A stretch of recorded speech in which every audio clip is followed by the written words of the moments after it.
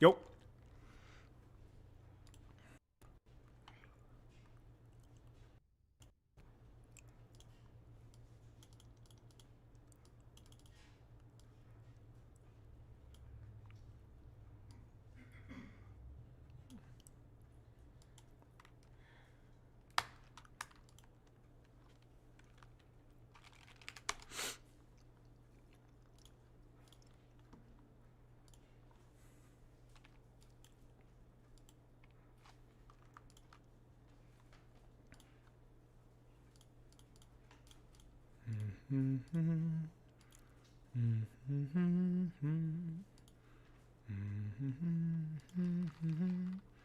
Hey, Wasim.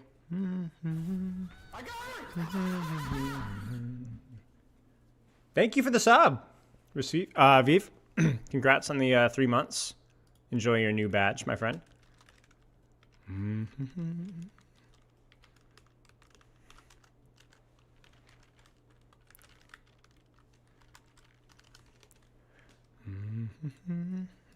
Is he? Look at him. Is he stuck? Baby, are you in the curtain? I can get him. Hey, Yeah. are you stuck? Is he in the pocket? Or are you purposefully in there? No, you're purposefully in there. He was trying to get in there. He was in a hammock.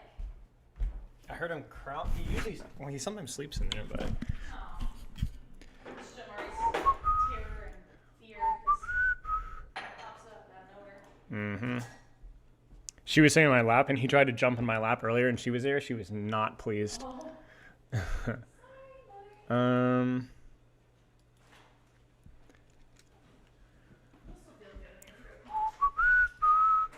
How's everybody doing?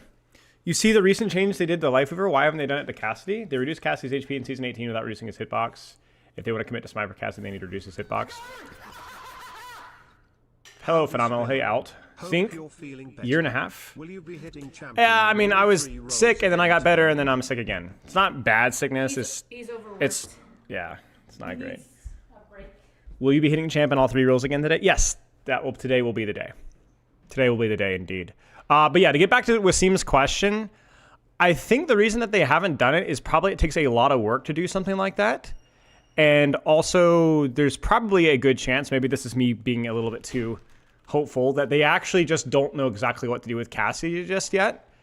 And which I hope is the case, because I don't think committing to a smaller Cassidy is a good idea. I think that doesn't make sense with his like hero fantasy at all. So we can expect a Valorant montage from you. What do you mean? You guys haven't seen the one I put out? Shaw, Swallow's Tracer at her worst state right now. I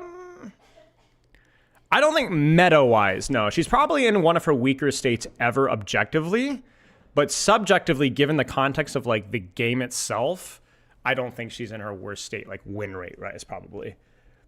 Did I see your thumbnail proposition? I haven't checked messages recently, Tristan, but where is your message? Okay, it's there. Oh no. What do you guys think? Thoughts on this this thumbnail? Should I hire him? I mean, you can really see the pain there. That takes skill. That takes talent right there. You can't just do that. It takes way more effort than a lot of y'all are able to do. We'll see. We'll see. We'll see. Spiral Eagle flexing, thinking he's sick. Yeah. Bummer. Predicting today's stream by seeing it all. Hello, Loof. Made it to stream. Hello, Icy. Who they gifted to you a sub? Somebody at the start of last stream did.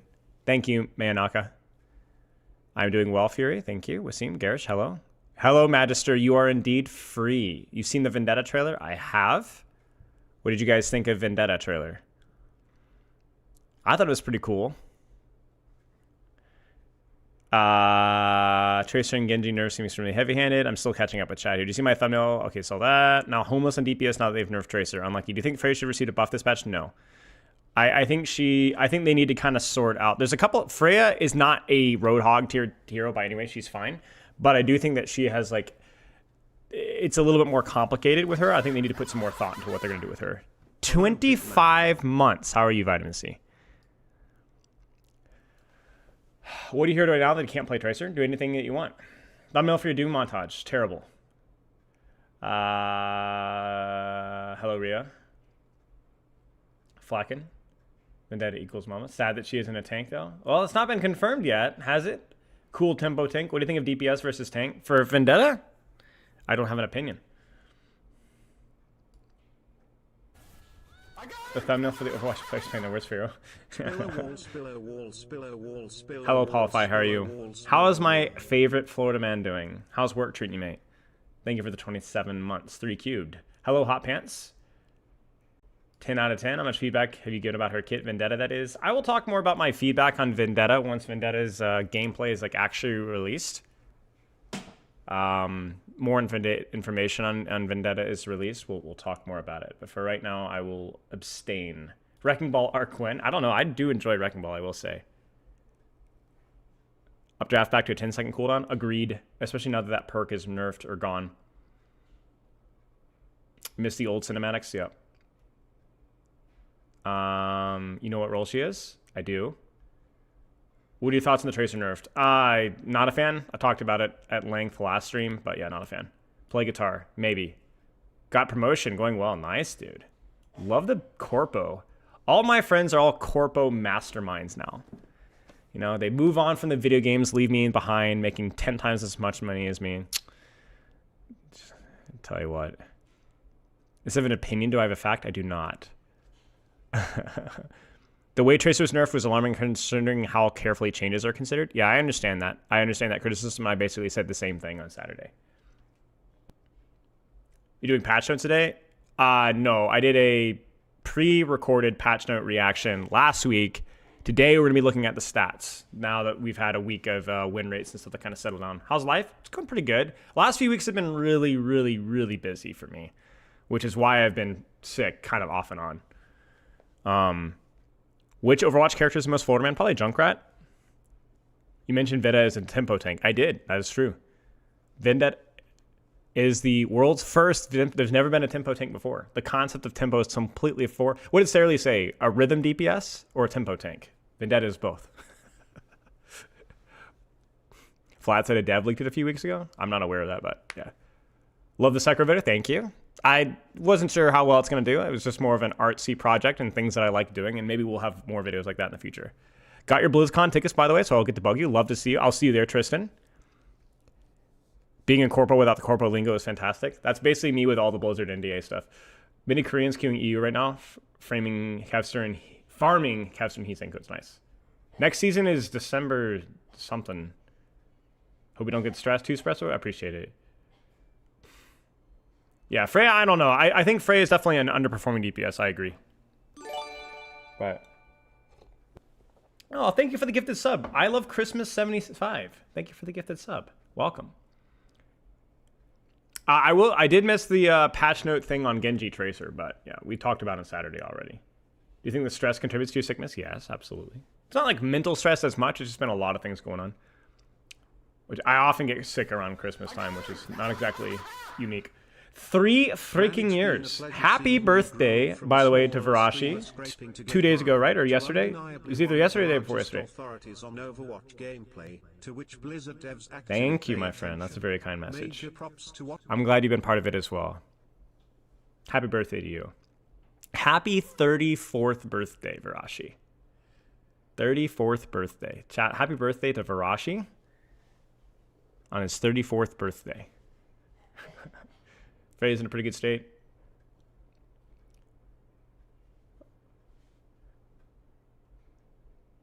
I appreciate it, Lau. The very least I can use her 47% win rate as a shield and people on her my games. Yeah. Think we're getting a dev update soon? I don't know. Probably around the new season would be my guess. I honestly don't know.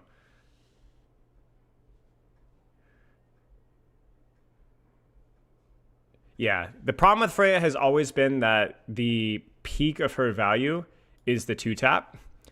And so it can be very challenging to lean into that right now. So I don't think her design is unredeemable. In fact, when she was released, I think I was relatively positive about her design. But I do think it's more along the lines of how it's been, of what you could do with the tools that you have.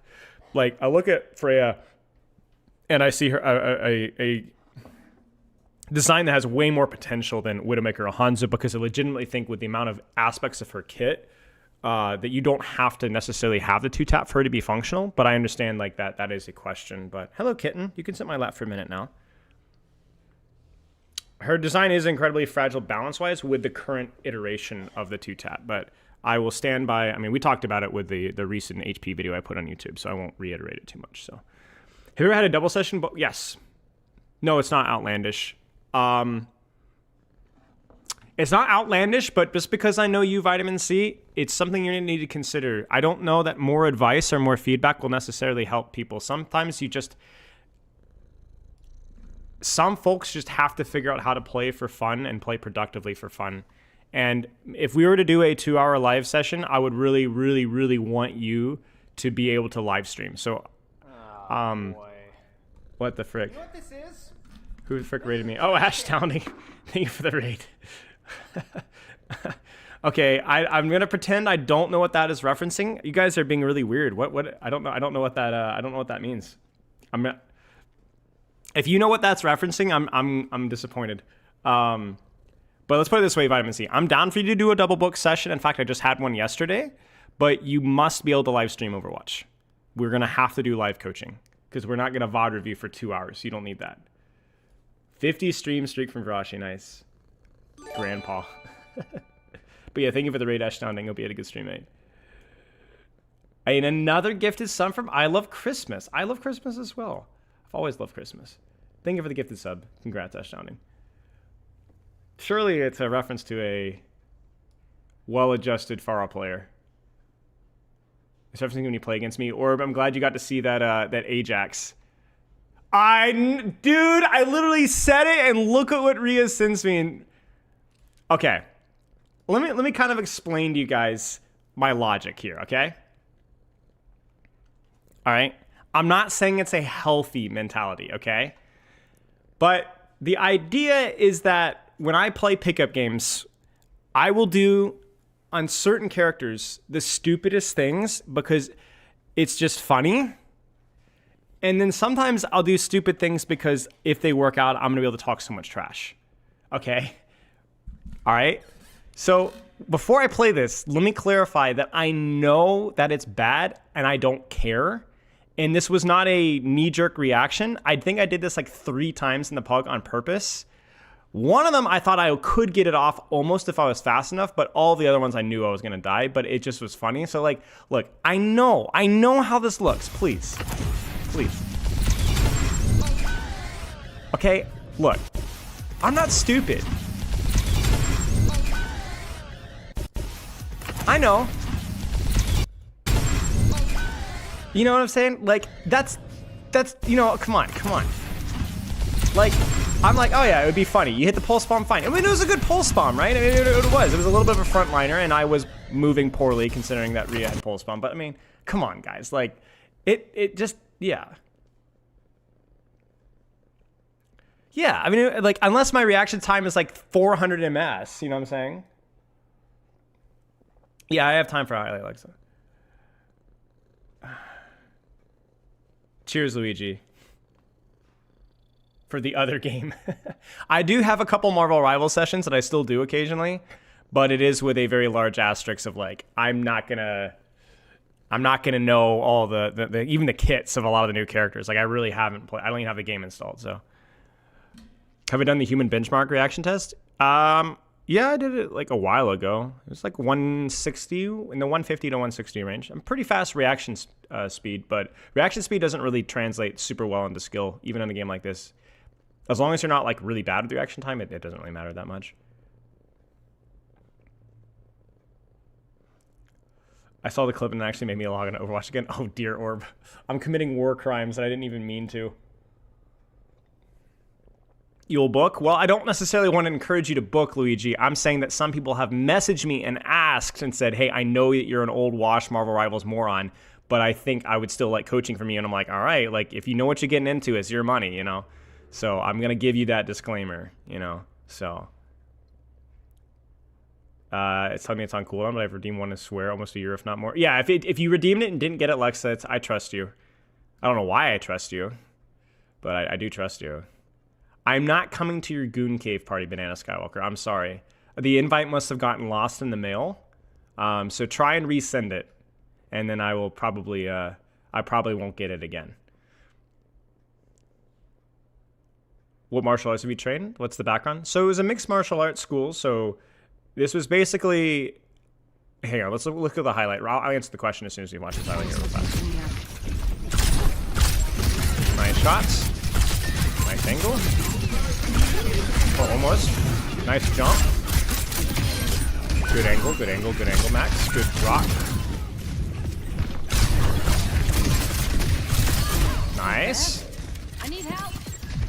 Like, you can't tell me that Freya couldn't clutch that with 250 HP and, like, bigger dash distance or something there, you know? Like, maybe in certain situations versus extreme ranges she wouldn't be as good, but, man, would that not just be a skill issue, you know? I don't know. Nice rotation. Holy crap. Good job. Actual deadlift here going on. Oh, my days. Can you miss? Oh, my days. Can you miss? Oh, my gosh. Hello? Hello! Oh, yeah, is this loud? My bad, guys. Hang on. Holy cow! Server admin! Crazy! I'm sorry, guys. I'm sorry. Sorry. I turned it way down. My bad. Insane, Lexa. Well done. She's a demon. Nice, dude. Sorry, guys. That's insane. Well done with your rotations there as well. Well done, Lexa. Nah, it's okay, Lexa. You get seniority. You get seniority. If you didn't, if there was a bug with channel points, it's fine. Well done. Why is my bit rate tanking? Okay, we're back. I'm gonna check my...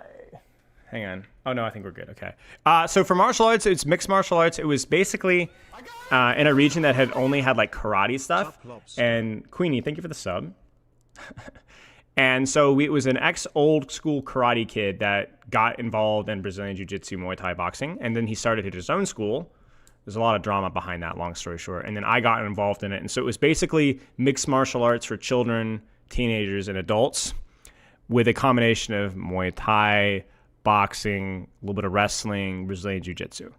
So it was like, if it was an MMA gym, but not exclusively for fighters. That's basically what it was. And he did a really good job. We did a really good job with like the business side of things. Beth Pepper was involved with that a lot. Like how we ran classes, how we structured curriculum, very structured. It was like, we used to call it modern martial arts with traditional values. It was awesome, dude. It's freaking amazing. We had hundreds and hundreds of students. I think our peak was at one point we had like 400 and 450 students. We used to do all sorts of events and local community stuff. It was great. It was sick.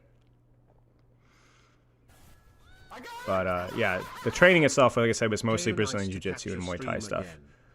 But it was no gi. So BJJ. I've done some gi stuff, peppers, a purple belt. But I don't enjoy gi very much. Poofy, thank you for the sub. Let's catch stream. Enjoy your new badge. How much of a win rate hit do you think Arista takes from Band-Aid swaps? Pretty significant, I think, for sure. I mean, I don't know have a number, but it has to be a couple percentage points, I think. Were you good at Overwatch when I started? No.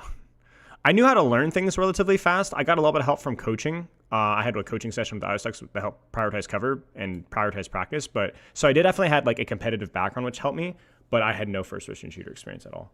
I had no idea what to do with sensitivity. I didn't know anything about hero pool. I played on a laptop. Like, it was really bad. Smile trade Islam is the reason double champ along with Khabib. Yeah. Khabib. Seed oil is the reason why some hero win rates are this low. Loof, that is the most Sarah-ly thing I think you've ever said. You're late to raid? That doesn't count then, sorry. Muay Thai for 6 months. I'm starting BJJ. No gi in 2 weeks. I'd like to have an amateur MMA fight like next year. Sure. I never did a fight because just had no interest in fighting whatsoever. Too many concussions, man. I had a lot of concussions in high school and middle school. Carissa's comically bad right now? Yeah. Last time I played with the guy on a laptop using the trackpad. Yeah.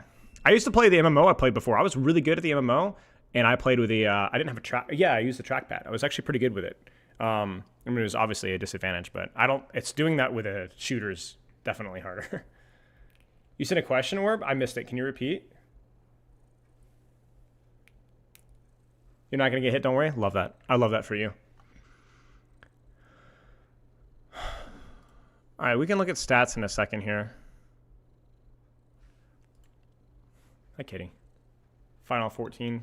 Pretty competitive. Tripod does not work there. I bet, yeah.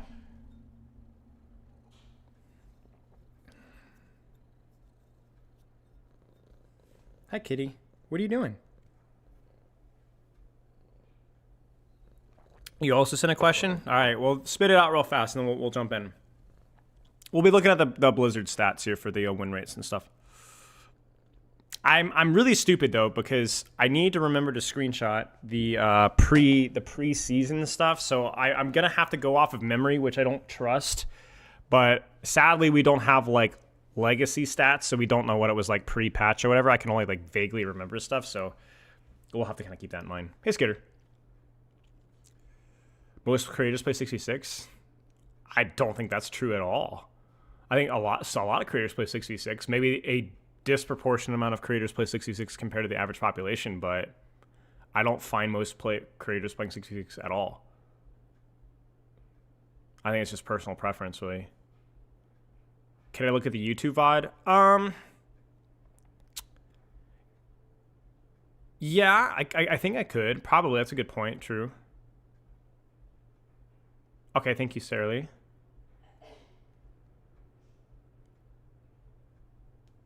Does it still reset the quick? Yeah, I've had some issues with it still. Dude, this freaking cat hair on the mouse pad is like the most unpleasant feeling ever. Let me see if I can find it. Let me see if I can find it. Chatting map win rates, importance of mechanics, win rate checks. Okay, I think I found it. Okay, I think I found the video. Quality is dookie, but you know, that's me. Can I have $1 billion? No, sorry. If you'd asked, I've been here 5 minutes ago, we could have done it. Okay, so this is, let's do this.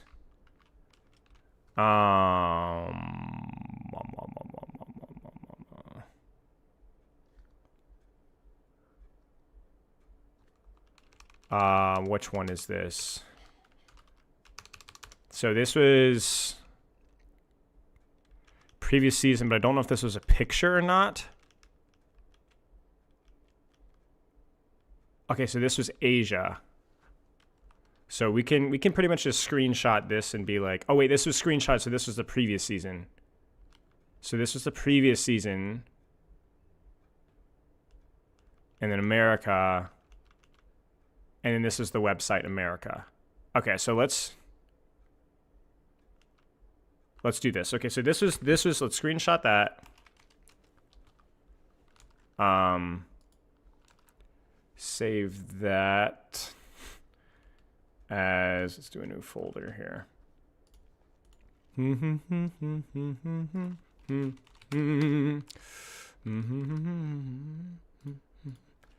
America.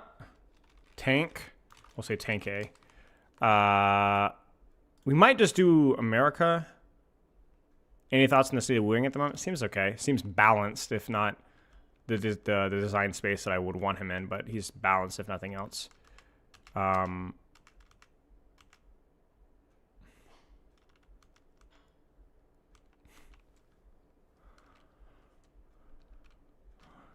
Okay, and then this is Asia, so we'll do that really fast. Save as, give me just a second, y'all. Tank AS. And then, where's DPS? Okay, so I think this is what we have. This is prior patch.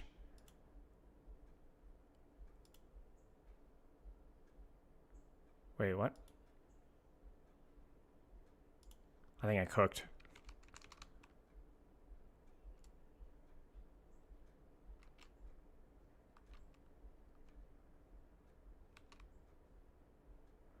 Yeah.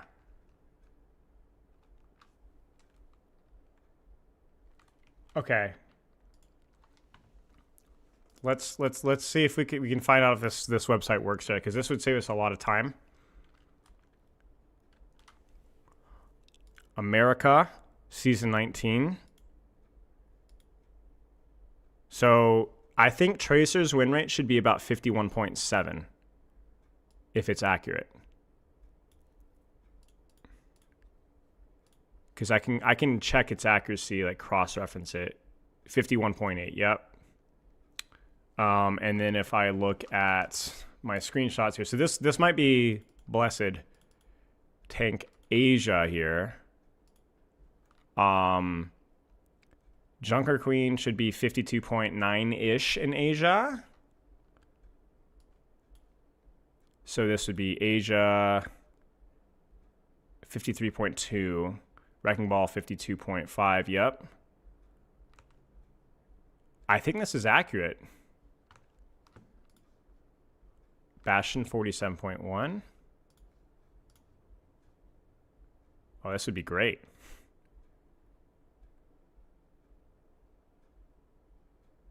Yeah. Yeah, I think this is accurate.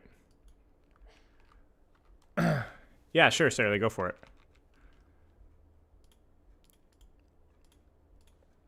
Yeah, sick. So that's going to save us a lot of time.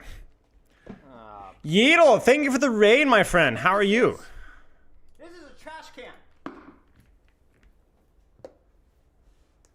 How are you, mate? You doing well? Last time I checked, you were doing some stadium grind, no? How did that go? I assume you're either close to being done or done. Massive space, necessarily. Let's find out the size of this space.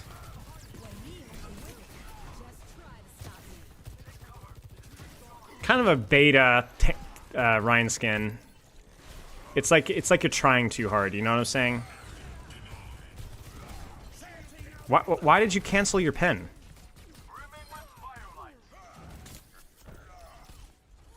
Are you just like 2v3ing? Nice, nice cancel. We love that. Good. Yeah, I guess you guys are just 2v3ing. Is that just is that the play? Terrible about the touch grass. Stadium was actually fun. Nice, dude.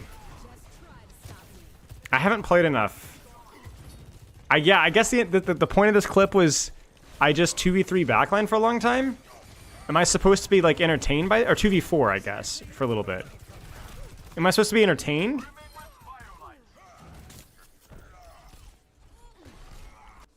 Okay. I don't think I've ever seen a more boring clip, but knock yourself out, mate. Good job, Sarah. The shield holding powers were incredible. I love that. I love that for you. Okay. All right. Let's get our cheeks ready to roll here. So let me do this because this will be better. Shield Slavia. Let's do probably Reddit React because that's going to be the right framing, I think. I think. It's a little white mode-ish, but y'all have to deal with that. And then we'll do tank here first to start. So we'll do it in America because America does things right. And that's what we have to see here. Okay, so this is prior to the patch. Don't say that, Queenie. Please don't say that. Prior to the most recent patch, you can get dark mode in the top right of the site. Oh, wait. Oh, blessed be. Thank you. Okay, prior to patch, this is as far as I can zoom in. This is what we were at stats-wise. This is all ranks in America. We'll do Asia as well. But obviously, Orisa Roadhog ram in the dumpster, right? No big surprise there. Diva's struggling maybe a little bit more than she should be on paper. If we look at Grandmaster, which if you guys know, I like to look at all ranks, then I like to look at Grandmaster. Hazard is kind of finally near the bottom there. Zarya is definitely overtuned. We talked about this with the alt fire perk Queen is fine. Ball is definitely overtuned as well. But Orisa's interestingly doing very well. I wouldn't anticipate that. That might just be that the players at the high rank know exactly when and where to play her, and that she's not seen as a solution tank like she is in lower ranks. But this I find very interesting, and this is not something that I noticed ahead of time. But yeah, we pivot that over to, to where we are post-patch. And so this is post-mid-season here. And I'll zoom out a tad bit more here because it's a little bit better structured. Oh gosh, my scroll wheel. There we go. And this is where we're at. Post-patch. Pre, post. Pre. Wait, no, this is Grandmaster. Sorry. There you go. Pre and post. Reinhardt's about the same. Queen is about the same. Doomfist about the same. Wrecking Ball definitely noticeably worse. 3% is a significant drop, so losing his armor and so on was a big nerf. Sigma about the same. Zarya a teeny bit worse. Not a statistically significant necessarily at this point. Hazard about the same, which is good to see. Winston about the same.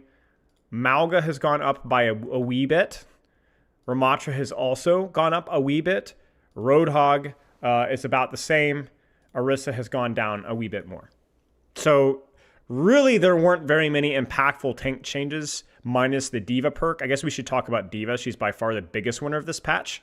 So Diva, as expected, as predicted, goes up by far the largest portion. The good news, though, is that I think the patch did pretty much exactly what they wanted. So, Wrecking Ball went down, Diva clearly went up, and Malga also, like, a tiny bit up. Hazard didn't go down the toilet. Zarya went down a tiny bit as well. We'll see how Zarya does in Grandmaster. That's going to be the bigger question. But, yeah, this is fine. This is kind of what we expected. Now, if you're an Orisa main, Roadhog main, especially an Orisa main, I'm sure you're still going to be upset. But yeah, this is more along the what we had kind of expected things to be. Now, Grandmaster is going to be the key thing here. So we're going to go and pivot this over to Grandmaster here. And we kind of talked about, like, there is a little bit more variance because Grandmaster Champion is still a smaller sample size, but it is enough after an entire week or 4 weeks to have some general ideas. One was that clearly Zarya was overtuned with the perk. Lower ranks were just not exploiting that perk enough. And then additionally, like, the generally tanks are a little bit more even. Like Orisa, for example, is actually doing quite well, which is interesting to me. But yeah, nothing super, and Reinhardt's noticeably worse. Now, then if we pivot that over to Grandmaster now, okay, so making sure it's correct. Zarya is still really strong. Still very, very, very strong. But Diva has skyrocketed up. 52.3%. 25 damage booster boop. And it's a skyrocketed up. Crazy. Wrecking Ball noticeably worse. Malga also noticeably better. Hazard's actually a little better, but a lot of this has to be meta contextual. But yeah, the Diva buff is by far the most noticeable thing. And interestingly enough, I bet the Diva buff probably explains a little bit why Zarya is still doing well. Because if there's more reasons to play Diva, that means there's going to be on certain maps more reason to play Zarya, even at the higher ranks as well. So, yeah. Isn't the stopping the decay the biggest problem? Yes, the stopping the decay is absolutely the biggest problem. So going from 3 to 2 is not a 33% or 33% reduction. Yeah, because the stopping of the decay was indeed the biggest aspect. So I think it was a reasonable nerf, but it may not be enough. And it's also why Zarya has remained relevant. I mean, these are really high pick rates as well. So, yeah. Winston being this low is pretty tragic as well because the meta is really not that toxic to Winston. See, that's the interesting thing. Zarya metas, Diva metas, Queen to a lesser extent, Sigma, Wrecking Ball. You've got hit scans pretty weak. A lot of anti-dive characters aren't super strong right now. I guess you could talk about like Torb being pretty strong, being difficult, but the rest of the meta isn't really toxic to Winston, with the exception of maybe Ana not being super strong isn't like great. But Winston being this bad in Grandmaster definitely tells you that he's just objectively weaker than the other tanks. Like, it isn't a meta thing. He's just not very strong. Now, we're talking about Grandmaster here. He's still fine, but yeah. Wasn't Diva's lower win rate partly because of the Rayman? Partly, yes. Yeah. Reaper pretty good right now? Yeah, but Reaper is not as good versus Winston as like in Grandmaster. It's not amazing. So, but yeah, the Diva buff is clearly significant here. So, interesting. We'll take a quick look at Asia here. And we'll take a quick look. I mean, Winston is going to be that regional diff. This is prior to the patch. Winston and Grandmaster. Well, let's do all tiers real quick. So, hello. Okay. Why is the win rate thing not working? Okay, there we go.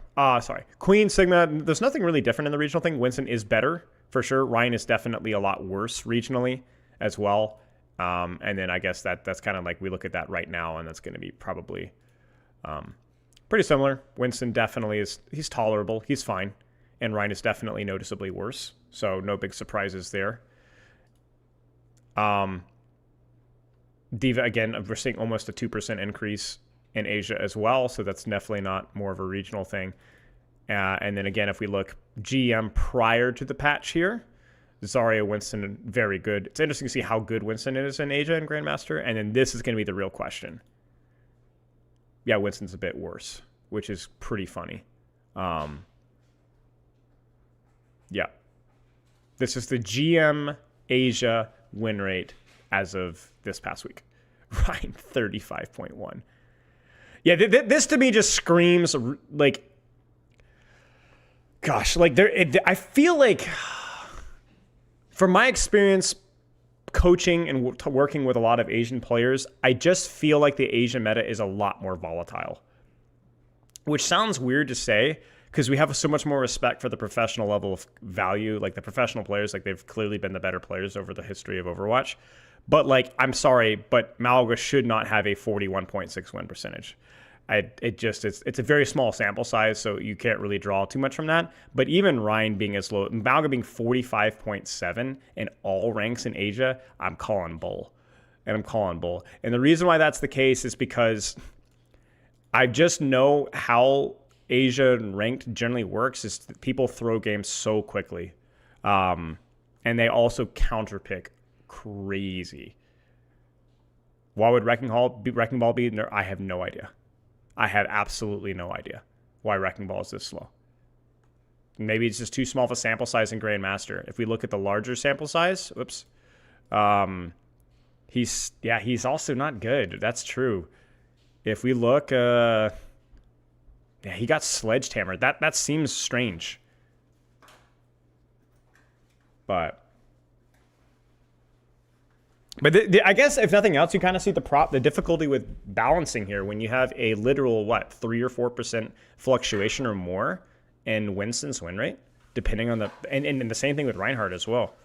Heck, even Malga, right? Malga goes from being 45.7.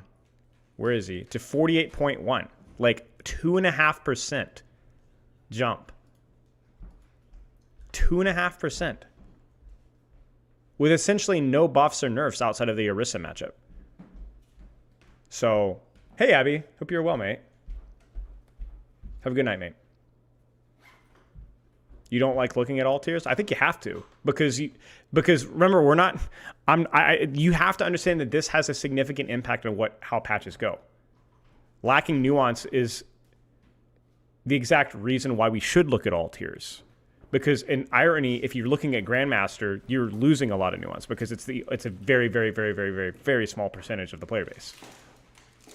All tiers, I know that I've argued this with like Symmetra, Kiriko, and so on. Like, you can't argue exclusively off of all tiers because a lot of characters, love you, are misunderstood in lower and mid ranks, but you can't ignore that. That's like really importantly. Oh, look at all separately, not skip metal ranks. I don't know. I want to look at like what the best players are doing with the sample size that we have, and then what all players are doing, which is essentially like Grandmaster has a very small impact on this because it's like 1-2%, whatever, not even, right? Ball is banned a lot in Grandmaster. I mean, it could be, yeah, it could be a thing. looking at all tiers is dumb. I just strongly disagree with that sentiment. Because when you look at silver and gold, you're looking at each one in isolation. I want to see the combination of all of those ranks performance. Like the vast majority of Overwatch players, this is not going to be perfectly accurate for all of them, but it will be relatively close to accurate for all. I don't see how that. If you've ever done any sort of statistical work, you know that this is the case, right? You need to look at the largest sample size that you can possibly have. Because this is also the statistics that the developers are going to be using when they're making decisions, right? It's just a lot more reliable. I haven't checked DMs just yet, Bobby, but no, I will check it when I get a chance. Yeah, Plat was the biggest breakdown of the last that we checked, but yeah, we don't know.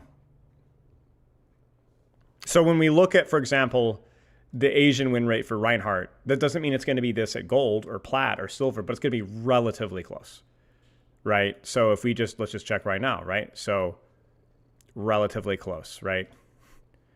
Relatively close, right? Relatively close, right? And then, Diamond will start to see the drop, right? It starts to drop pretty significantly around Diamond. Yeah. A totally different game between Gold and Grandmaster? I mean, I just completely disagree with that sentiment. Overwatch is not a different game between ranks. If you talk about certain things being leveraged more, if you go to the extreme example, that this is why I check Grandmaster, because I do agree that there are significant differences with how things are being leveraged. But that's why I look at Grandmaster and then all tiers, right? Which is why things like Zarya do way better. Because a lot of the lower ranks aren't utilizing the perk effectively, right? But I don't agree with that statement. It's why Ryan Shield does so well in low ranks and yet falls off later on, right? But yeah. Right, you just need a large sample size to be representative for the majority of players, and then we can look at the outliers at the highest ranked, because what you do is you end up finding at the ceiling what are the things that are being the most exploited. I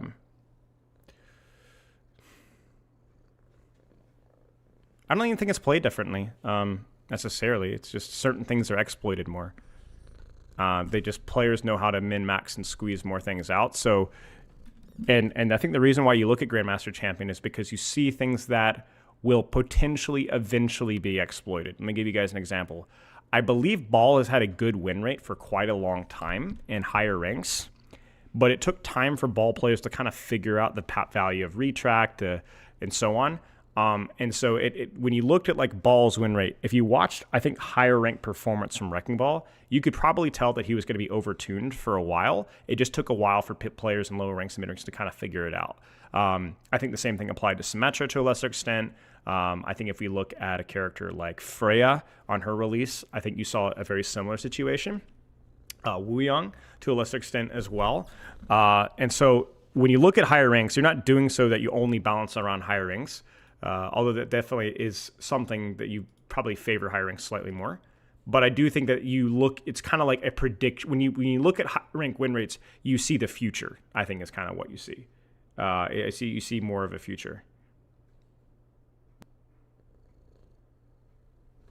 I'm looking at Tracer and Moira pick rate different between Gold and GM.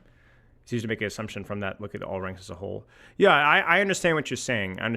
But let's use your example. If you look at Moira pick rates, let's just jump into here, right? So Moira pick rate, okay?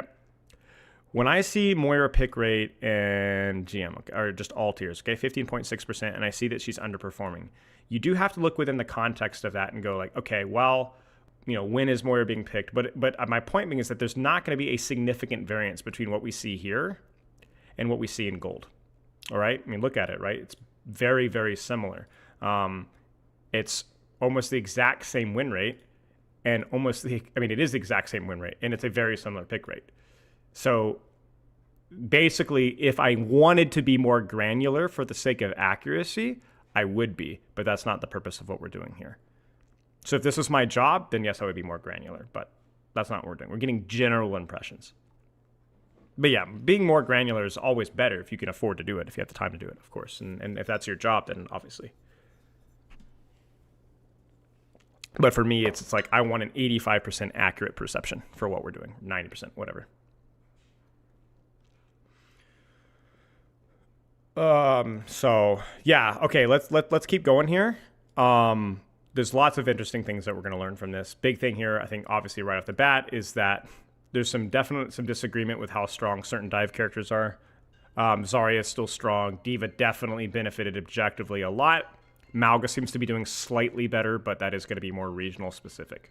I mean, heck, I'm not even looking at Europe, right? I mean, that's a clear blind spot for me, but I don't want to add 50% more work.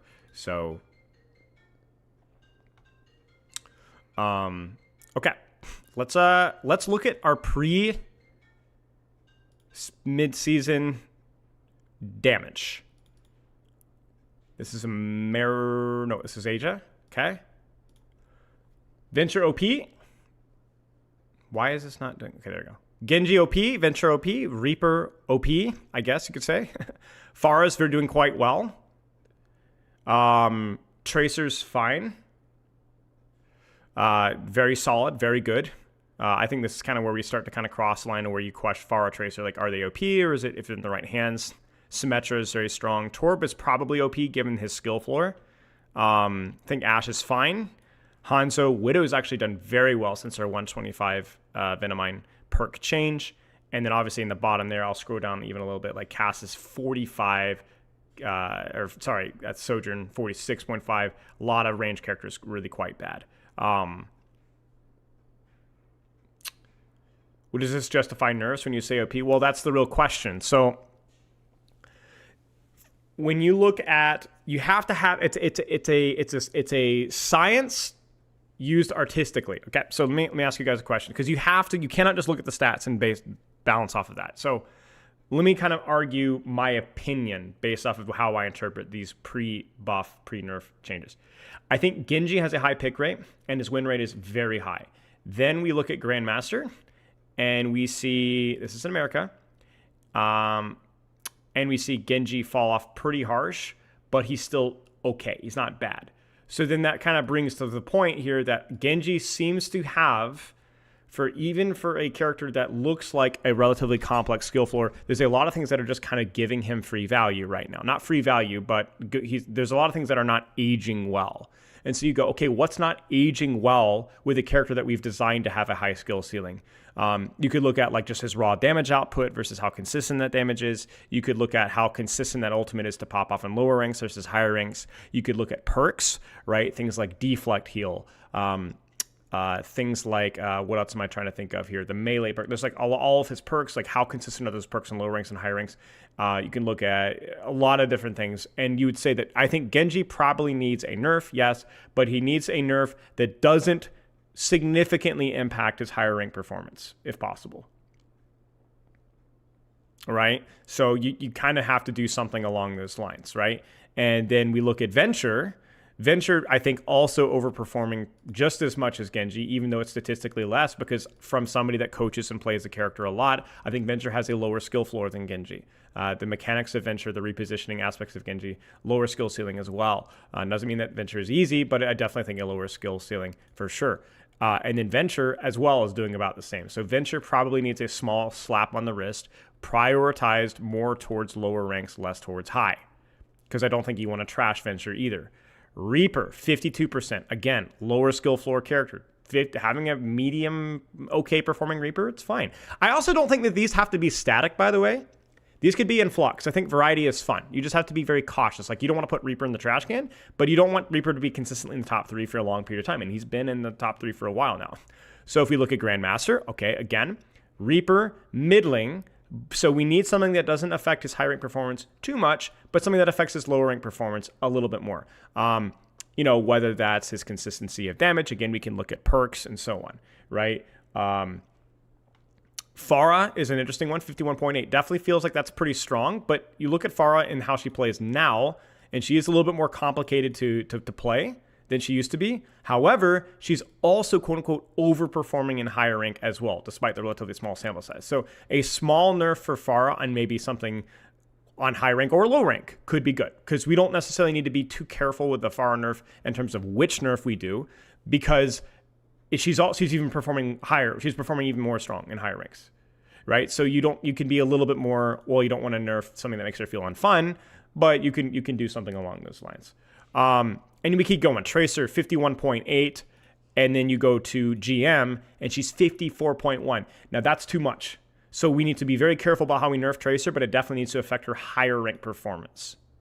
So it's the opposite of Genji. Something is not being leveraged in lower ranks that is absolutely being leveraged in higher ranks. And can you guess what that is? It's probably her perks, minor, major. It's the use of her blinks, right? Saying 52% winner isn't really a smart way to think, though. Why? You see, you're thinking objectively. You're thinking in terms of X's and O's. When it eclipses 52%, it means nerf. That's the wrong way to look at statistics. That is a really dangerous thing to look at. You have to look at statistics within context. The context of Reaper is a lower skill floor character, and then therefore we need to consider that in mind. In his current state, he's a lower skill floor character. He's definitely, now if this was old Overwatch 1 Reaper, I would say 50% is probably too high for Reaper. But now that his skill floor is increased and he's got more off, then 52% is probably a little bit too high.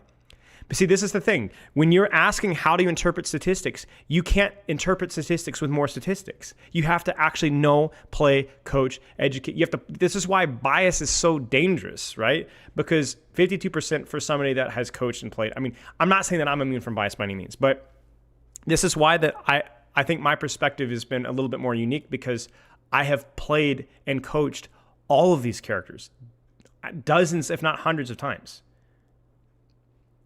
You know? So you can't go, oh, they've eclipsed this or they're below this, therefore they need buffs. You got to think really carefully. Like I look at Mei right now, and even though she's 47.6, I think that she's definitely underperforming. I also don't think that she's particularly easy to play if you play her correctly. But I do think if she were to get significant buffs in the wrong way, even if she were to go to like 50%, she'd be really annoying because a lot of ranked players haven't quite figured out how to play her yet. And so if you buffed her in the wrong ways, she would overperform in all the wrong ways. You got to be smart with this. You got to be really, really, really smart with this. This site is Owltix, OWTIC, OWTICS.GG. So I look at Symmetra and I'm like, okay, this character's, I don't think they have the lowest skill floor, but probably overperforming a little bit. But let's look at Grandmaster first. And we go, oh my gosh, she's the highest win rate. So we definitely need a nerf to Symmetra. Even though she's not being picked that much, she just seems to be overperforming for the skill floor that she has. And she's definitely performing in the higher ranks as well. So we definitely need a nerf that's going to affect her higher rank performance. Okay, so then what is something that the higher rank players are leveraging with Symmetra that the lower rank players aren't as much? And it's probably to do with the angling. It's definitely to do with that major perk with the sustain. Maybe it's the TP HP, right? But see, you have to, see, this is why balancing is hard. Because you can't just look at numbers. You have to go play the game. You have to go watch streamers. You got to watch these Grandmasters players. You got to coach the game. You got to involve because you have to know why Symmetra is overperforming in higher ranks and not as much in lower ranks. You also have to know why would Spylo think that Symmetra has a relatively low skill floor. Now, I don't think that she's a low skill floor character. I think she's more complicated than people think. And then how can we, you know what I'm saying? So you have to, it takes work. It takes research. You have to look at other players play and watch VODs and think about how it's being utilized and what's changed with how Symmetra is played. Why is she overperforming now? Like, why all of a sudden, like out of nowhere? Like, you know what I'm saying? It takes, I don't think Blizzard bases their decisions only on the data. No. But I guess my point here is that like, even some folks in my Twitch and YouTube chat are like trying to read things only off of data. And that's exactly the same criticism that people have for Blizzard. And you guys are making the same mistake. You kind of see what I'm saying? I'm not being critical. It's a very easy trap to fall into. And I know I fall into it myself too. So, you know, food for thought. That's all I'm saying. Torb, not very good in high ranks, but he's actually pretty decent in low ranks. Why? Is Torb overperforming? Given his quote-unquote skill floor right now. It's 51.5, too high for Torb.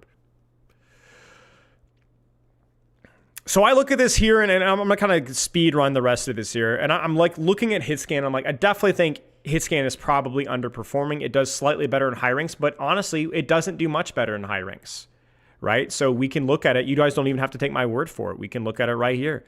Grandmaster, cast Sojourn Freya in the toilet. We look at it here. Cast Sojourn's still in the toilet. Now, Freya does much better. Where is Freya?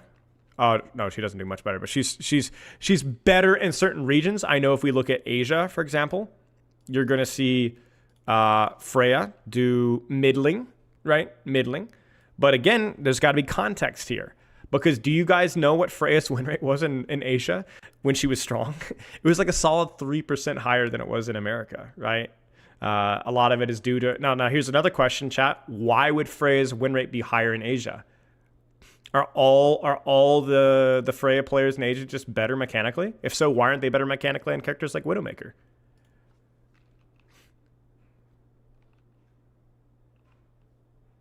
Monkey, right. Freya freaking dunks on Monkey. And we already know that Monkey pick rates in Asia are very high. So Freya all of a sudden has much better matchups versus the meta tanks in the region that she's being played.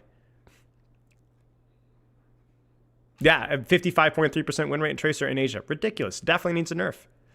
Even for the skill ceiling of the character. It basically makes her a must-pick character. Right. So yeah, I mean, I think, you know, Tracer definitely needed a nerf that affected her higher rank win rate percentage. I think Symmetra needed the same. I think you could argue that Pharah needed something similar. Venture needs a slap on the wrist. I think Genji definitely needed a slap on the wrist that would not affect his high rank performance. Because if you look at even in Asia, right, Genji, very, very strong. Come on now. Symmetra, Genji, very strong. Venture's crazy strong in lower ranks in Asia. And so, yeah. So you got to think, man. You got to think. It takes effort and nuance. You'd have to take the science and use the science. You can't just be like have a checklist of if they're lower than this, they're bad. Like if you look at the lowest, like Junkrat's 46.5. Okay, that's not good, right? But you got to be very careful about how you buff Junkrat. Simply because a lot of his skill floor is lower. He definitely has a decent skill ceiling, but his skill floor is lower. So if you make it too much value, then you got a problem. I mean, he's not even his win rate's not even that terrible in Grandmaster, right? You got to think. You got to think. You got to think. You got to think. So all that being said, let's go to our all tiers DPS here really quick. And we know that we got to nerf the Genji, which I've heard less negative things about it, but I don't know if it's, so I imagine he's going to do a bit worse. But we hope it doesn't affect his Grandmaster win rate too much. Venture needed a slap in the wrist, did not get the slap in the wrist. Reaper probably needed a slap in the wrist, did not get a slap in the wrist. Pharah's probably fine. Tracer definitely needed a slap in the wrist, but she needed a slap in the wrist that affected her higher rank play more so. And probably not necessarily, maybe a 2 slaps on the wrist. You get what I'm saying? Which we've talked about perks and so on. And the reason why I blame perks is because as somebody that's coached and played the game and reviewed the game, I know that her perk sets are unbelievably strong. And they're also something that higher ranks are very good at leveraging. Same thing goes for Symmetra. Didn't get touched. Tor didn't get touched. Ashe got a freaking buff. Now, I actually don't think that's a mistake necessarily because she wasn't necessarily overperforming, because I know that Ashe has a pretty high skill floor and she's one of the more enjoyable characters to be at the meta. And I also think that she's not really had her time to shine in Overwatch 2. So I don't have a problem with an Ashe buff necessarily, even though she's quote-unquote overperforming. I just want us to be very careful with what we do. And I think that they made the wrong buff because it's the buff that makes her less interesting to play into by encouraging her to take less risk by increasing her fall-off range, which I think it was the wrong nerf. But it's a wrong nerf not because of her statistical performance, but because if we want Ashe to have her time in the sun, we want to continue to encourage her to take risks. You understand what I'm saying? That's what I want to see. Because if you look prior to this patch, now this is America, Ashe was doing very well in Grandmaster. If you go to Asia, fine. Fine. This is prior to the patch, by the way. Prior to the patch. So I think they need to be very careful if they want to give Ashe her time to shine to make certain that's not too much, right? And I don't think that 40 to 60 necessarily was a massive buff. I just disagreed with what the buff was, if that makes sense. So, and I think the same argument applies to Cassie. Cassie needed a buff, guys. Like Cassie and Sojourn needed a buff. I think it's these guys aren't Bastion, Junkrat, whatever. Like they're I know hit scan is not popular, but 45 point, that's a little excessive, right? But you got to be very careful what we buff. We've talked about it at length. I won't repeat myself here, but I think they missed the mark with Hinder. I think Hinder is like the last thing that you'd want to buff with Cassidy. Right, exactly, Feidman, because the other thing about Hinder too is I don't know if I'm right, but I would be surprised if Cassidy win rate goes up too significantly off that Hinder buff. So I don't think we'll see like a 2% increase. I think it's going to be very small, and he's going to be just as bad, and it's going to be just as annoying. So let's find out. Let's go to all tiers. America, we'll start with that. Let's give ourselves some context here. Yep. Yeah, I mean, Genji drops pretty significantly, but he's not in the dumpster. So all we need to do is look at Grandmaster. I think this is a fair win rate for Genji right now. Symmetra drops down a little bit. Or no, actually, Symmetra's about the same. I'm dumb.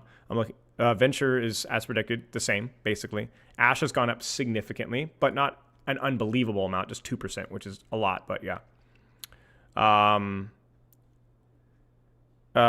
Sim, same. Pharah's about the same. Genji's dropped. Torb's the same. Echo's gone up by a bit, which is good, 1.5. I actually really like what they did with Echo Buff. So Echo Buff was, I think, a perfect buff. So huge shout out to the developers for the Echo Buff. I don't know how many of you guys have played with it. I only played one game with it, but I just reading the patch notes, I was like, ooh, that's nice. That's a good buff for Echo for sure. That's definitely a weak point for her. It's something that I feel like that she should have. And it definitely had a bit of an impact, right? Junkrat's gone up a little bit, which is kind of funny. Maybe just more of a meta thing, so we'll have to kind of keep an eye on that one. And Tracer's in the toilet. Tracer's gone down 4% in all ranks. And this is what I talked about, man. You cannot do this. You got to be so careful. And as predicted, Cassie's gone up by 0.4% buff to Cassidy. And Sojourn has gone up by, less than 1% as well. Greetings, thank you for the sub. But yeah. And again, Tracer definitely needed a nerf that affected her high rank performance. I think 54 or 55% win rate is kind of absurd, at least for as long. And she's been consistently that good, right? For quite a long time. Even a character, I think Tracer is by far the most honest character to have in the high rank meta because it affects low rank meta so little. But I don't think that having variety in meta is bad at all. Yeah, nerf her. Sure, go for it. But it was such a bad nerf. Not just in terms of how harsh of a nerf it was, which, but it just even the RNG aspect of it, right? And it didn't address necessarily what makes her really strong in higher ranks completely.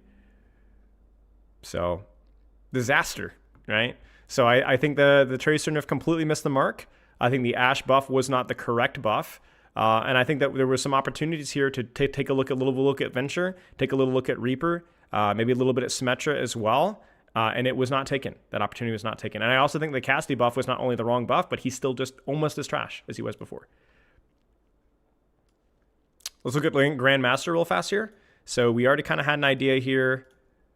Grandmaster, this is America again.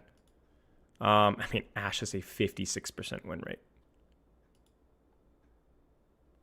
It's too much, right? It's not only the wrong one, but too much. Symmetra's still dominating. She still has a relatively low pick rate, so this is probably more in flux, but it's consistent with what we knew to be the case last season and the season before that. Echo skyrocketed up, so we'll keep an eye on that one. Maybe it's too much for higher ranks. Maybe that movement buff or something else needs to change. Venture, ridiculously strong. Soldier out of nowhere, right? Maybe the competition's worse. But Tracer goes from 54.1 to 50.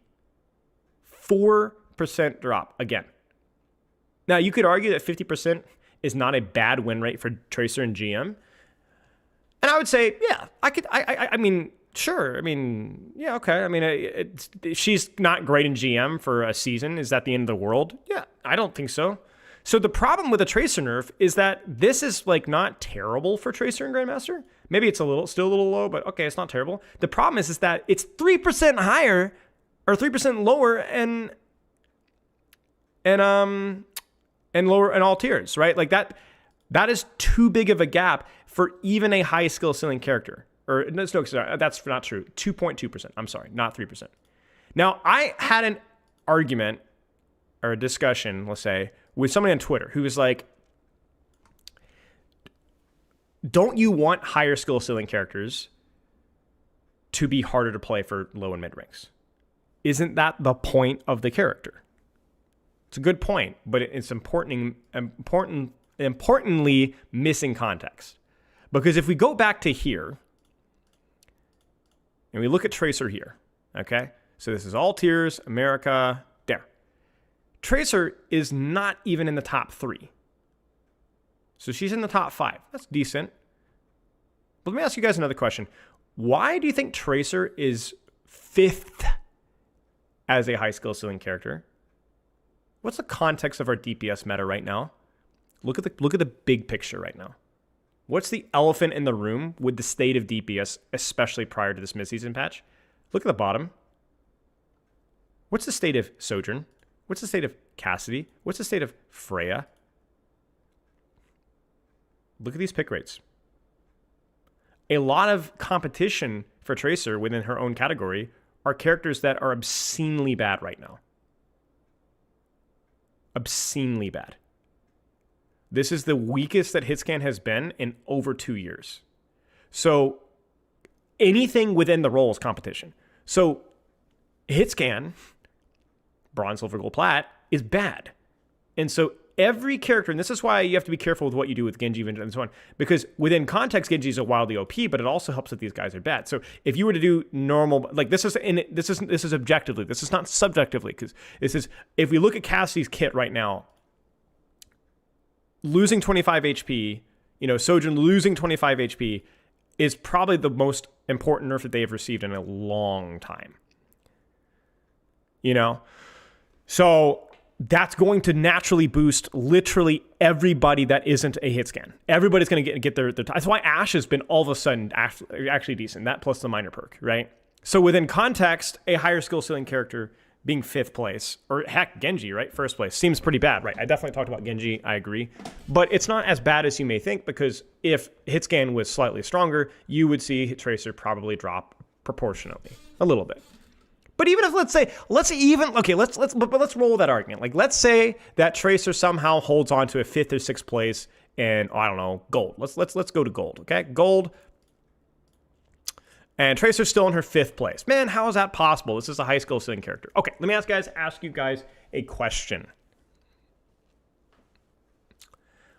What are some factors that have impacted characters' win rates that took nuance to interpret? Do you guys remember when we talked about Orissa's win rate? Why is Orissa's win rate so low? Do you remember that? Remember that discussion? Let's go to all tiers. What was an important factor to consider there? When Orissa's win rate is tanked, why is it? Why is Orissa's win rate unfairly low as a rule? Hero perception? Band-aid mentality? Yeah, exactly. So what's Orisa is perceived in a couple of characters, Royam, Malga to a lesser extent as well, they're seen as solution characters when a game is going badly. So they people often tank these characters' win rates by at least a few percentage points because of when they are picked in the match. When the match is already basically going downhill, they're chosen as solution characters. They are not solution characters. And so then therefore you basically guarantee that the match is going to be a loss. They're also commonly swapped to by people that don't actually even play the character well. If I'm coaching an Orisa main, this character's win rate probably looks more like a 47% on average or something along those lines. I mean, this is, again, contextually needed, right? So you see them as a little bit like Kiriko as well, where you swap to them. Bastion is a very common Band-Aid character as well. And you can look at statistics on this of like, when does the character one-tricked for the match or when is this character swapped to, right? Moira is another very common one too. Yep. So you have these swaps being seen as solutions, and so this makes Orisa seem worse than she actually is. And that's actually why they leave some of these tanks in the lower tiers. It's not just because they don't deserve to have higher win rates, although I do think that that's partly true, but it's also because the win rates aren't actually that bad if you just play the character. And you stop just swapping around like an idiot. But the reality is, if the higher up that you go in the win rates, the less and less that you're likely to see these characters. I mean, how many times have you guys heard your teammates go, Oh man, can we get a Wrecking Ball? Can we get a Reinhardt? I mean, we hear Reinhardt occasionally, maybe, but can we get a Queen going here? Can we get a Doomfist going here?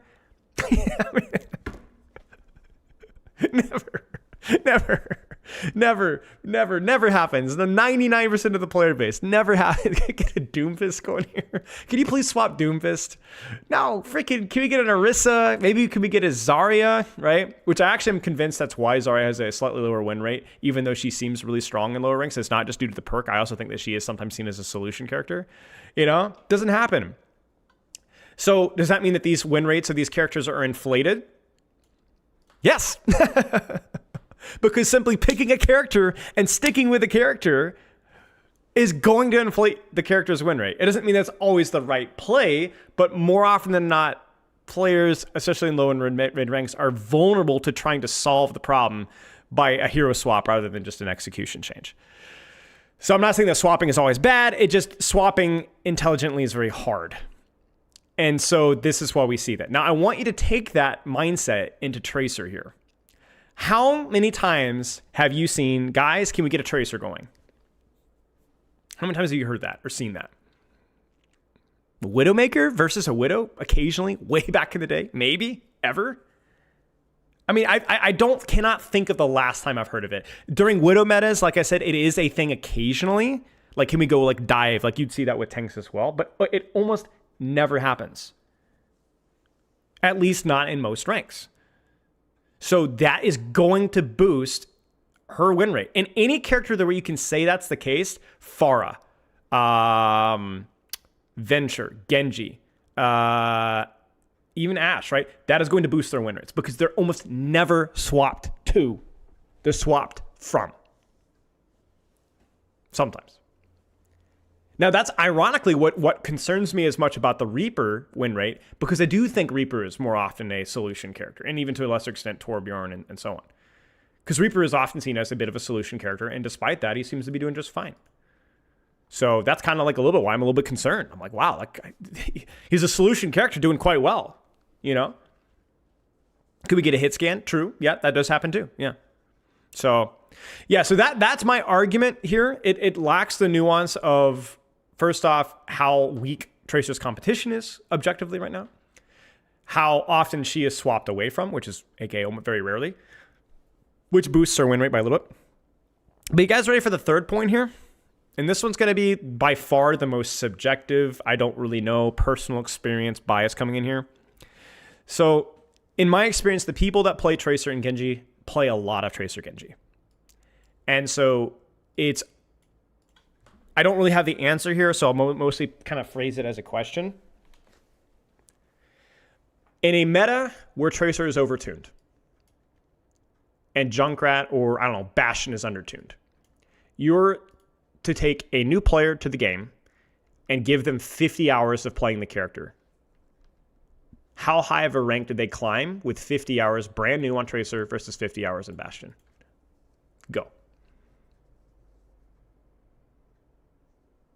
Now, I'm not saying that, framing that like as if the question is obvious. Oh, obviously, Bastion, you just climb right up to Plat. It's easy, right? I actually think the answer is a little tricky. But it is hard because most people that play Tracer, and I should know, I've coached more Tracer than I like to admit, generally really do apply themselves. Now, I know the argument there is that, well, isn't somebody who gets coaching more likely to apply themselves anyway? And the answer is no. No. Tracer players by far are the most studious and consistent and dedicated to their craft out of basically any main that I've ever coached. And trust me, I have the sample size on that one. They grind, they warm up, they VOD review, they're obsessed with, they joke about how they watched every single one of my VOD review. I do know that this is very subject to my own bias and it is not as large enough sample size, but I'm saying my opinion, the question I'm raising here is that Tracer players work their butts off. Because they want the challenge and they know it's going to be hard. And so the concept that, a low skill or a high skill ceiling character is not supposed to perform relatively well. Well, the question is what do you mean perform well? What if they're working harder than you? Right? I don't know. So my point kind of being here is that it is a very difficult question to answer. And so you just have to look at it within a vacuum. My gut says, all that being said, I still think a tracer nerf is reasonable. I really do. I think a tracer nerf that affects especially higher ranks is going to affect lower ranks, and we're going to see her drop to 50.4, 51.8, or 51.2 or whatever. Sure, fine with me. Works for me. Yeah, I agree. I still think she's overperforming. Yeah, not a problem with me.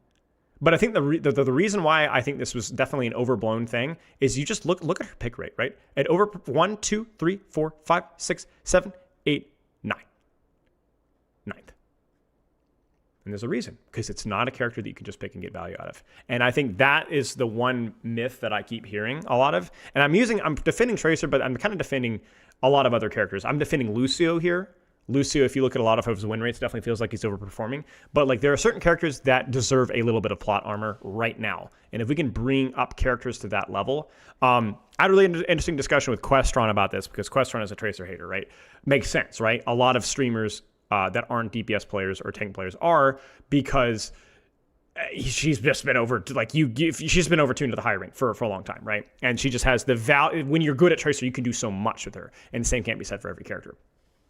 The problem with that means is a lot of the content creators are going to be biased against Tracer as a result. Understandable. Totally get it. Questron's argument was that my concern of that Tracer trickle down is healthy. Well, what about the highest rank, where that trickle down means that there's a freaking ocean of Tracer players in Grandmaster and nothing else is viable? Is that not dull? Yeah, that's a great point. Especially because you can argue against content creators that you want, but their meta perception does make for good content. And if a meta is really toxic at the highest ranks, that Jillian's going to game, shave, I say, it's going to push it in the wrong direction. So I do think that matters, absolutely. I think that's why the Grandmaster champion player's opinion matters more. Not necessarily because their opinions are always better, although I do think that's usually true. It's actually because their perception influences the player base.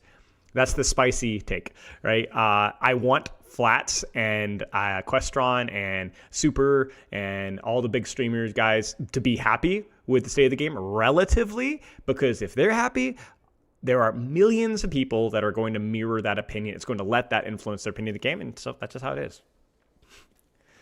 Now, I'm not saying that should be always true, but that is an aspect that you do have to kind of keep at the back of your mind. Now, my point with Questron, my disagreement with Questron, is that I said I would like to see more characters be moved to Tracer's state as a kit design, where they're not immediately easy to get value out of, but they have the value ceiling if you can apply yourself to it. And to be fair to the design team, I think they've done that several times in Overwatch 2. Brigitte, they've done that to a lesser extent with Pharah, to a lesser extent with Symmetra, to a lesser extent with Bastion. I mean, those characters still have work to do, but they're just objectively in healthier states than they ever have been. Heck, even Reaper, right? And so they have, even like little bits matter. You don't have to rework them completely, just bump them up. And so I think they've done a great job with that. And I just like to see them keep doing that job. Keep doing it, keep it up. Like the fact that we can have, like, if you look at like a Grandmaster meta right now, the fact that Symmetra can be like halfway decent in Grandmaster and people aren't literally losing their minds. Imagine you teleported back to 2017 and said Symmetra's going to have a 55% win rate in Grandmaster. People would lose their minds. But that Symmetra does not resemble this Symmetra. And the same thing goes with Pharah, and so on. So I guess my point is that, like, using these statistics, Shami should educate. Mei is way underperforming. Can we buff aspects of her kit that make her a lot more interesting and more fun to play? And I don't necessarily mean more complicated. I don't necessarily mean everything has to have this complex skill ceiling. I'm not trying to get too off tangent here, but it was like the last point of disagreement with me and Questron is Questron was like, well, isn't that just making the game too hard? No, hard is subjective. People confuse the floor of characters with how difficult they conflate difficulty with complexity. Let me start with that. Okay, the difficulty with complexity. Tracer is, let me kind of clarify what I mean. Tracer is not a complex character. Tracer is not a complex character. Neither is Winston. Neither is Genji. Neither, interestingly enough, is really Lucio. She's just hard. And that's good, which means that a new player can look at the character, have a general vibe of how they should play, and then be rewarded for applying themselves to it. I agree with the sentiment that you want to avoid complicated characters because they can be daunting for new characters, new players to play, but I don't think we need to be scared of like difficult characters. Yeah, Moira's complex. I mean, Moira is probably just as complex as half the other characters. Right, exactly. And the last thing I'll say on this front is that we've had this conversation before, but skill is always relative. So if a character is too hard to play, then you're not going to be playing versus players better than you for long. You're going to end up right at the rank that you deserve. The argument that there's certain characters that are too hard for the game, that's an argument that really only applies to games without skill-based matchmaking. It doesn't make sense for that to be a real argument in a skill-based matchmaking game. It just shows that you don't understand how the game works. I mean, freaking Rivals has, on average, I think, more complicated characters than Overwatch. I think almost objectively, Rivals characters are, without exception, more complicated than Overwatch characters on average. But they're all easier. Yeah, so. Okay, all words, many words being said. Gee, willikers. That was a lot. Sorry, guys.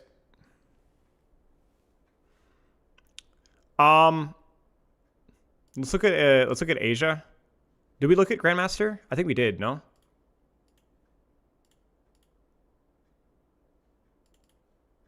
Yeah, we did. Yeah, so Grandmaster, let's look at Grandmaster Asia, or just Asia in general right now. Sem, Genji, Venture, Tracer, Pharah. Yeah. There's no real surprises here. Let's just go ahead and jump ahead to all tiers. Asia. Yeah, and I guess my last point here, and it's just I want to reemphasize this, is I'm not advocating for every character to get a complete rework from the ground up to be like infinitely harder, like Tracer level difficulty. I am perfectly happy if they leave Pharah in the state that she is for the rest of time. I'm fine with that. I'm fine if they leave Brig in her state. I'm fine if they leave Lucio in his state. I'm fine if they leave, honestly, Echo is not great, but sure, whatever, it's fine. Like, there's a lot of characters that are just fine as they are, you know? They're like, you know, it's fine. So. Okay, yeah, Asia, Symmetra's crazy, Ashe is insane, Venture's insane. There's nothing really surprising here. Sombra's pretty small sample size, but doing relatively well. Sombra is also historically a pretty well-performing DPS. Genji's definitely a lot weaker. Actually, that's not true. I actually am not so sure if Genji's a lot weaker. I'm just making stuff up now. What? How is he stronger? Context, maybe? Maybe his matchup versus Ashe? Wow, that's weird. I mean, it is a smaller sample size because it is Grandmaster. So there is going to be a little bit more variance here, but he has a relatively high pick rate. Weird. 51.1. I mean, oh, I'm... it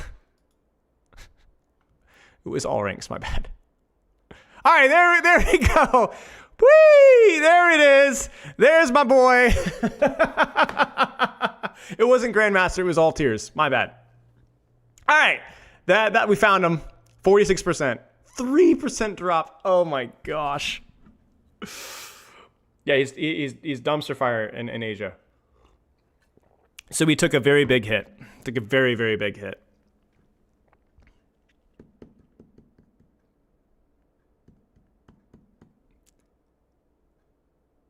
Yeah. They both Genji and Tracer have been like absolutely crushed. Genji definitely deserves it a little bit more because his pick rates were so much higher, and definitely think was outperforming Tracer in most ranks. But this is like this is why the importance of like knowing what to buff and nerf. So with Genji, you needed to nerf the easier aspects of his kit, and for Tracer, you needed to nerf the harder aspects of her kit. You know, because they were Genji went way down in higher ranks, Tracer went way up. You know, and they just kind of sledgehammered both, and so they both just did a lot worse without really kind of addressing their weak points or their strong points. You know, like Genji's now absolutely unplayable in higher ranks, despite not being particularly strong in higher ranks prior to that. And Tracer is actually still okay in higher ranks, but she's almost completely unplayable in lower ranks. Now, this is obviously in Asia where Genji was obviously a little bit weaker to start with. So do keep that in mind. So I want to clarify here. This was Genji's win rate in America, 50.2 prior to the patch. And then if we compare 46.1 and then go here, 47, right? He's a full percentage point higher, but I mean, he's still in the dumpster. Still in the dumpster, so, you know. And if you were doing your diligence, we'd also compare European meta as well, which I think can be a little bit more flyer meta as well, but it depends. Stuff is interesting, man. I hope this definitely is good stuff if you take the time to really digest it and think about it, because it will help you to understand things a little bit more given context, you know, and we're still really objectively doing only a surface level doing it. But, you know, and I hope that you guys use this information with a little bit of humility as well. And it's definitely a challenge for me as well. But just because that you don't want Dunning-Kruger effect or whatever it is, where you're like somewhat educated on a topic and you like massively overestimate your understanding of things. This is just, so be cautious with what you guys do with this information. You know, be cautious. It's definitely worth, your opinion should be educated from this, but there's some nuance here and we don't fully understand everything. So if nothing else, this just raises some questions. So this is OWTIC, OWTIC. I'll copy it in Twitch chat, but it's owtix.gg. That's why I choose to never become educated. That's the real strat. You're never going to know everything, so why know anything? How are Diva win rates? Diva skyrocketed, especially in higher ranks. Unsurprisingly.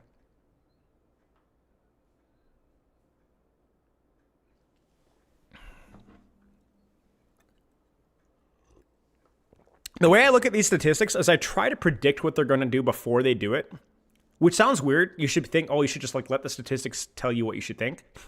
But the reason I do that is that I prevent myself from trying to back explain the numbers, because the numbers are going to be missing nuance, right? So when I look at the Diva win rate skyrocketing, I wouldn't go, let's just see what happens. And, oh, Diva skyrocketed. Wow, that makes a lot of sense, right? Instead, I'd go, well, Diva win rate went up by a lot, so it should go up, I feel like. And I'm trying to think if there's anything else that would affect Diva win rate. Sorry, I got a minor nerve, but I still think she's going to be meta. So I think that maybe Diva win rate could go up by more. Let's go look and see. And then I adjust my opinions or think about things. Like basically, you just want to be thinking critically before you look at the numbers and after you look at the numbers. You don't just want to turn your brain off, you know. So, okay, support. This is all tiers. This is America. Wu Yang still is doing well. Lucio Zen doing well. Definitely going to see more like Zen Mercy in America, because it's a bit of a more poke hit scan, less dive focused, even with the state of hit scan right now. So, yeah. You jump to Grandmaster. Idiari, Lucio, Wu Yang, same kind of crap.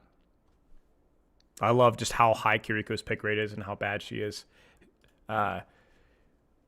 The reason why Kiriko is picked really often in higher ranks is that she's really good at the professional meta, which I did a discussion on that Saturday. TLDR is that Suzu's really good for disengaging, pushing and pulling, which doesn't happen even in high-level ranked. But I will tell you right now that high-ranked players are really stupid when it comes to Kiriko. They vastly overstate her power objectively, and they have continued to do so for some time. So, yeah, so let's take a quick look here at Asia as well. No, we'll go ahead and jump to America. We'll do all tiers.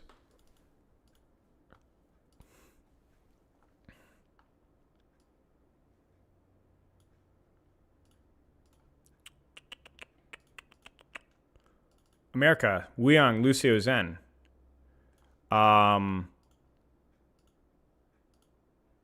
These are very similar. Very, very similar. Shockingly similar.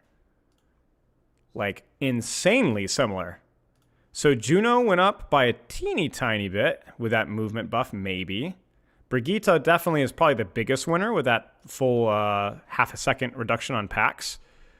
Kiriko definitely got a pretty big slap on the wrist, so her win rate went down a bit by the ult nerf. But not a lot has changed. Brig has gone up. A couple of things have shifted around a tiny bit. Kiriko's gone down. Pros don't overestimate Kiriko, no.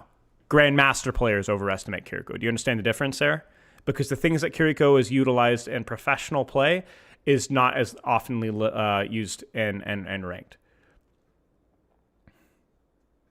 And I talk about that at great detail on Saturday. And again, if you want the TLDR, it's because Suzu is incredibly strong at push-pull, being able to disengage or kite or push in with ultimates or denying ultimates at the highest level of coordination and communication that is not there in even champion ranked games. Survivability is vastly overstated, and yes.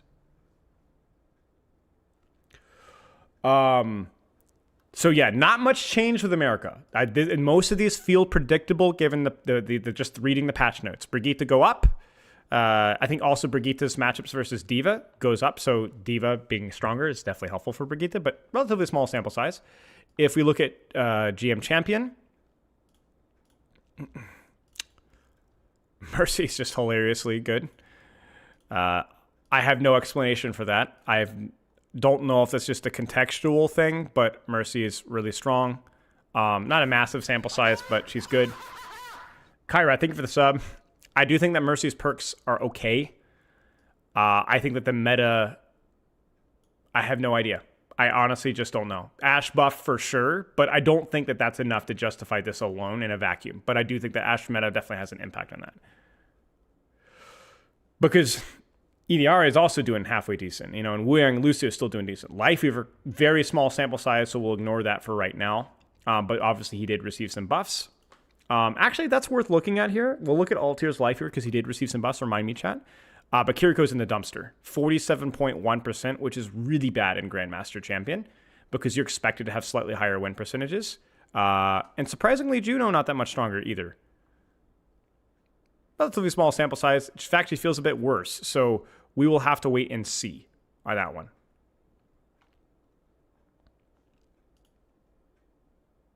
Zen's a bit weaker as well, so keep an eye on that one. But again, smaller sample size, so we'll see.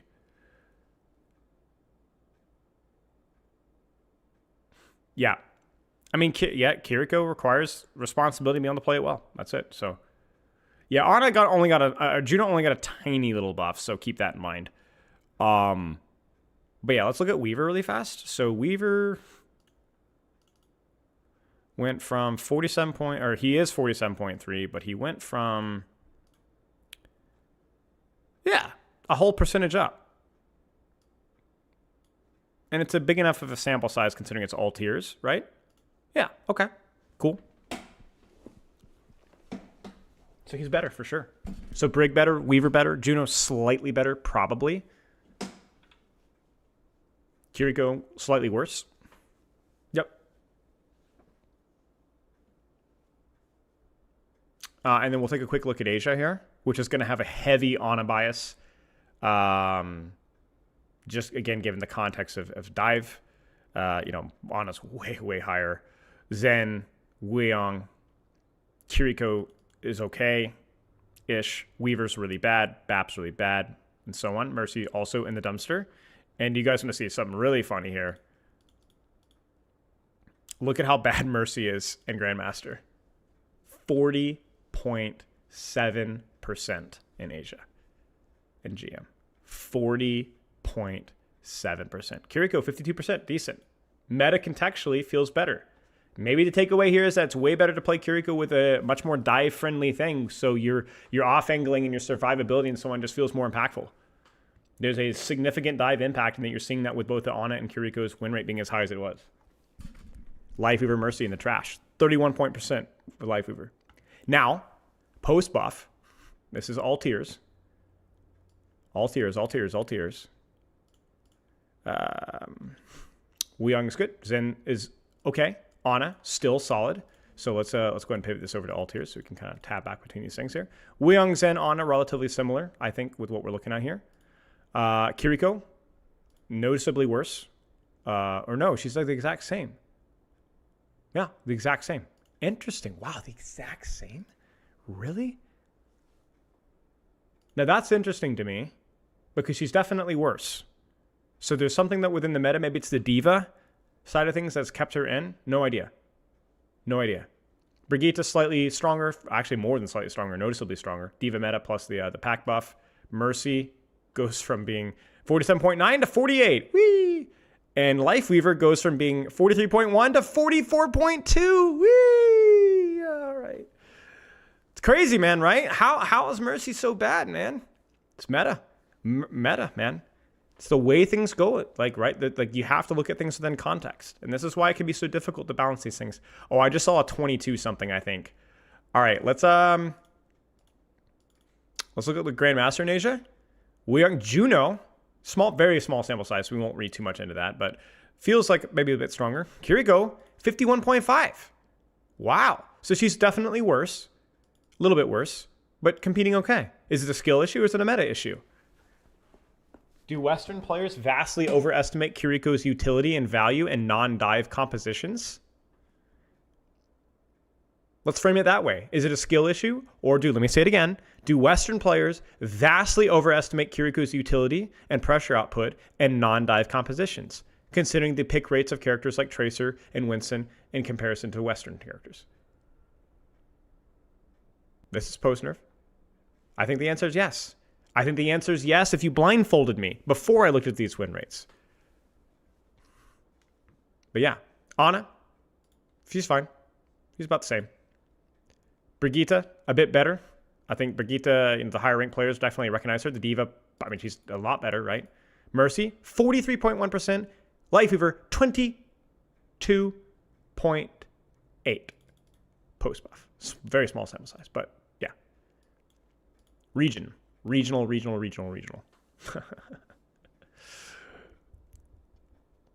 Yeah, we haven't even looked at console numbers, right?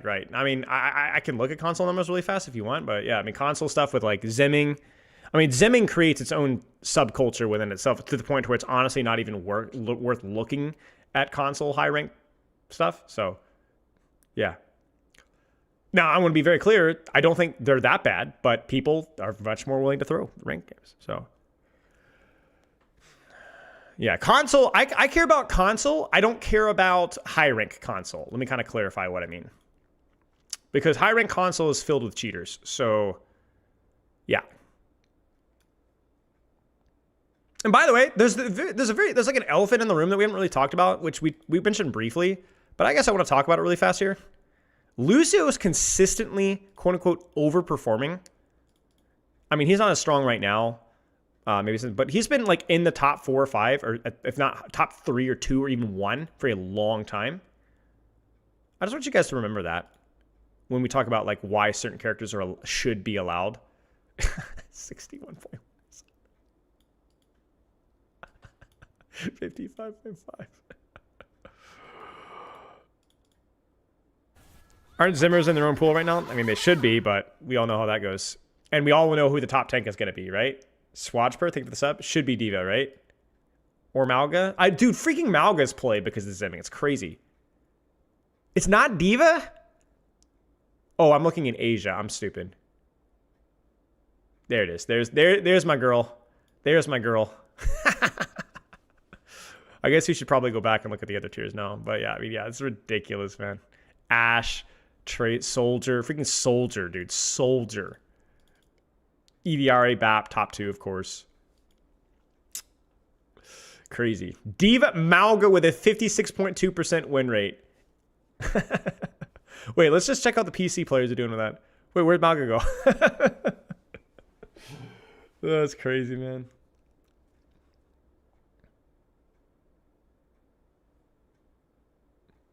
Farah's performing well for that environment. I mean, well, if you consider the sample size, I think I'm hesitant to agree with you. But yeah, globally, she's probably okay. Because she still has the thing of where people have a hard time aiming. But even then, obviously, it's not necessarily as true. I mean, look at Sombra, right? She's a lot harder in console to play versus because it's a lot harder to turn around, you know? So, yeah.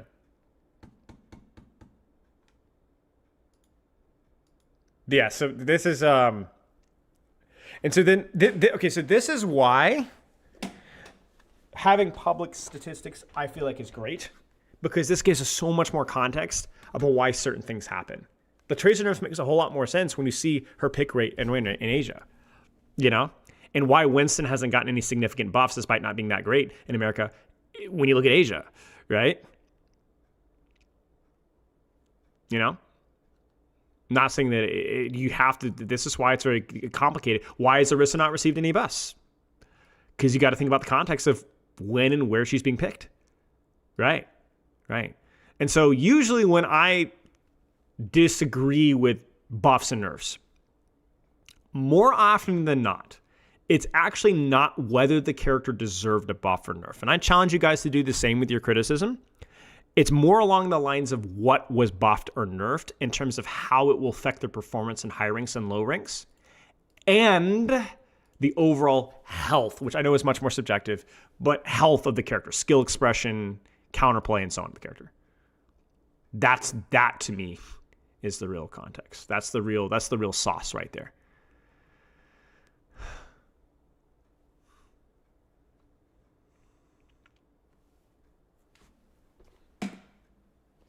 Yes, Rag. Trace is hard to deal with because he can't 180 as fast. That is correct. You have to look at design. You have to look at skill floor. You have to look at the quantity of being played. You have to look at the meta. Like, for example, when I look at Reinhardt, is Reinhardt wildly overtuned? No, don't think so. I think he's overperforming because of his shield in lower ranks. But remember, when you start to see inflated numbers like this almost always screams that something in the bottom stinks. You understand what I'm saying? Something died and fertilized Ryan's growth.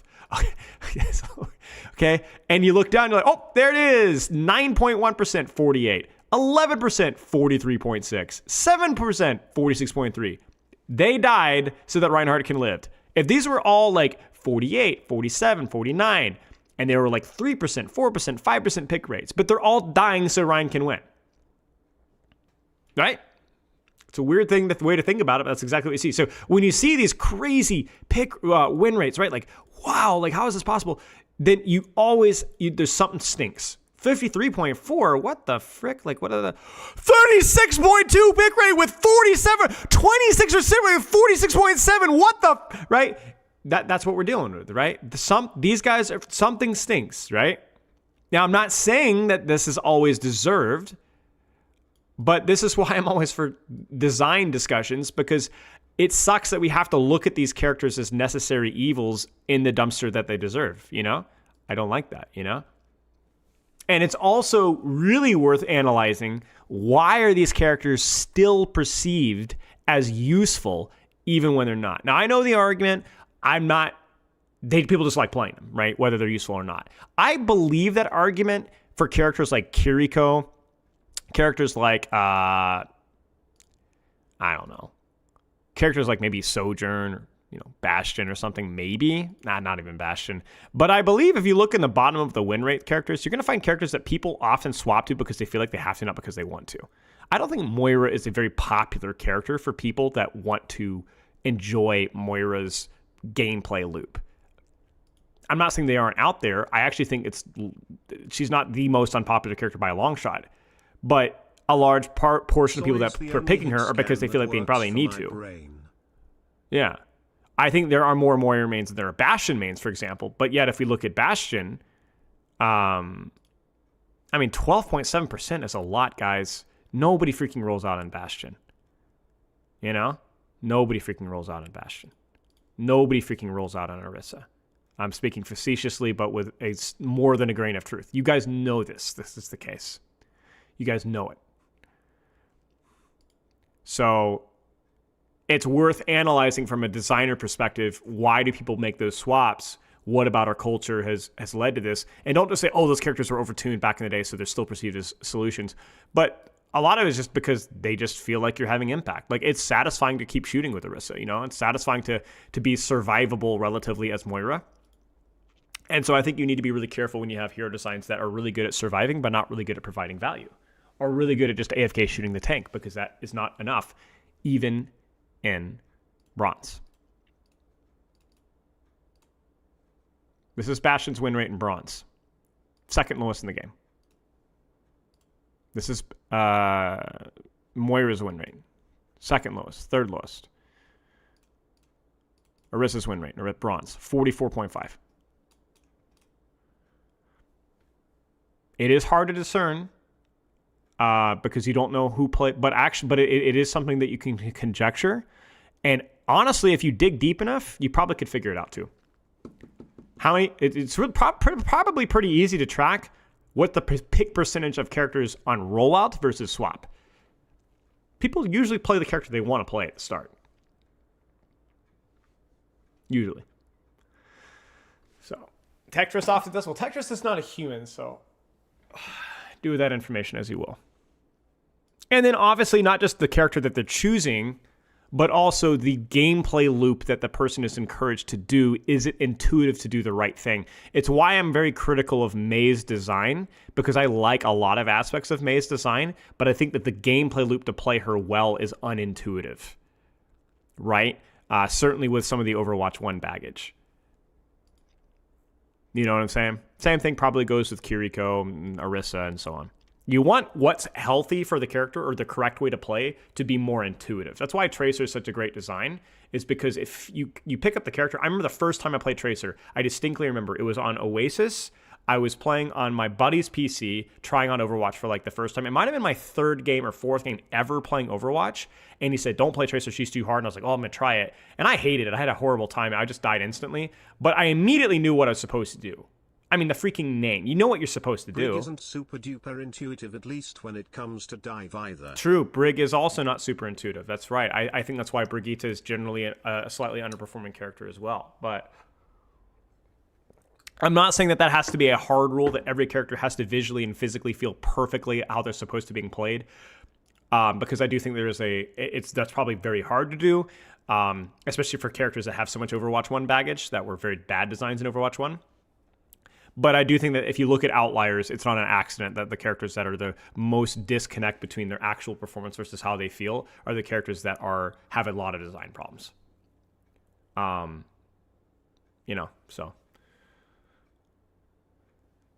there has to be like Orisa. Do we need to dumpster Orisa's kit? No, I don't think so. I think Javelin's fine. Javelin spin's got potential, whatever. But we should probably make the Orisa players feel more fragile when they're getting shot from range. We should encourage them to play cover more, or something, because those things don't feel as bad as they really are. I don't know. It's a big cultural question of even the game's onboarding tutorial system. Do people understand the value of space? Do they understand that this is controlling angles? And in many ways, Overwatch is much more of a shooter than it is a hero-based team shooter than it was before. At least in the 5v5 format. And I just don't know how the game communicates that as well. Whether you like that versus the 6v6 aspect, that's something more subjective. But what is not subjective is that understanding is not always carried over quickly. And I don't think you have to blame the developers for everything. I think the player base has to take responsibility, but at some point it is part of the system to train the player base to do the right thing, even if they can't always do it perfectly. So Captain Ricard, thank you for the sub. Wow. That was a lot of yapping. Any questions here? This was way more in depth than our last one. Let me turn on the light really fast.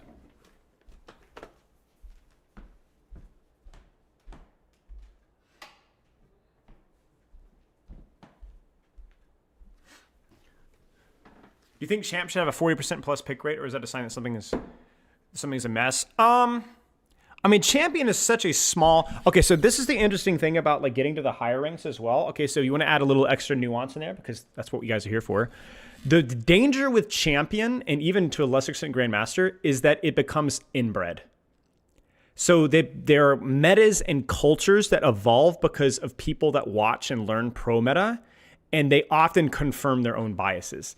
Let me give you an example of that. I think if you look at Kiriko's performance in Grandmaster and Champion, and we'll look at Europe for this one as well. So Kiriko in the dumpster, you look at Europe as well. Kiriko in the dumpster. I think that is a cultural interpretation problem. I actually think that they are encouraging themselves to do stupid things because they think that the character is OP. It's OWCS brain rot, where the character is unironically probably very, very good in scrims and certain metas, as we talked about on Saturday with the push-pull and Suzu and Kitsune, but that they have convinced themselves that she's better than she is in ranked, and she just isn't. She just isn't good. I mean, look at that 50% pick rate, and she's in the bottom 4. You have just as much chance of winning the game but you have a better chance picking Mercy in Europe than you do. Maybe I misunderstood the question. Do you think champs should have a 50% pick rate, or is that a sign that something's a mess? Yeah, okay, yeah. So the reason what I'm saying is saying that like a character, like certain characters at pick rates will explode in higher, more niche ranks because everybody knows each other mostly. They all watch the pro play and they're all convinced that certain characters are really good and certain characters are not really good, even if that's objectively not true. And then I think the smaller the sample size of players, the more vulnerable they are to that. Like, hey, Shirthai, how are you? So, I mean, you look at it. Why are all the pro players, the high-ranked players, not picking Ediari? I mean, that's a pretty good performance in a relatively decent sample size. Why are we not playing more Juno? Right? Why is Lusu not 30% pick rate instead of 21.4? Right? Why are we not always playing Mercy or Ediari? Like, freaking Ediari is doing still decent, and she has a 5% pick rate. Now, do people just not enjoy playing that? Maybe, but you also have to remember that higher ranked players should be more focused on what's actually meta and what's not. I mean, look at this, 56.6% win rate, and she's got a 40%, or pick rate, and she's got a 47% win rate. Well, you guys can't see that. Okay, there you go. What? I mean, you have to tell me that means that you should look at 40% pick rate characters in Champion, because again, those are going to be the streamers yapping away, telling everybody what to think, right? However, my point being is I'm exposing many of these high-ranked players for bringing really bad opinions into ranked and creating their own problems. Like, I'm telling you right now, Zen is as good as Kiriko in Champion, objectively. Now, obviously, that's not true. This is a relatively small sample size. It's probably, if people stop picking Kiriko in inappropriate situations, she'd probably be closer to 50%. So people are actually deflating her win rate, probably forcing her in a lot of situations. But I'm saying that it is an inbred community. It is an inbred community. They've convinced themselves of something that's not actually true. We can actually keep looking at that here. You guys ready for this? GM America pick rate. Ready for this? Sojourn. 22.2, 45.8. Sojourn's OP, guys, trust me. Cassidy, 22%, 45.7. Cassidy's OP. No, maybe in scrims. Maybe the push-pull of Sojourn Cassidy. Again, we talked about push-pull, right? These characters do well in scrims because double slide's great. Roll Hender is really good, right? But they're not ranked. Not as much as rank. You should shut up and play your Ashe. Play your Sem. Play your Echo. Play your Venture Farah. Play your Soldiers. Right? Right? Let's go to Europe. Same crap, right? Tracers, Sojourn. Why are we still picking Genji, guys? Why are we still picking Sojourn? Why are we still picking Cassidy with a 44.2% win rate? You know, let's look at Tank. Why are we picking Orisa in Europe? 46.6. Why are we forcing Winston 50%? Just shut up and play Diva, dude. Shut up and play Zarya. Shut up and play, situationally on the map. Wrecking Ball, Queen. Right? What about America? Why are we still forcing Winston, guys? Trust me, he is not good. Now, the argument here is that, I want to grind the character that I'm playing in scrims. Because the character is good in scrims with the level of push-pull. We have already talked about that. And that's a good argument. But the irony is that a lot of these players, they don't even scrim, or they legitimately think the character is good and ranked, right? Just not true. Just not true. Now, again, if you play the character because you want to play the character, or you need to play her or him or her in scrims, and sure, there's no argument for that. That's totally fine. But if you're trying to get at the rank 1 or the top, for the vast majority of players, they would just get to a higher rank if they just played either characters that they want to play or characters that are objectively good. So my point being is that the whole you can't just look at okay, this character has a 40% pick rate, so we have to nerf her.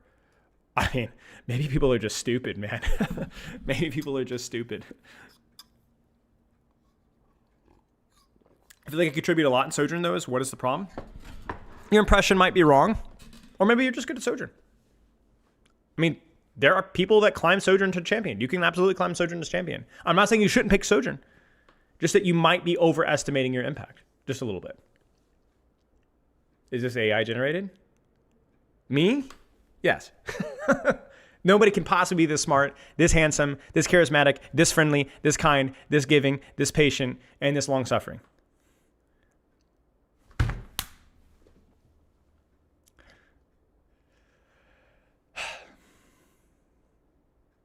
Yeah, this is why, like, you know, you can't, like, in a lot of the times too, pick rates are also correlated highly with how just fun the character is. Like, people play Ana even when she's not that good because she's just freaking fun.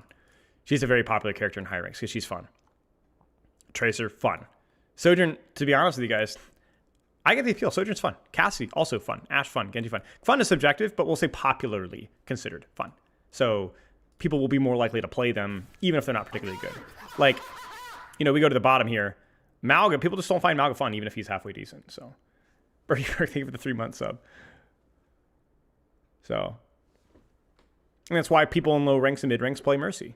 The people that are likely to play Mercy are less likely to be serious about the game, but she is objectively a very fun character for a lot of players.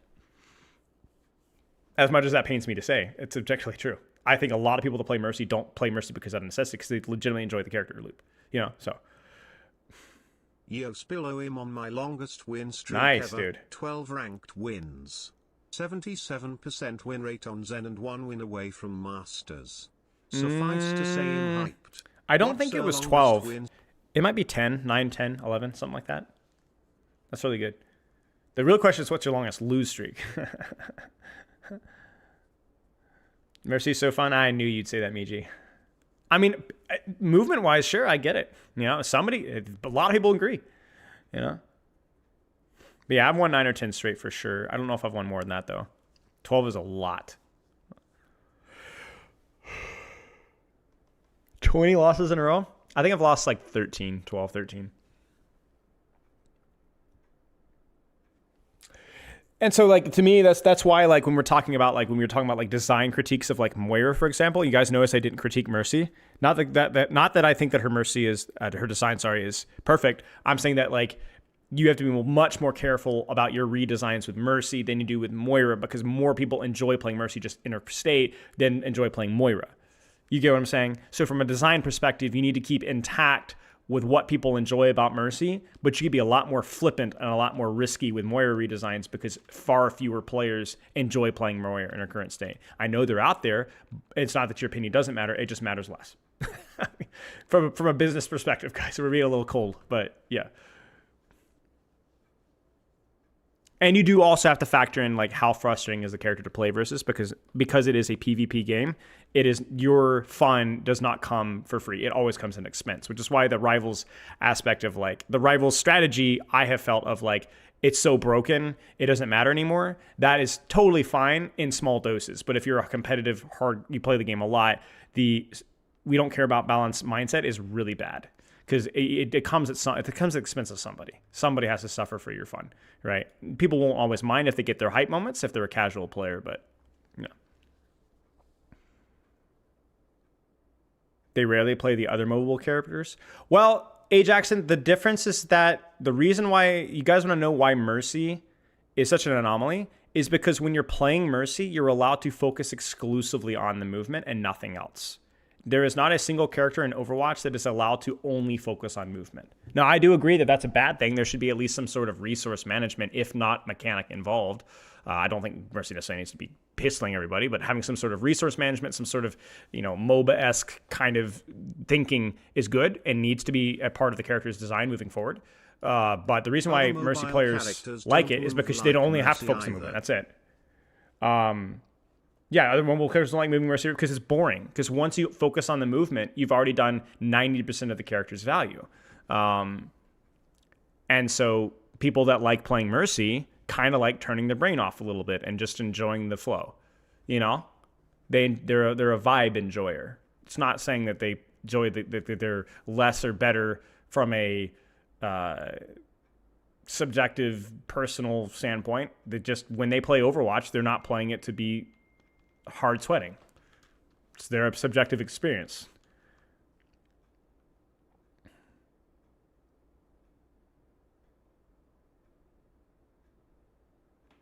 Like a person that's playing Grandmaster Mercy is much more likely to be playing the ceiling of that character than a person that's in Grandmaster playing literally any other character.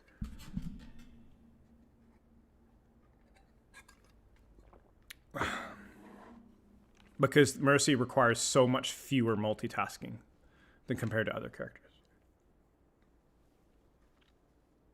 You do other things with your brain power, like yell at my teammates. Right. Why all the better Mercy players. I mean, I don't know if you guys know Dreedro, right? Like Dreedro, I coached Dreedro for a little while back, a long time ago. Just a phenomenal Mercy player. And he's a phenomenal main support in a scrimmage environment because that guy could ult track, scout like nobody's business while also moving perfectly with Mercy. And nobody played Mercy. And so Dreedro used every single brain cell that wasn't actively moving and doing every other single skill, right? And so if you, that's like, that's really good, Yeah.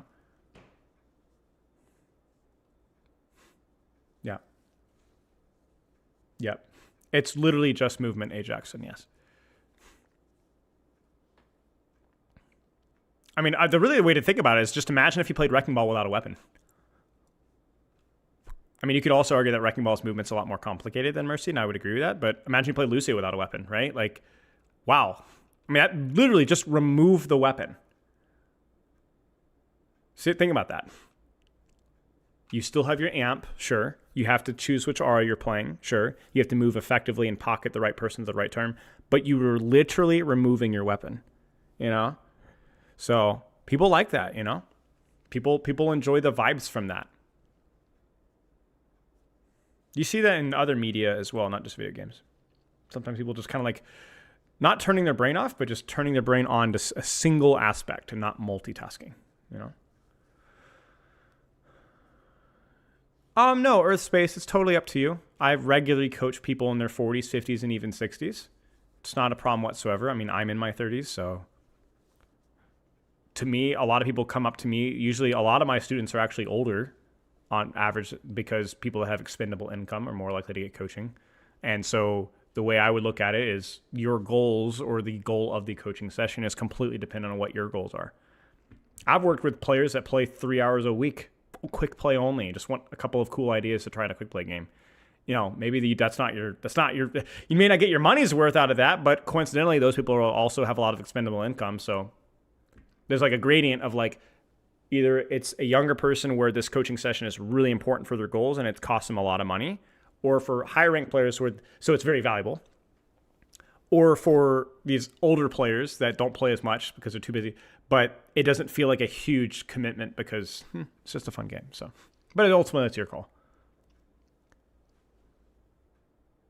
Ultimately, I would recommend if you're on the fence, just check out Spilo 2 and peruse through the coaching sessions on there, this playlist as well, and see if it fits your vibe. Forgot your password to Patreon, unlucky GKB. If you have issues with the GKB for a long time, you can just DM me. Have you ever told somebody to stop getting coaching because they are not coachable?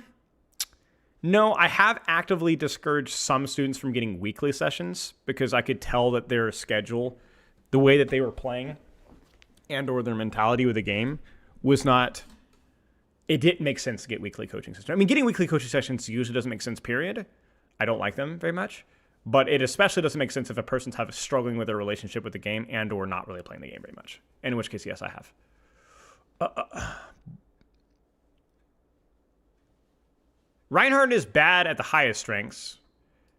And Reinhardt can feel bad in the lowest strengths versus certain matchups. But this is kind of the inverse of what I was saying where like Arissa can feel better than she actually is and Ryan can feel worse than he actually is. And that is a very interesting anomaly and something that absolutely should be affecting hero design.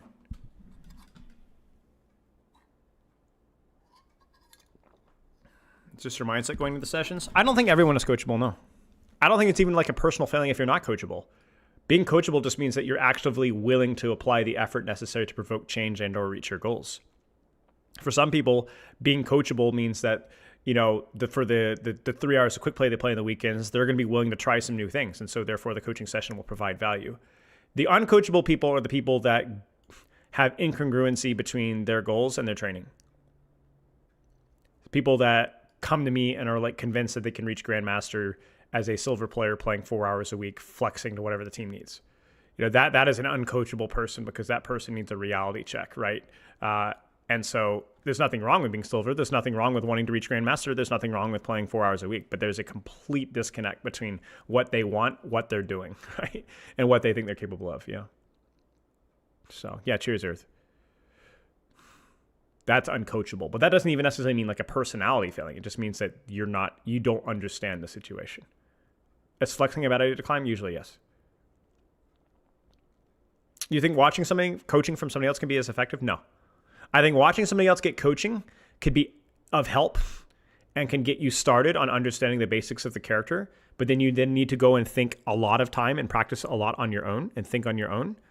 Coaching is a way of applying it directly to you, and so it dramatically improves the value. I mean, I get coaching with stuff, just because it's even if I know the information, seeing it directly applicable to me is more useful.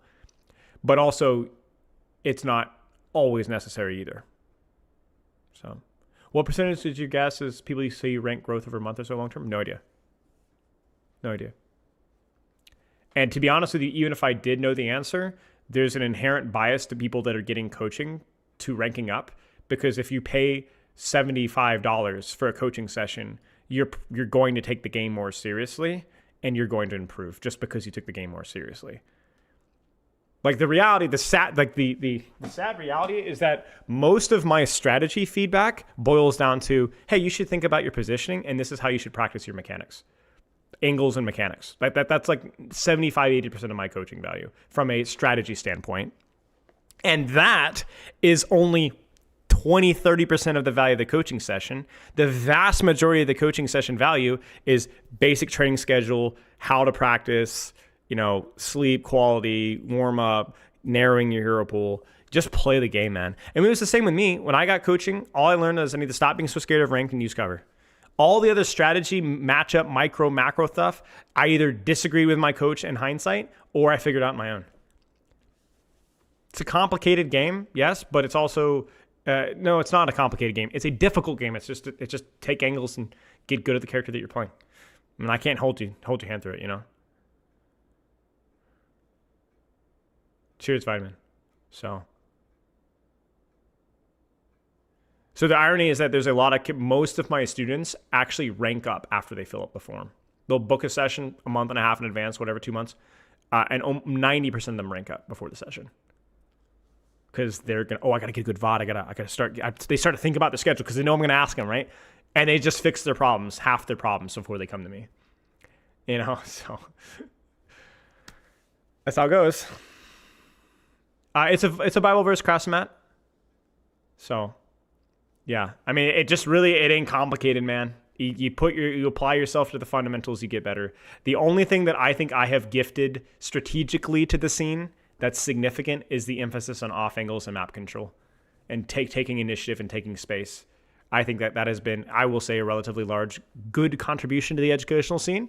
That's not all me, but I think it definitely started early on with me, and I will take full credit for that. I'm very proud of that. But honestly, even if I had some miracle magical insight on how to play every character, it's not really going to affect. It's more about you. It's really your skill and your knowledge that's going to play. So I really can't take credit for the vast majority of people ranking up. So it'll help. It absolutely will help. It'll expedite the process, but it's an individual thing. So also removing the glass, yeah, true. Nice GKB. That's all right, Chris. Has been the practice and drills. Yeah, I mean, I think that's why I've been doing a lot more live coaching for a lot more, especially my repeat sessions recently, because I really do think it helps people to get in the headspace of how to practice, because it is a bit of a departure for how you normally play. Because once you do a live coaching session with somebody, you can really see it click. Even if they get dumpstered, they're like, wow, that felt kind of easy. Is it really how? Yep, that's it.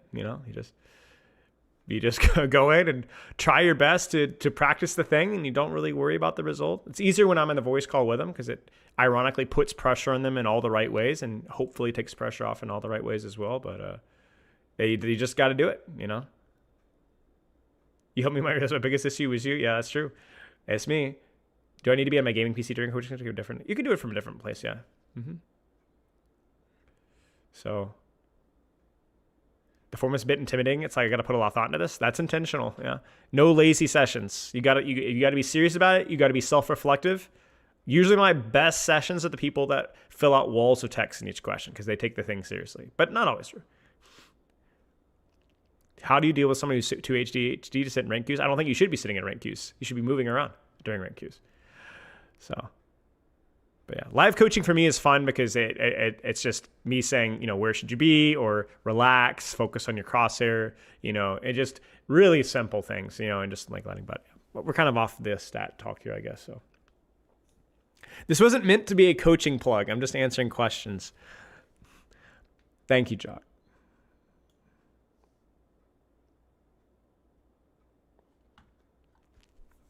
But yeah, the reality is what makes people better at the game is usually pretty mundane.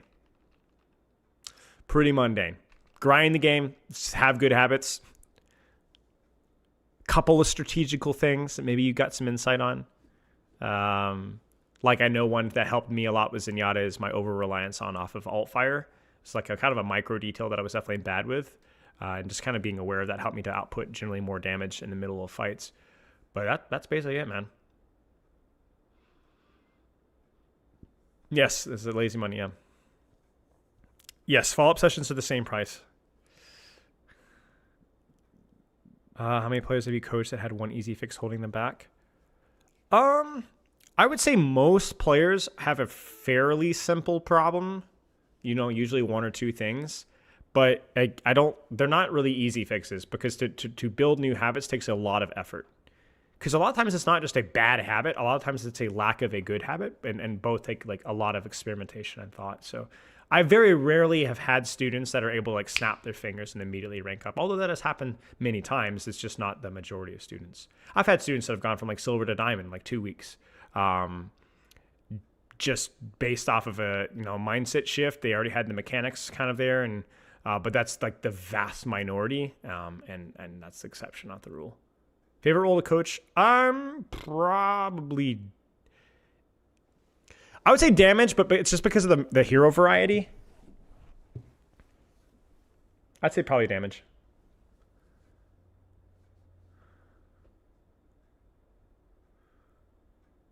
Playing on a bad monitor. Could be a Monbull. We talked a little bit about Asian.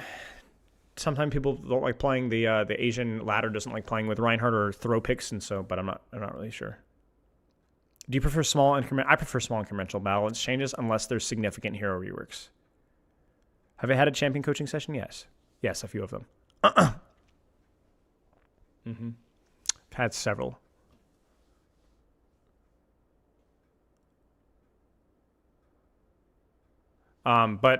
But obviously, like the champion percentage player base is much smaller, and also the type of player to be champion is generally going to be younger and therefore have less expendable income. Like my ranked average coaching session has gone down slightly over the years because the average player that can afford the sessions as they go up in price becomes older and older. So Dum Dum, thank you for the sub.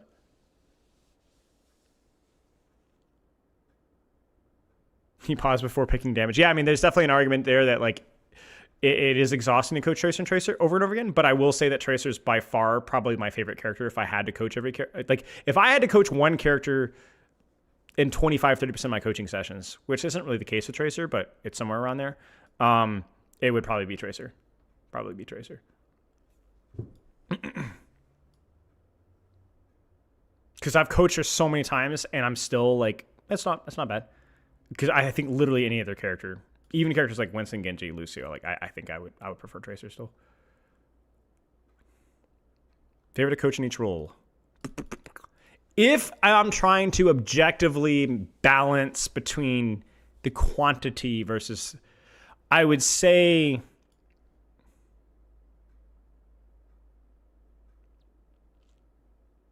Winston, maybe. Ball. Maybe.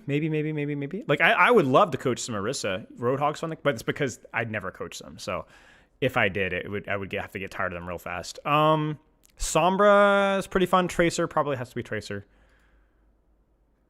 Although the off and odd Mavod is always fun. Lucio? Ana? Maybe. Something like that. Reaper's okay. Challenging to coach, probably Ball, because so much more of it is mechanical and knowing your rollouts, so we have to put a lot more thought into engagement. Because the thing with Ball is because he is a combo character at heart, it is not just about holding an off angle. It is about utilizing and engaging from the off angle and then disengaging and then re-engaging from a different off angle. And usually what that means for a wrecking ball is there's usually at least 3 different engages that you could do that could be considered decent. And so you have to optimize as you get to higher and higher ranks of wrecking ball. Like if I'm coaching a grandmaster wrecking ball, we can't just be like, that was a decent engage. You got to go, okay, with the information that you had, was this the best engage that you had available to you? So you have to put a lot of thought into, the right engage, the right cooldown management, managing attention, and so on. I think you guys saw my Infected VOD review a while back on Atlas, which hopefully will be live on YouTube at some point. I mean, Infected's a really good ball player, and so we had to take a lot of time to think about, was this, with the information that we had, the optimal engage? I think Retract opens up a lot of options of engages and so on, so... Kiriko is actually not that fun to coach. Kiriko is actually a relatively complicated character to perfectly execute, especially at the professional level, when you have a Lucio going with the off angle and you're kind of playing main with your tank and trying to get your Suzu timing. But she's not a very interesting character in terms of decisions. The way that her healing, damage, and utility works is pretty binary. And so she's actually a surprisingly simple character. She's just not easy. Ashe is definitely strong. Dragon Queen's fun, but she gets repetitive because she's basically the Roadhog, the more healthy Roadhog, where her gameplay loop is pretty simple. You fish with ults, you move corner to corner to corner to corner to corner. Yeah. She's a good design. She's just not very complicated. And she's not near as high of a skill ceiling as I think people think she is, at least in terms of strategy. Most of her skill ceiling is just hitting her shots. I think Hazard, for example, Sombra, I think are more interesting to coach. They're much more dynamic. I'm going to see more Doom coaching. Doom's pretty fun. Wooyoung kind of falls in the same angle, no pun intended, as Kiriko, where his design, his kit just isn't complicated enough to be interesting. His shift is not dynamic enough. There's not many things you can do with his movement ability. His wave is really simple. It's exclusively used defensively. So there's not like a lot of nuance or thought into it. It's basically just primary fire. Torbit higher skill ceilings, not that complicated. There's some neat things you can do with turret, but yeah. Sig is decent. Yeah, Sig is definitely pretty interesting, I would say. Yeah, he's one of the more, I would say, top half of tanks in terms of interest, for sure. I don't enjoy him as much because I do think that the positioning aspect of him is a bit simpler. But in terms of like kit complexity, he's a little bit like Ashe, where, yeah, there's not as many positional choices, but then what you do on those angles is actually fairly interesting. So, yeah. Is the next hero a tank or a DPS? Tempo tank and rhythm DPS. It's the world's first tempo rhythm DPS tank. You'll have to wait and see. Do you think Vendetta will be a tank or DPS? Well, I can't conjecture because I know. I told you guys I did some playtesting a while back, so I will talk more about all of that when there's more information and when I can get the pass to tell you guys when and where my feedback was given. But I can't talk about it right now. I am pumped for Night Rain DLC, yes. I will see. I'm always excited when FromSoft releases class designs, but FromSoft is so abysmal at the finer details of class execution that I'm like expecting to be disappointed, but I'm still going to enjoy it. So, but by disappointed, I'm always like, it always looks better than it actually is. But it's, yeah, I'm just a perfectionist. Blink twice if it's a DPS. What about tempo tank, guys? Follow and make the gym with no shooting or Rhino show on the other in that lane. Do you think it'd be interesting to see what people do? Lucino Boop could be fun. I mean, Lucino speed or heal would be obviously fun. Is there anything you are allowed to say? No. You just have to wait and see. The first letter of the roll? T for tempo tank. R for rhythm DPS. Tempo DPS or rhythm tank? Can you just break NDA, get sued for a sake, please? Sure, I'll do that for you guys. Do some heroes become more boring to coach depending on rank? Good question. I don't know. I think Ryan becomes way more fun to coach in higher ranks because you can skip steps explaining corners and off-angle stuff and just start to get really silly with, where can we dive Reinhardt? Where can we stage here? Sombra as well. When you get to kind of pass the initial gameplay loop, it makes things a lot more interesting.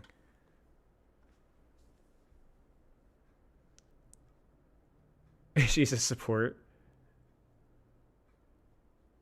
Jock, I'm making a joke referencing Ramatra. They said he was a world first tempo tank, which is meaningless because tempo just means the timing of things, and every character in the game plays on the cycle of their cooldowns. And Ramatra arguably is no more tempo than half the tank roster. It was more of a meme on their promotion. It was just such a weird thing. Livey was fine. I think he's less interesting than he was, but several months ago, but he was fine. More so because small sample size, but it's still interesting enough. Sometimes lets out a big spy during his coaching. I was wondering if he's bored. Not really. Okay, so it's kind of more like framing, like I'm going to say something. I don't know. Maybe, who knows. Do you have any ideas for a new hero design? I've talked about when I had the whole Blizzard trialing process a while back, but maybe I'll tell you guys what I did through there sometime. Do you think Shotgun can help carry high rank games? You can. Yeah, high ranks, sure.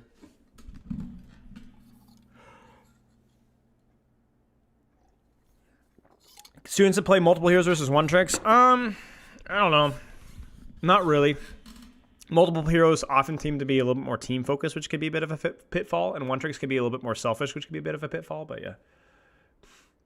They made it a streamer mode name, yep. Hardest character to one trick? I mean, that's just really meta dependent, no? Like, you look at this right now, it depends on what rank, right? It would suck to be a Orisa one trick nowadays, right? It would suck to be a Bastion, or I guess a Sojourn or whatever one trick nowadays. Soldier one trick in high ranks for sure, right? But it just depends on the rank, right? What would take you to go to Stockholm finals some year? I mean, I'm not against it. This has just been a really bad year for me. I have been out of state for work or for weddings like 8 times, 9 times this year already. I am tired, man. I'm tired. Also, I just can't afford it right now. It's been a lot because you guys have to remember when you're self-employed, you take time off to travel or for work or whatever. I'm not being paid. I'm not streaming. I have YouTube VODs, but I'm not building the backlog on YouTube ideas, and I'm also not coaching. So, and it's just as stressful as working. So, again, I was out of town last week as well. So it's like every single, I just sadly can't. I'm not against it though. I'd love to. Next year, I'm hoping to manage my travel a little bit more. Hopefully nobody gets more married. And I've got BlizzCon, and yeah, we'll see from there. So.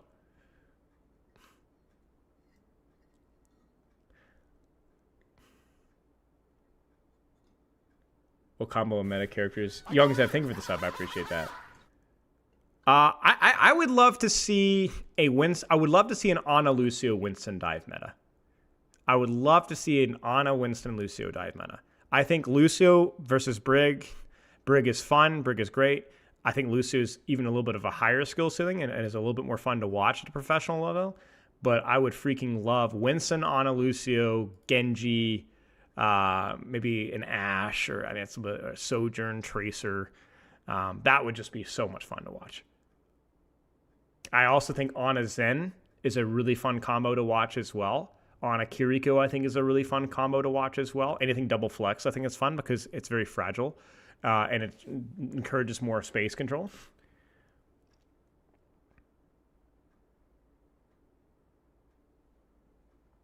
So, if I could have BlizzCon to go to Stockholm, I'll see what I could do, GKB. But it's an appealing offer. But overseas travel is also really painful as well. Like it's, I did the whole trip to freaking Sydney, but back in 2019, and that kicked my butt, man. I was only there for like 2 days as well, or a day and a half even. Yeah, I've considered getting in a deadlock, but I hesitate to get into serious PvP games because I'm kind of all or nothing with that stuff.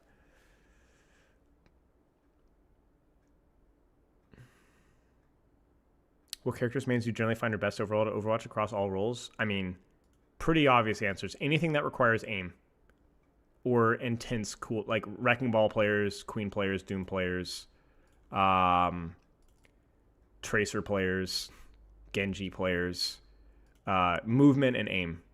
Freaking Kiri players, Ana players, Lucio players. Yeah.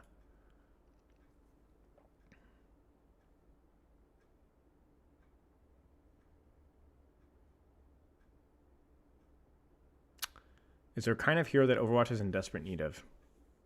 I mean, I would love another main support. I would love another close range skirmish support along with Brigitte Lucio that has the capability of defending themselves in close, proximity with skill, with cooldown management. That would definitely shake up the support meta a great deal because we keep having more and more supports that do stuff from range, and that definitely stagnates the professional meta.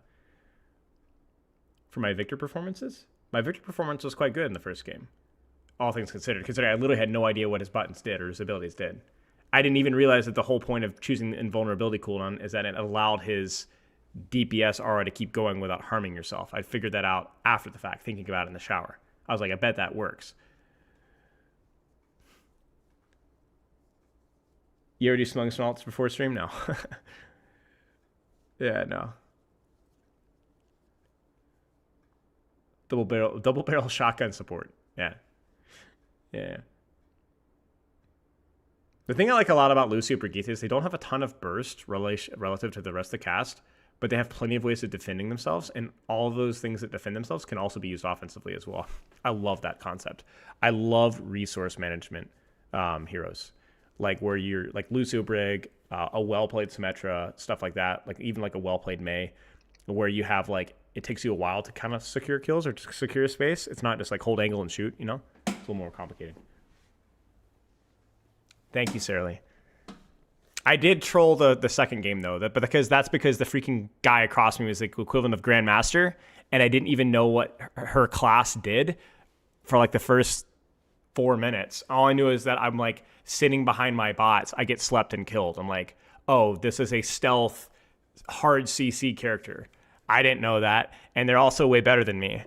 And I'm like, well, I didn't even know that she could do that until like 3 or 4 minutes in. And at that point, it's too late. Because then I'm like literally trying to play overly safe and check my corners. And she misses the CC and she kills me anyway, It's like, frick me. I'm like saving all my stamina and stuff like that. I was like, frick. So that's why I don't like EDR. Yeah, I don't find the off angle and shoot. I mean, I'm an off angle guy, but I think that like, I don't love EDR. I think supports by nature should have some sort of resource management or decision making involved, even if it's like having a second Harmony Orb, right? And I just don't find EDR that has that as much. So yeah, it was just a bad lane matchup, Sarah. Like me and Nodlin got mismatched, or I got mismatched, and mostly just because I would have played more safe. I did play more safe the first game, like more baity and move and quick and out. I think we even out-mechanicked the guys in the lane first one, but I just had no idea what I was going into the second. I didn't know what the class did. So. Slam mid-air after leaping. Interesting. I don't know. It's interesting. All right, I gotta pee. Give me 2 seconds. I'll be right back.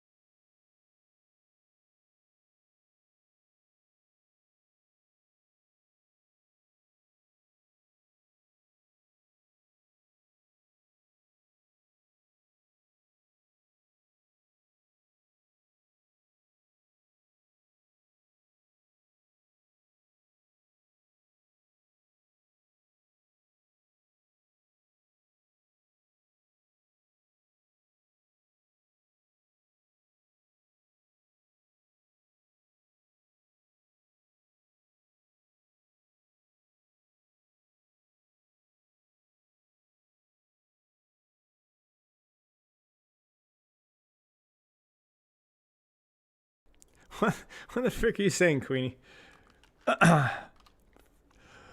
Oh, man. Statistics.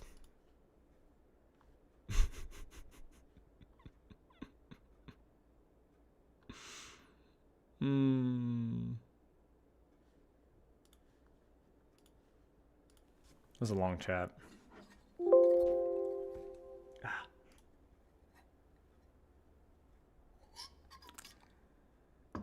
Nah, Rag, you got this, man. The strat is that even if you lose the game, who gives a frick, dude? You'll crack it. You'll crack it. If you're gonna go up, you're gonna go down. It's fine. Dad like a super knowledge and macro heavy? Yeah. It's like very crunchy with the matchups and stuff. Which is ironic because you think, I mean, I probably would love the game if I committed, but ironically, the thing that initially turns me off is it doesn't feel as mechanically rewarding. And I know it is very mechanically engaging, but like I want more linkies and outplay. Like it's so like kit focused, you know? But I play Night Rain, yes. I haven't played it in a while, but I mean, I beat all the things and all the Everdarks. I think we at first tried almost every Everdark except for Libra with my group. And we didn't use Iron. Well, we did use Iron Eye. I didn't play Iron Eye. But for some of them, we used Iron Eye. I played some Recluse because I loved her kit design, but her execution was so horrendously bad that I got bored of it. So I mostly played Executor, some... a lot of Recluse here and there, but I really probably, like, I think I enjoy playing Duchess the most. That's probably the most consistently performing in Duchess. But yeah, Duchess Executor is a good guess. Executor was another design that disappointed me because I really wanted to like the deflect build, but it was so counterintuitive to this design. He could have been such a cool character and they just beefed it. But I think Duchess is by far their most, maybe not by far, but it's certainly one of their most, along with Wilder, their most cohesive design, if that makes sense. Like it just flows. The dodge, the iframe, the ult is definitely a little bit underwhelming and doesn't click as well, but every other aspect of her kit fits pretty well. So yeah, Guardian Raider is unplayable in ranked. Yeah. But Duchess flows really nicely, and I've always enjoyed playing Duchess. The new game mode, yeah. The new bonus one, yeah. I mean, I played it several times. I made it to like level 2 pretty easily, level 2.5, level 3 or whatever. It's not like that hard, but I quickly realized that it's getting harder. And I'm watching like higher rank players, like level 4s and level 5s, and I'm not liking what I'm seeing. So it's just like, me and my group had also kind of got tired of playing it at that point. The only reason I liked the rank mode is because I liked using the new relics. The new relics were like really fun, and I want to experiment with them, but I did not like the new game mode, and so I was like, eh. I know you can like downscale yourself now, but it's such a horrible execution from FromSoft again. I know it's a more of an experimental game, so I'm not as like harsh on it, but Night Rain could have been so much better, but I guess that's kind of how it goes. Recluse is better now that they've buffed her past her like actual abilities, but she was really disappointing. I actually probably would have stuck with Recluse if her initial skills were buffed to like a reasonable level. They're better now, but they were so bad at the start and that immediately turned me off. Am I sick? Yes. Yeah, Wilder flows. I mean, if Wilder is so generic, everybody loves Wilder, but honestly, dude, there's a freaking reason. His kit is so nice. Grapple's amazing. His ult's super fun. His passive is really nice. His starting weapon set is pretty cool. Yeah, so... yeah, Wilder's a great choice. And I also think his relics are amazing, too.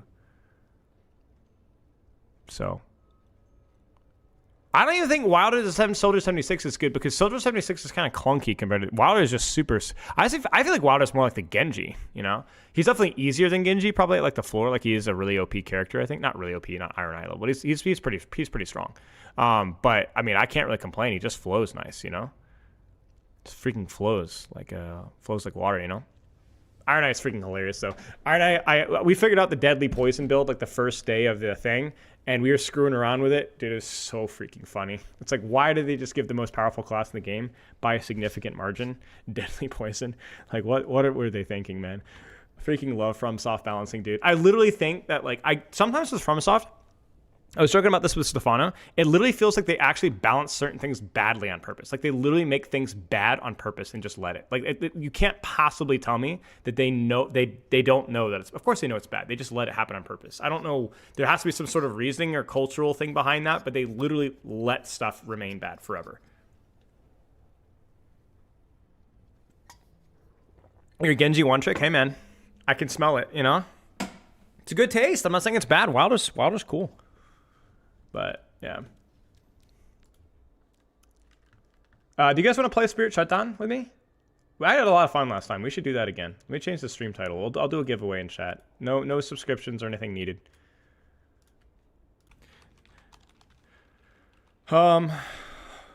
Spirit Shutdown with viewers.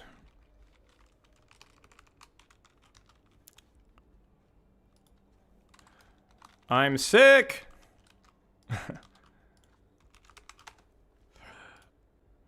Japanese gaming philosophy is similar to old school TTR where part of the game is figuring out when something is bad. Yeah. It just seems to be such a bad taste to do that for entire classes, though. It just shows like how out of touch you can be. Because there's a difference between choosing to use a bad weapon when there's hundreds of choices, but when you have like 6 classes or 7 or whatever, and people really like the designs of certain characters, and they're just trash and remain trash, you're like, why are you doing this? Like, people want to play. It's not like we have that many choices, you know? It's such a strange philosophy to have, you know? Like, I can understand that with like Elden Ring, a lot of weapons being memes, and I think that's like kind of gives it some personality. But it is such a weird choice to do that with Night Rain. Such a weird choice. I think the gap has closed a little bit, but the funny thing is they've done like some they've patched Night Rain a couple times to show that they are aware of the issue. But so many of the changes were so like innocuous and just didn't actually address the root problem that it's like you knew it was a problem, and yet what you didn't really change the problem. So is it that you're purposely letting it be bad, or you're just completely incompetent at what you're doing? So, yeah.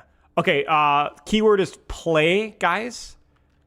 Keyword is play. If you guys want to jump in and play with me, I don't care what rank you are. You can be console, PC. We're just screwing around the custom game. I've never done PvP in Soul games. I have no interest in doing PvP in Soul games. I think it would be purposefully kind of cringe, and so I don't really, yeah. Lives of P win? Maybe, yeah.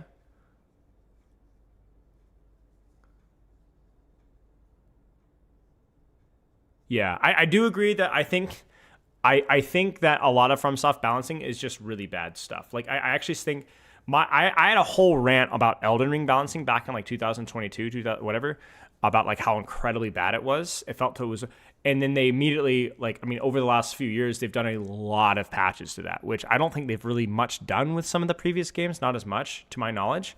So I guess they are kind of getting their modern gaming training wheels on. They're trying to figure it out. You know, it definitely feels like they've never really done this kind of stuff before. So they're getting I legitimately just think FromSoft is just really bad at like the modern gaming thing, which is fine. I feel like Night Rain is probably them trying to get into it a little bit more, you know?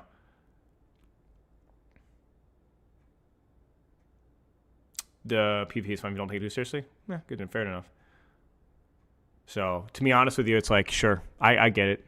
If they got some lessons to learn, then yeah, I mean, FromSoft is amazing, man. I mean, it's amazing for sure. It's like you can criticize them for doing a lot of things really poorly, but they do a lot of things really well. Evil Cat, drop your battle tag and Twitch chat.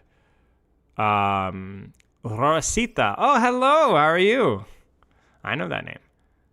Battle tag. GKB, oh boy, I know that name too. Battle tag, all my best friends. Elididu, all right. And I'll invite you all to a custom game, and then we'll go from there.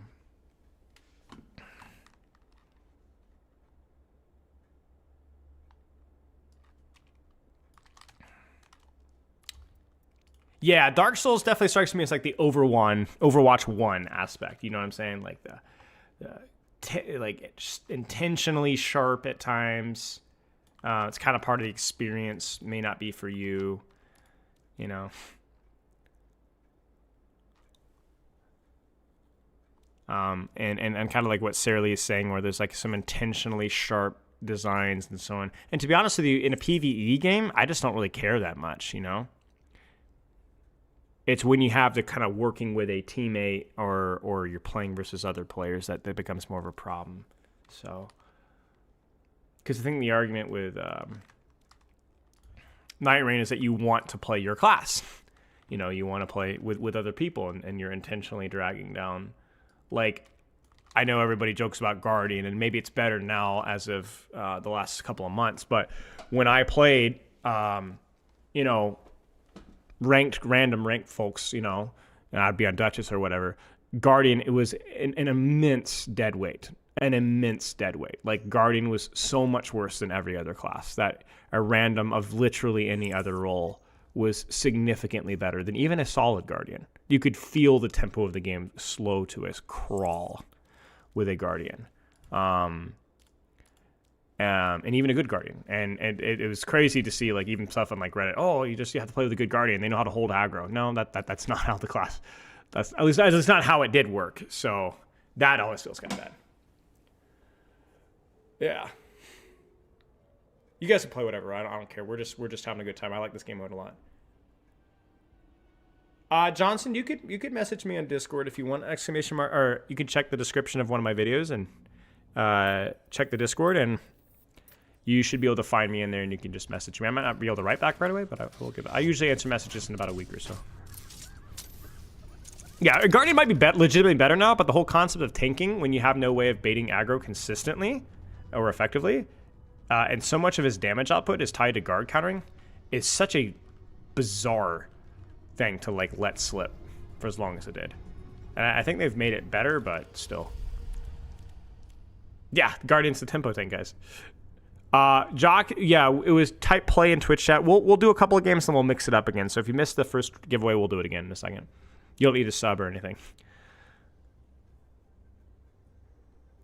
But and there's a ton of good ideas from people that are a lot smarter than I am and know a lot more about Guardian, about how to fix them. But just a lot of those things didn't really go through.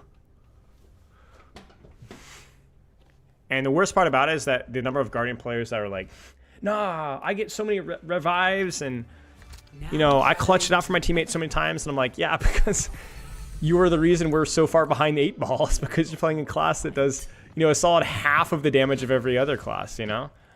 So, which again, is fine if it wasn't for co-op, you know? Is Executor bad in Deep of Night? I feel like statuses are okay, so maybe he's just a bit of a bleed bot in Deep of Night, I don't know. Oh dear. Whoa, my MS is crazy. I'm at 200 MS, yo. Why am I at 160 MS, guys? Oh, freak, this is crazy. I won't give in. Wait, let me see if there's anything I can close. I think it's just the server, I think.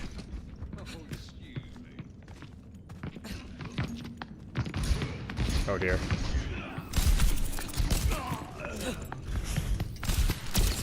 Oh dear.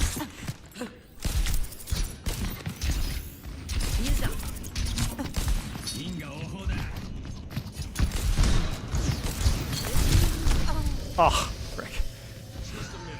No, you're fine. Yeah, you can. EU console doesn't matter. I'm not finished. Yeah, my latency is way higher than it needs to be. This feels like a OCE lobby or maybe a Saudi lobby. I don't know if they have servers in Saudi, but this is definitely like Central or Western Europe or Eastern Europe. Sorry. Because even with the higher latency they have, it should be like 150, 140. That's much better.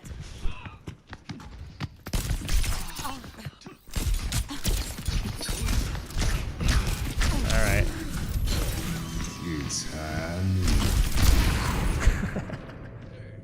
A Bahrain? Okay. I go out on my terms.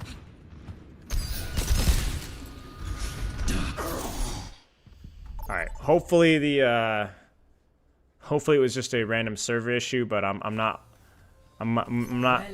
little concerned here. This latency is awfully high. Oh no, I'm on 200 MS. Frick. This has to be what, Eastern Europe, no? I know 2 of the folks in here are European, but they're Western European. You look like a talented bunch. This should be quick. Yeah, I know you're UK. And GKB is Sweden? Where's... frick. I'm East Coast, so it shouldn't be this bad. Yeah, Sweden, right. 3, 2, 1. Attack commencing. Capture objective A. I don't know, the network menu. It's not working on my end. That's fine, guys. I can do it on 200 ms. I got this. I got this.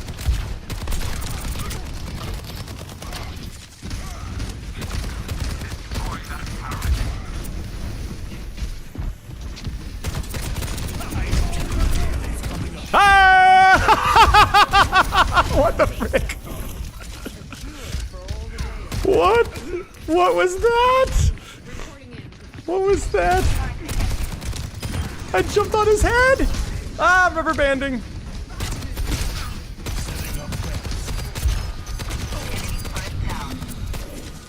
I'm getting caught in architecture. Nice!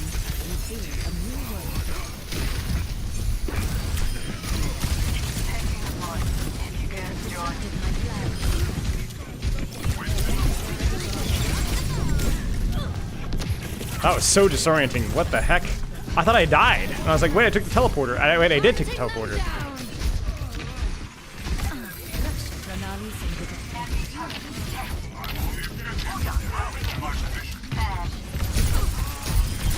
No, I want my Symmetra. No, it's taking so freaking long.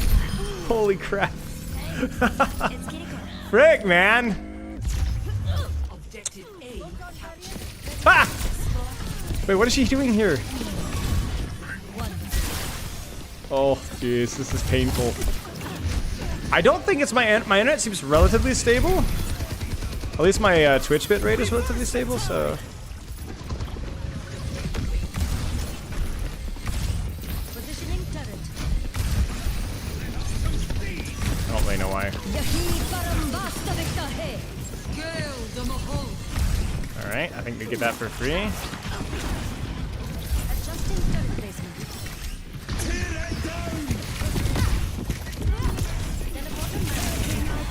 Oh, frick. I think I'm dead. Oh, I'm rubber banding again.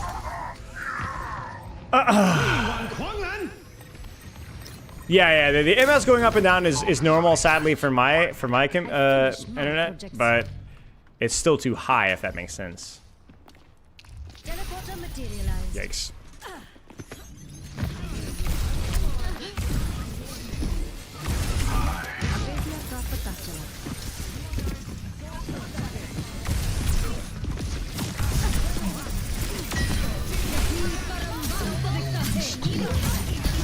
No. Let the Kitsune guide you.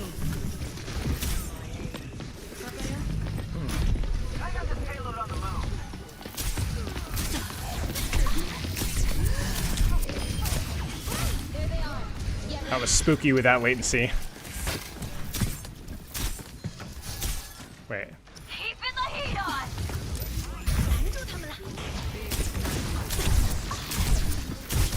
Loading up. Over there.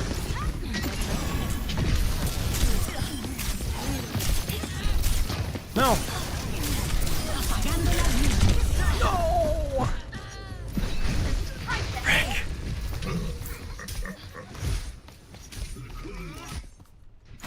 Just part of the scientific method.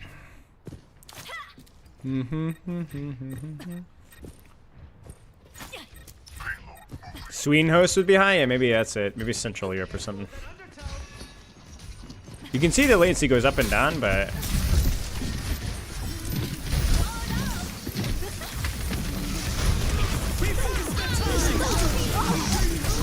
No, I canceled it on accident. Oh, no! Let's make history.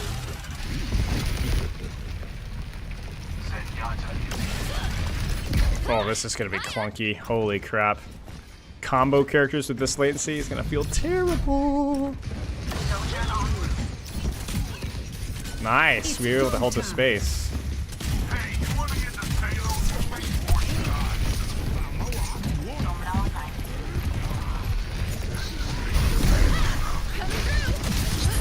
Oh gosh. Oh gosh, this feels horrible. Oh gosh, oh gosh, oh gosh. Ah, I'm up to the 300 MS. Oh, Cactus Puppy, good shout. Actually, bless you, my son. Dude, we should do that right now after this game. Good shout, Cactus. What a legend. Yeah, so Cactus Puppy sorted out a workshop code for us. So I forgot about that. I need to use that.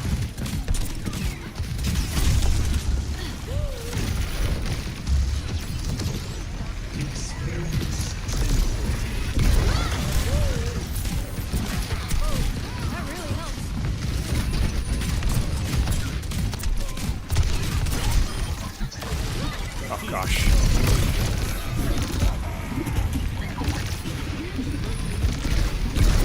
Oh gosh. I aim to devastate. Oh.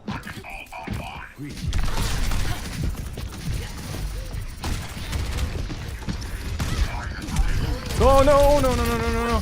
Frick. I got a little sloppy, I'm not gonna lie. I kind of went for I did it for the vine, you know what I'm saying? Man.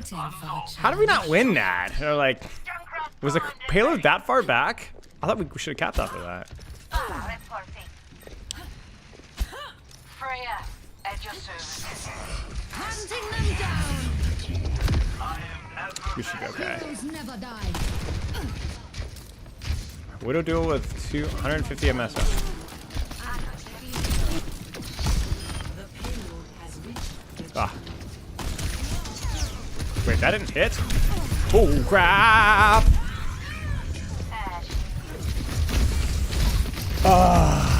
No one was on point for a bit? Okay, okay, makes sense.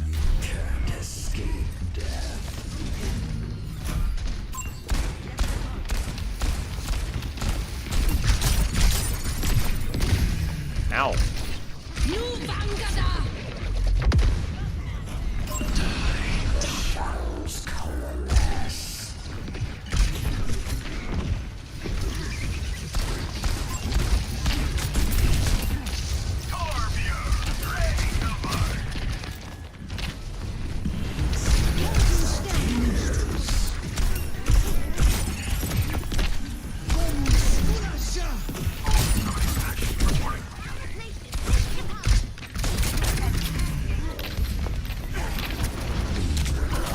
I agree, dude. That's so much.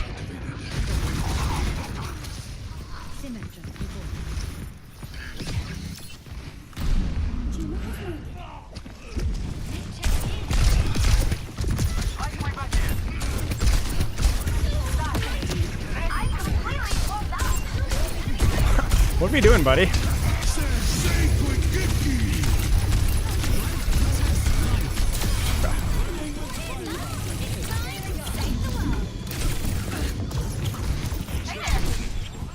How did that not stick? Can somebody explain that one to me? Did I really miss that, or did I get scammed?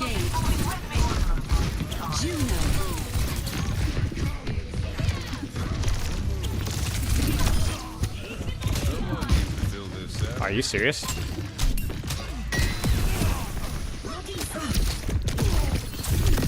Frick. I thought I got scammed there, I'm not gonna lie. I shouldn't have gone in. Lucky shot.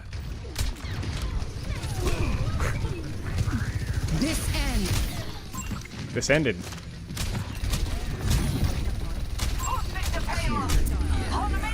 Like, I can't. I don't want to talk about it. Damn it. 60 seconds. Like, okay. We're gonna have to have a conversation, but it needs to be some other time. Maybe another day.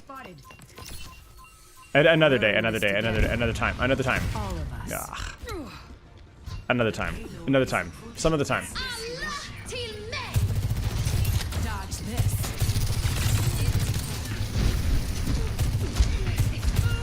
No. 30 seconds. Oh, frick. Nothing a quick repair won't fix. I'm with you.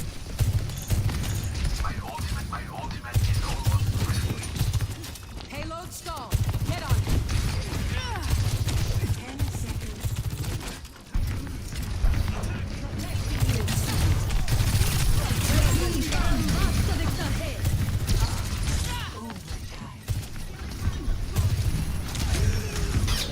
frick, frick, frick, frick, frick, frick, frick, frick, frick, frick, frick, frick, frick, frick, frick, frick. We're gonna C9. Feeling better. In my world, there are No! This fricker gets it off. no steam. Dang it, dude. Let's get back online. I mean,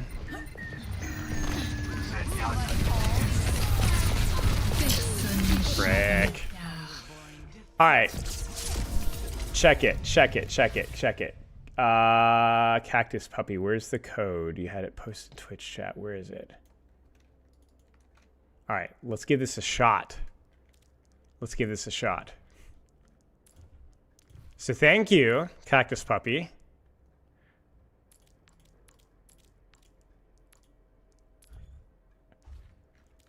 Let's do the Nightbot giveaway. Just press say play. And give me your preferred role and rank if you win. Hang on, not yet. Okay, now. Do it now. Also, in match chat, if you're in my group right now, give me your preferred role or rank if in your rank on that role if you can really fast.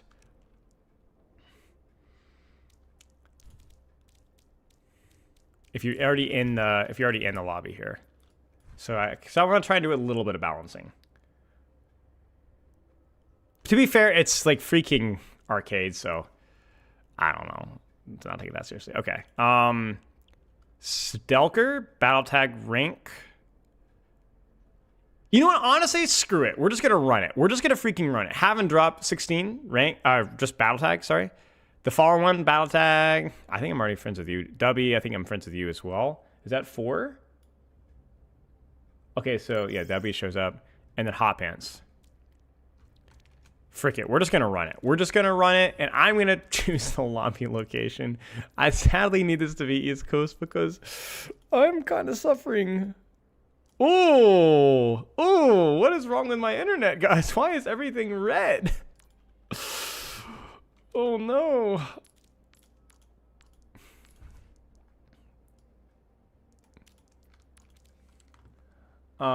But yes, thank you again, Cactus.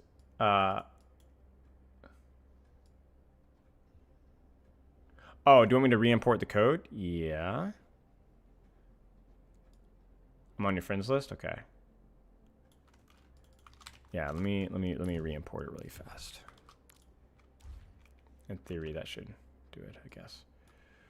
Purple vodka. Yeah, we're just gonna run it.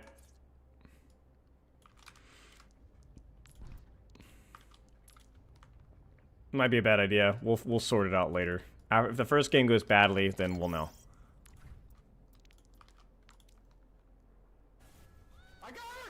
Hot pants, Dubby. I think that's it, right? I don't see you on hot pants.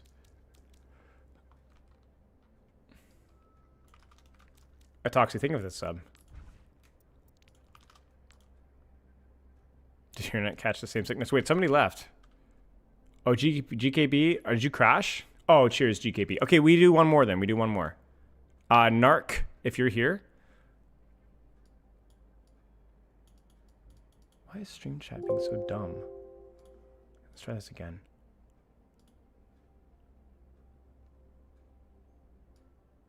Alright, drop your battle tag, my friend.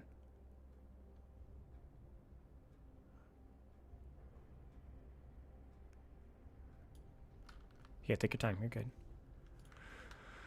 See, I don't know, man. This is just horrendously balanced. Who cares? Did the internet catch the same sickness? Yeah.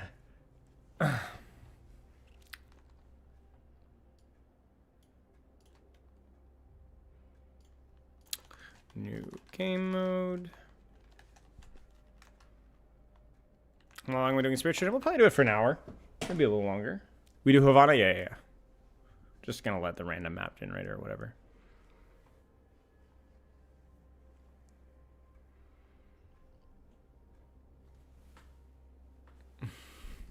Changes the ping when he's suffering. Listen, I'm suffering more than you guys because yeah.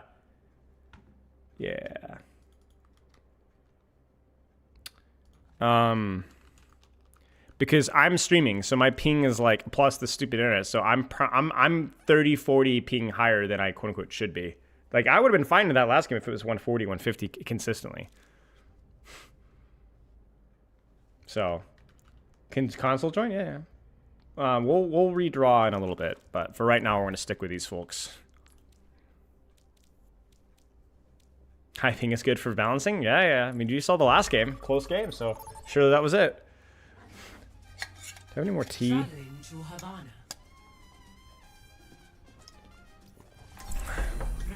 My throne is where I stand. Nice, guys. Nice. With more brains than you for. 77 latency. All right. That's a knock against the Junkertown education system. We've got an education system?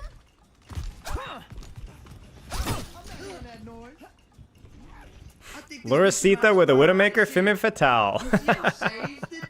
That's great. I'm off-angling, guys. I'm gonna off-angle on Junker Queen. I'm gonna off-angle. So if I die here, it's not my fault. No. Listen, if I off-angle, you go over there and never heal me. You DPS Moira. No, I don't want your help. I don't need your help. I'm purely self-sufficient. I'm a strong, independent man. Yeah. Why aren't my supports healing me, guys? The frick? Oh no, Femme Fatale down. Oh no. Oh no. I'm getting the frick out of Dodge. I'm getting out of here, bro. Drink my baby bottle? Shut up. Wait, I hear Freya again. Wait. Oh. Oh, I misheard. Oh, yeah. That's right. You heal me.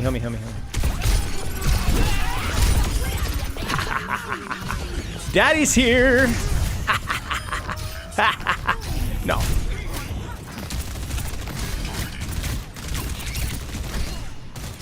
Idiot. Greatest of all time. Come on. That's right. Heal me up. That's right.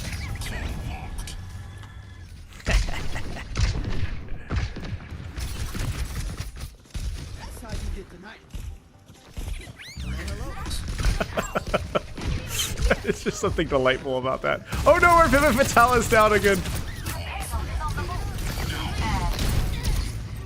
Look at that outplay. Look at this outplay. Watch, hold the grapple.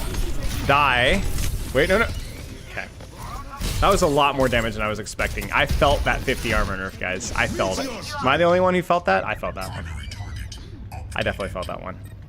That's a balance problem, not a skill problem. Oh. No. Stop it. Your mother doesn't love you. Stop. Juked.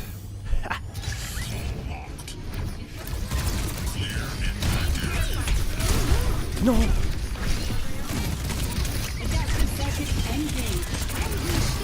No.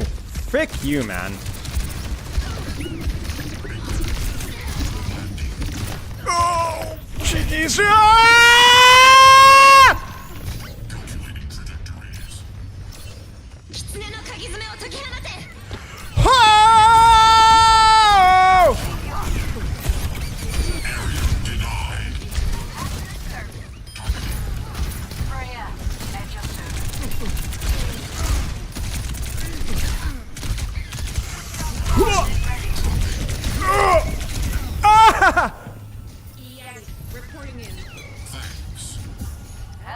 I don't know if that was screwy.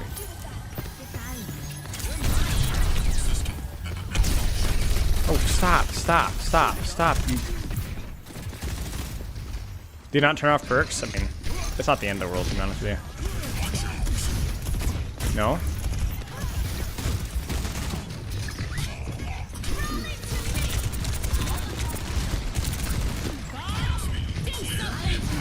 Frick.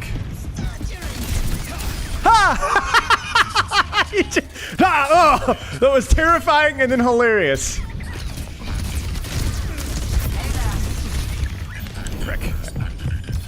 Frick.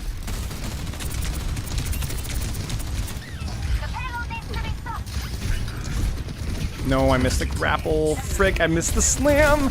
A big body block by a soldier.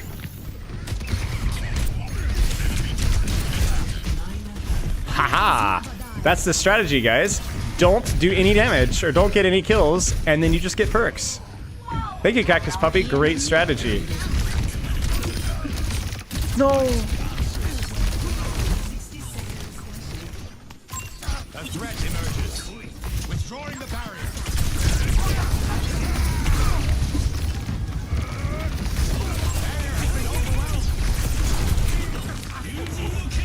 Rick. No. Your mother doesn't love you at all.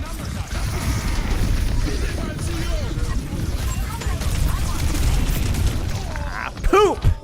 30 seconds remaining.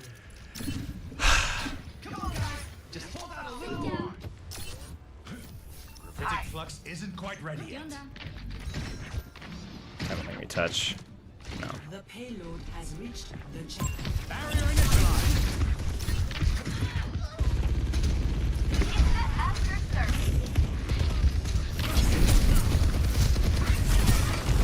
Oh, frick. That's so disorienting.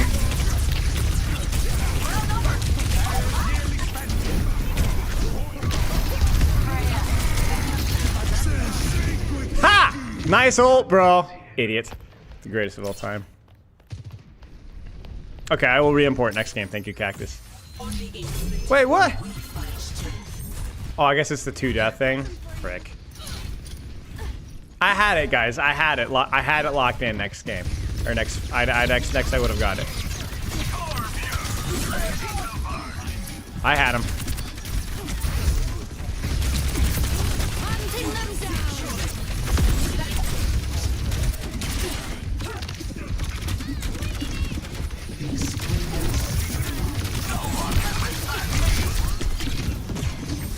Thank you.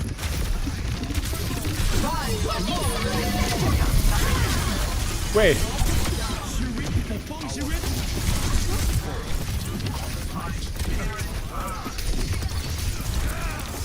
Ah! What? Are you kidding me?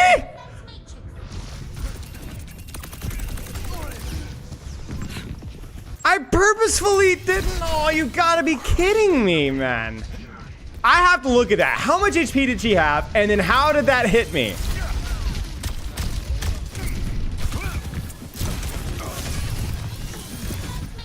Frick, I think we've lost this. The odds are against Kind of screwed. How's it going?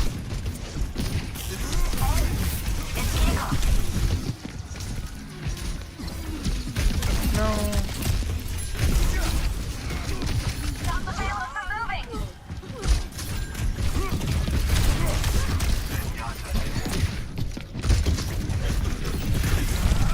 Echo here.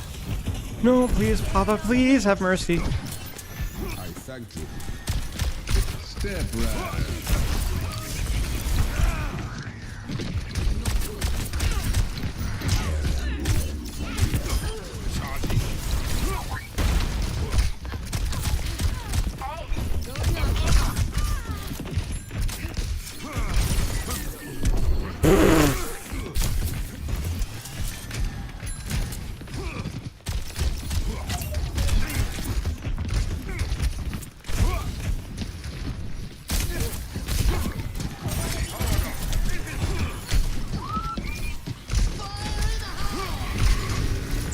No. Why did it go toward it? I thought he was going to detonate it on me.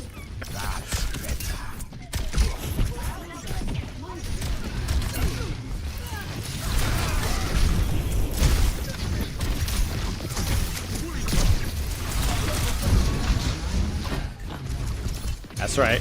Give me the minor perk. No.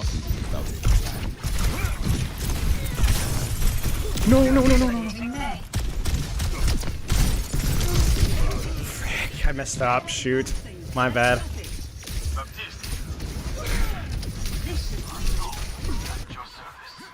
A gunner gonna need Oh, I was like, that's the 2-death rule, I guess. Thank you for the sub.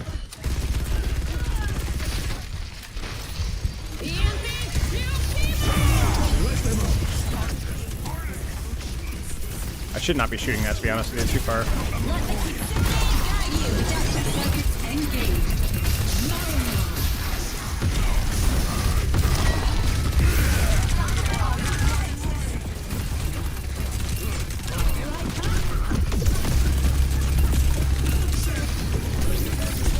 Saying what? Saying what? Saying what? that'll help. Gonna catch you.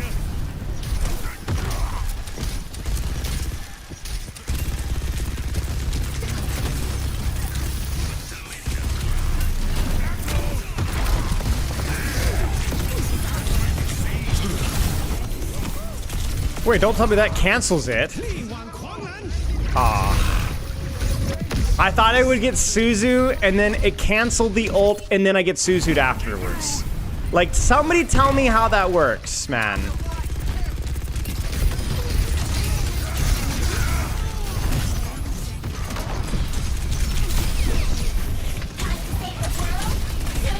No, don't pull me.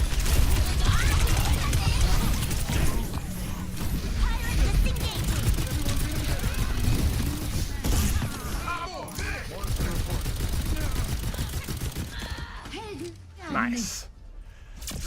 Like, I got freaking frozen out of cage fight, and then Suzu'd out of the freeze, and then died. But frick, man. I don't know, man. It's such a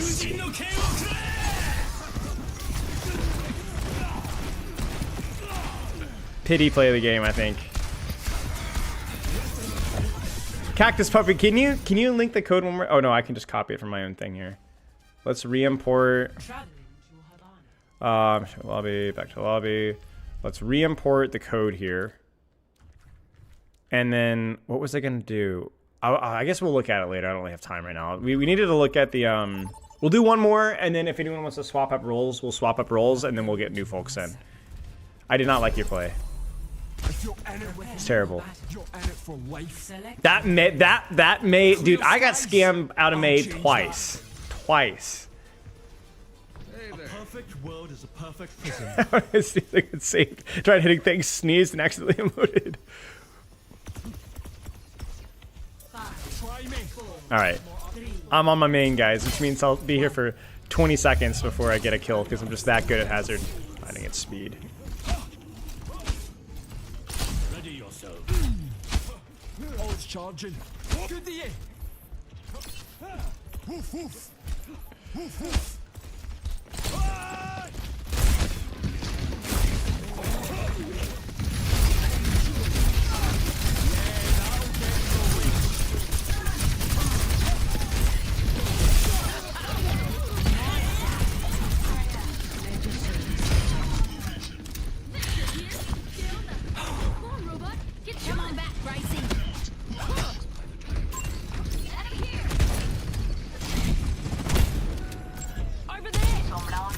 Nice stagger, guys. Nice stagger. We love that, Don't guys. stop pushing now.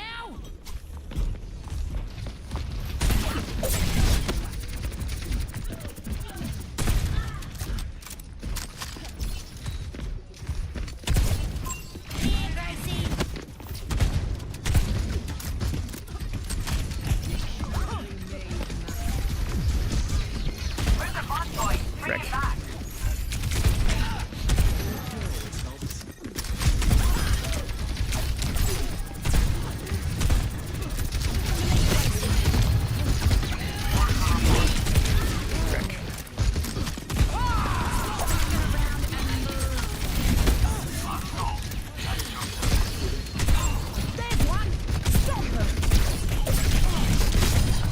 That's exactly as intended.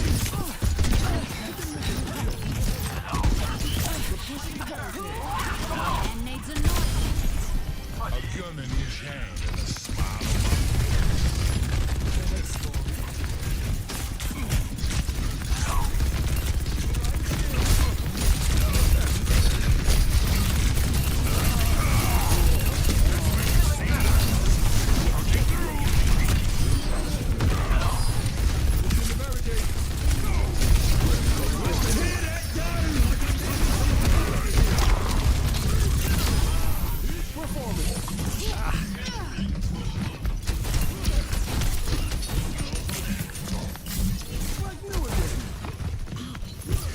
Oh, frick.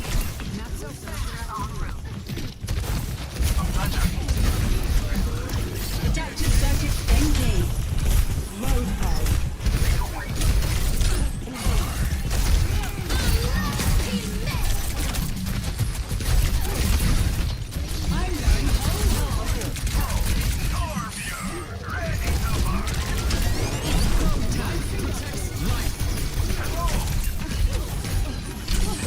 Oh. That's one. I'm on fire. We have the robot. And isn't it friendly?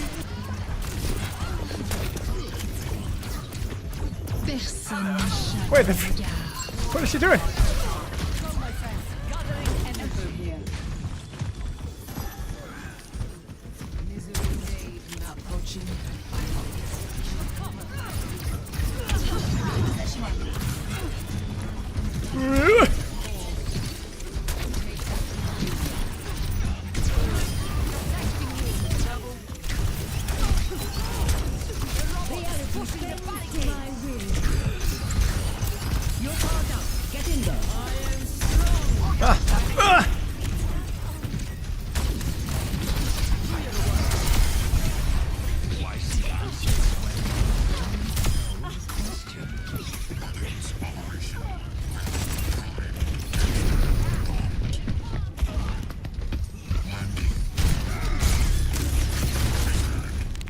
Frick.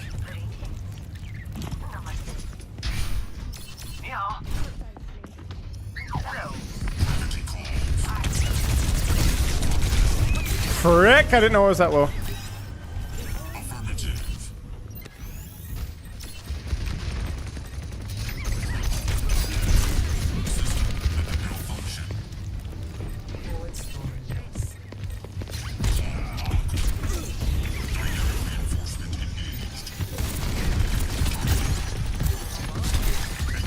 Bro! Fan!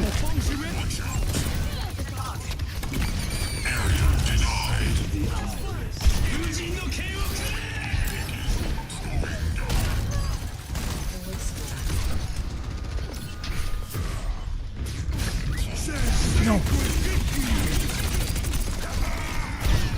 You're gonna die, buddy.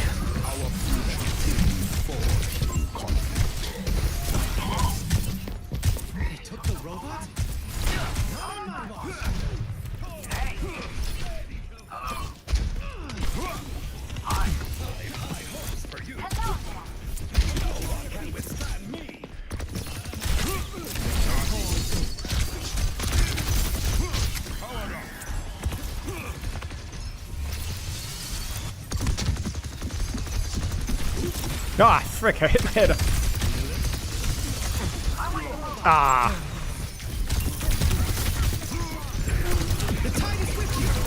No, please. What a fumble.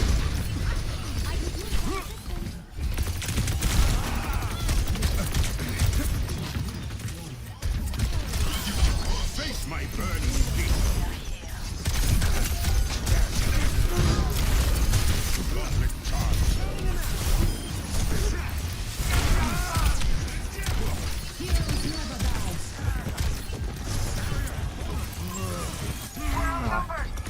Why take back the robot? Powered up. No one can hide from my sight.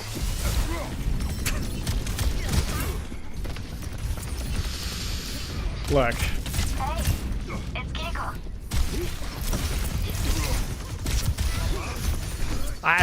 I wanted it, you know what I'm saying?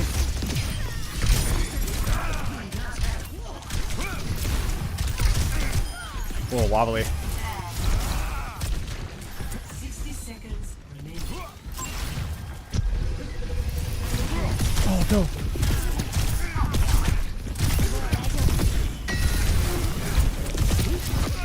I thought I thought I could get it. Oh. I will Freya, at your service. Final destination.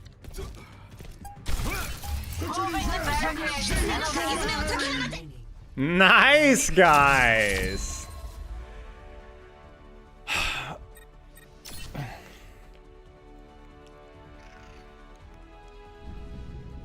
Play of the game. All right, we'll swap roles. Anyone want to roll swap? Anyone want to roll swap? I may be able to acquiesce to your request, but anyone in the lobby want a roll swap? Support, please, for Lauracita. Okay, got it. DPS from Simon. Okay. Are we happy with the new roles? I might have to pivot things around a little bit, but what are we thinking? DPS if possible. Got it. Don't care about roll. Okay.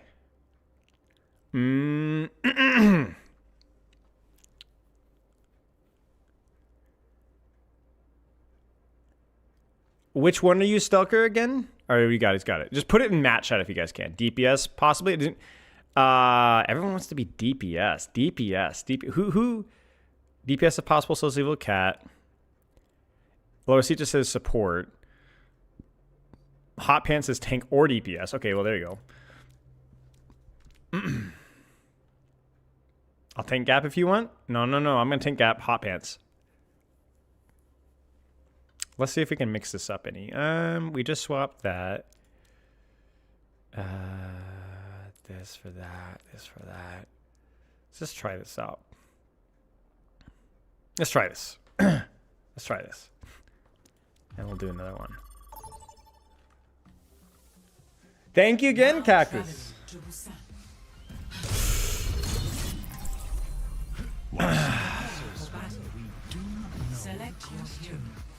The delta M of a given ray Q is approximately... You need a drink for this doom? Shut up, babe. Yeah, you're on ball, it's over. I'm not karaokeing. Please let me karaoke. Get down with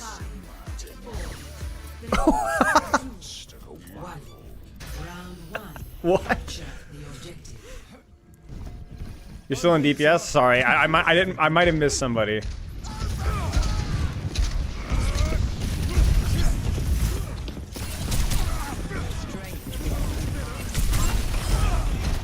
withdrawing the barrier.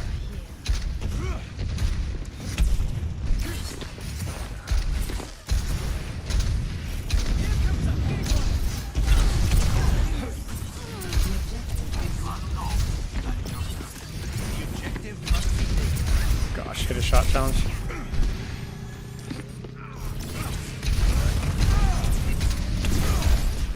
Frick, man.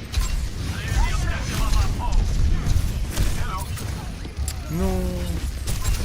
I'm gonna kill this guy.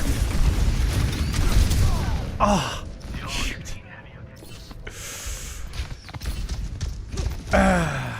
Well, I thought that I forgot that. Yeah. The Tracer's I knew the ball was back there, but I can't spend all days chasing for Tracer. Physic flux isn't quite ready yet.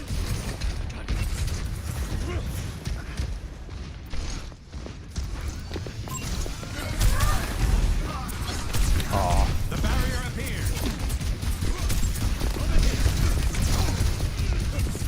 Oh gosh, hit a shot. Oh gosh, hit a shot.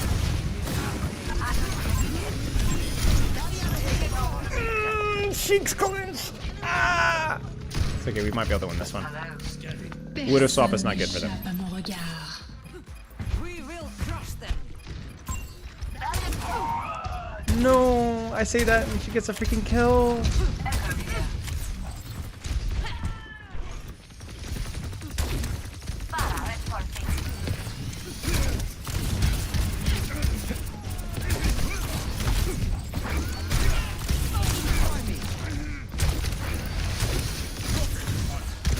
Meteor strike.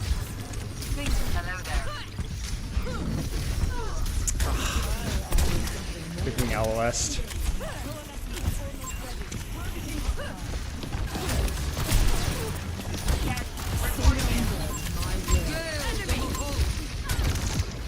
Alright, I'm getting the frick out of dodge, bro.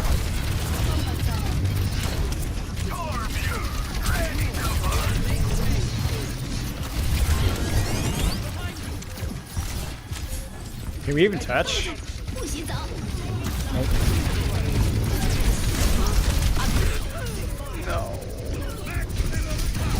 Frick, dude. It's the same thing as basically the same thing as the new game mode. Spirit Shutdown. I think it's just a better version of Mr. Heroes in my personal opinion. I've actually been enjoying it a great deal. Shut the frick up! Exclamation point! Exclamation point! Science holds the key to understanding. Team morale diff. Forgiveness is My earned. team gave up. Sad. I'm helping encourage my team. Here, it's the strategy. This mode is worse than this year's? You're crazy? 5, I like it more. 3, 2, 1. Capture the objective.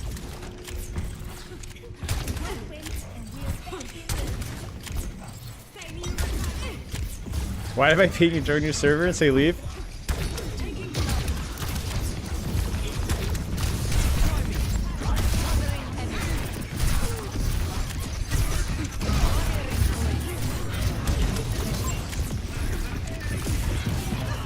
Frick, man.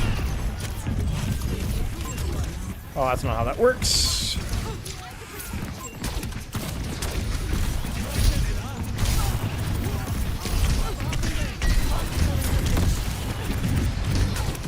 No. No, we're getting rolled.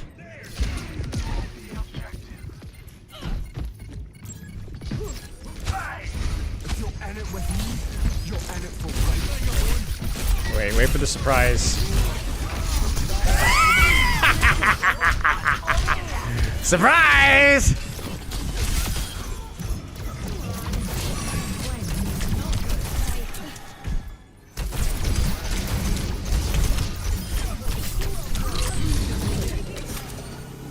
That's crazy, that hook breaks.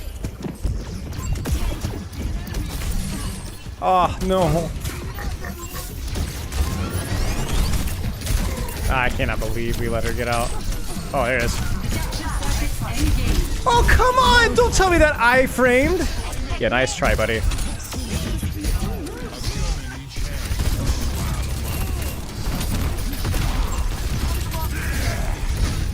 Be careful with boobs.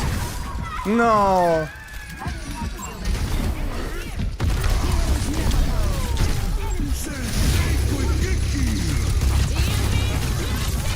Oh no, my latency.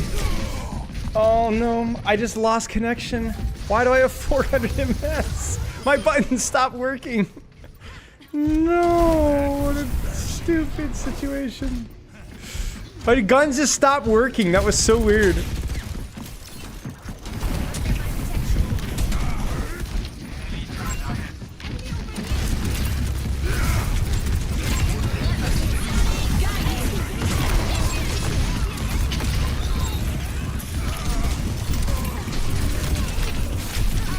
I should have run. My bad. I was not paying attention to my HP. Coop.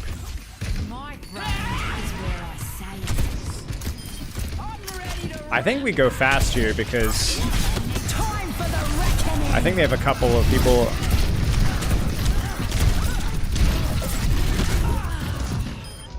Man, maybe I misread. I thought that there was one of them in spawn. I don't think that didn't look like one of them in spawn. I misjudged.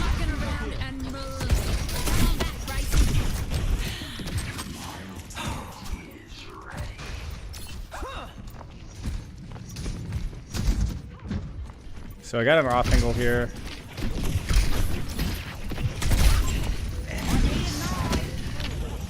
I can't help him.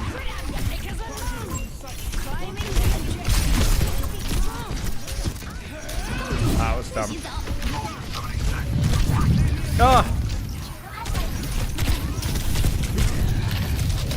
Nope. Frick. No! What a disaster! Alright, GG's. Spot is the weak link. I don't want to talk about it. All right, I'm gonna do. Well, let's do one more before I swap it up because it's gonna be kind of cringe to cancer, or cringe to cancer. Say cringe to kind of mix it up a lot. Dude, this is so tragic. Guns just stop working. Just walking in a straight line. All right, does anyone want to roll a swap before we? Why is it back in Havana, bro? What are the odds? Let's just do. I don't know, Li Jiang, sure, whatever.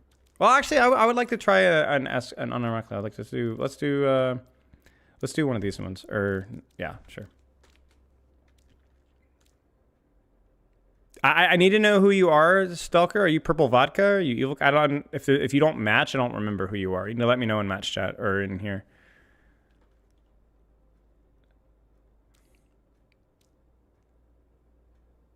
Purple Vodka. Would you prefer support?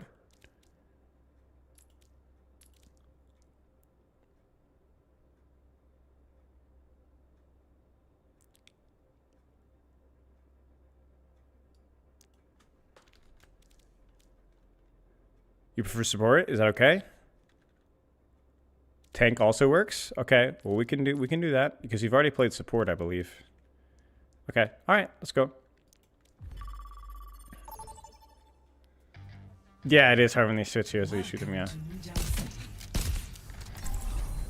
I'll find my own path. I've got the OP character. I'll keep you safe. Next. The end draws near.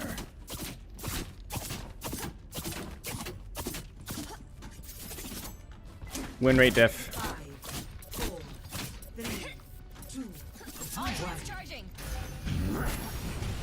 Initial flashpoint. What's up? My ultimate is charging.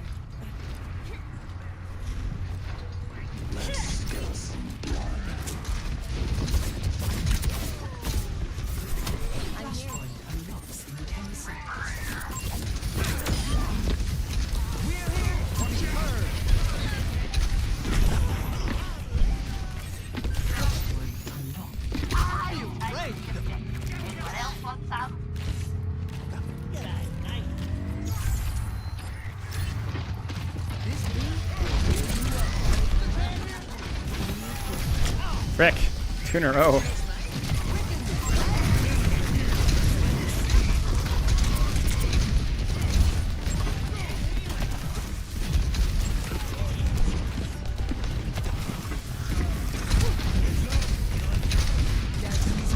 Oh, we're going. I don't know about that. That was a little ambitious. Probably shouldn't have entered there myself, to be honest.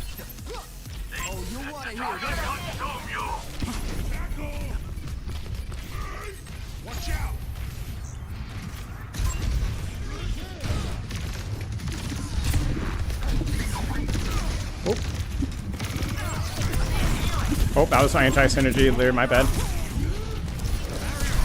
Wait, how the frick is he so fast? Was he speed ringed or something? What the heck? I thought I had that. Another battlefield. Oh no. My bad. Widowmaker here. Reloading. 1 second. Cap. Careful. We're outnumbered. Someone has to keep you alive.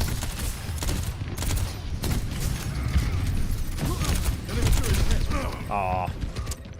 I was trying to. I didn't know they were both there. I was trying to kind of gimmick it, but my bad. Maybe we can still win this. How about the amplification matrix charging? Over here. At your side.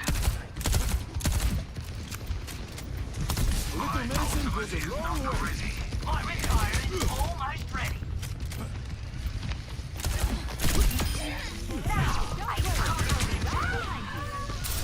I'm at the height of my performance. Frick, my bad. I didn't. That was awkward there, honestly. I don't think we win this. shoot, man. Now we lose this. Hanzo, at your service. Enhancing your strength. Lost. Attack the objective. There's one.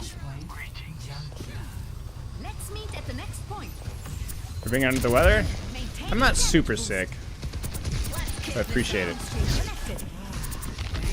I could use some assistance. Heightening your capabilities.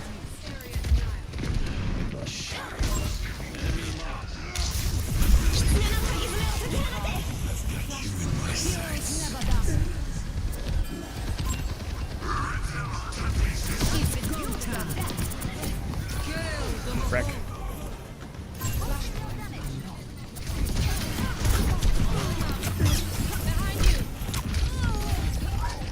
I just want to get off this character. Switch to Mercy, lol. Yeah. I honestly don't think that the Valk was good there. They'd already popped Kitsune plus whatever else Visor. Basically impossible to Valk that. You cannot escape me.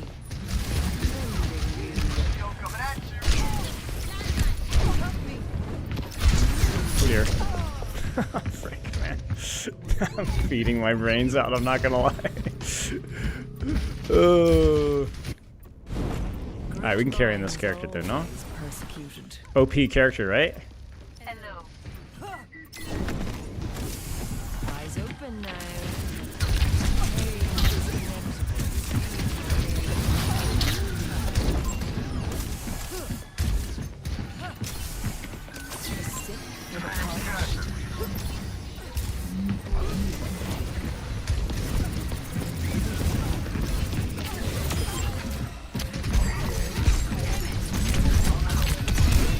Shoot. Surely, yeah. 3 and 7, y'all. Yikes. Pain is an excellent teacher. Lost.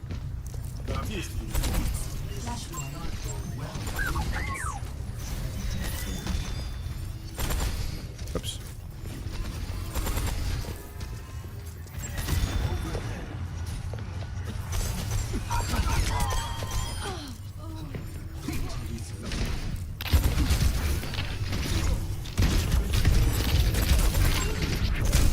Frick. Worth trade. Fine. You can kill Mei. Oh, no. At least she used ult, though. You know what they say? Flow. EMP activated. There's an enemy here.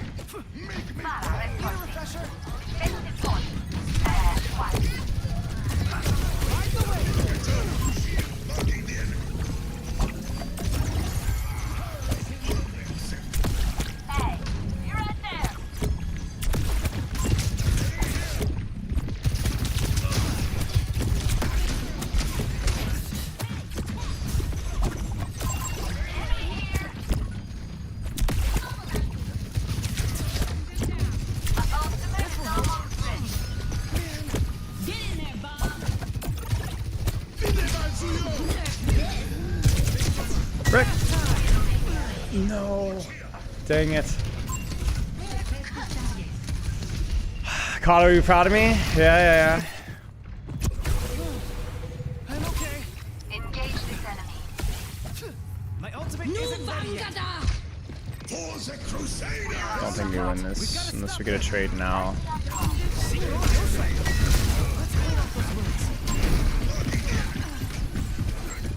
Reverse the tide. Frick, we did nothing with that.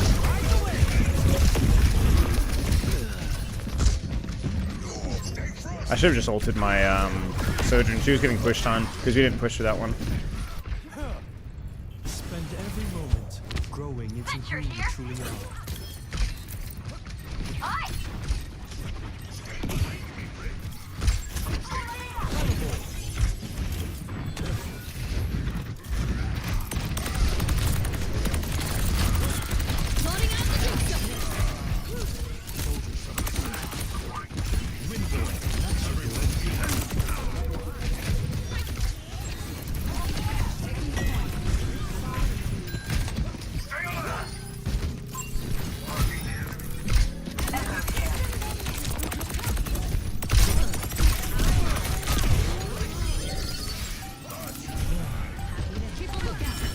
warmth of firelight.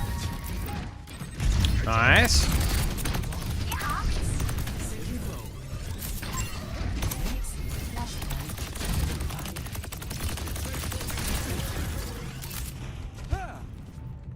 Do you not offing one? Yeah. You do. A little care always helps.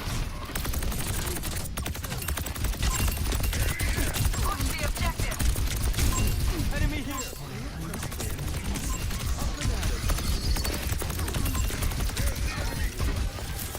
Well, pistol.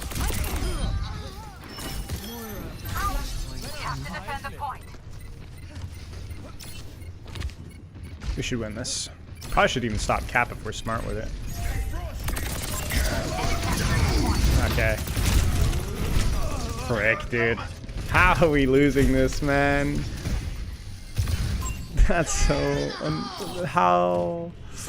No!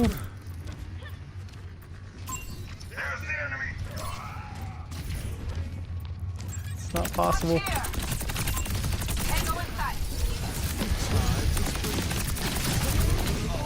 Frick, dude. Have perks like Mystery Heroes? That would be funny, yeah. Carry my burdens alone.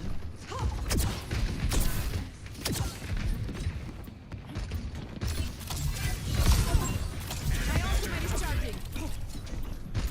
Over here. Killing pylon out. Enemy turret's head. Moving the pylon. My ultimate's ready. Killing pylon deployed. Heading down now.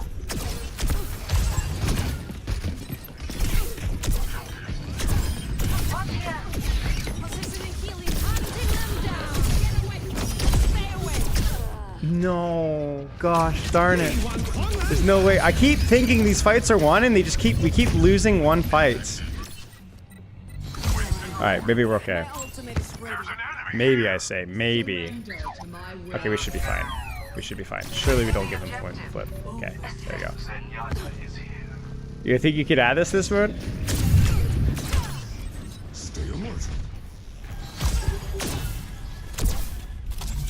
Captain Sun is ready to burn. Killing pylon out. Face the sunrise. Repositioning pylon. I'm not till next. Oh no, I'm lagging. Oh no, chat. Oh no, chat. My Billy. Dude, no. Why did I get 500 latency the one moment? Dude, come on. No.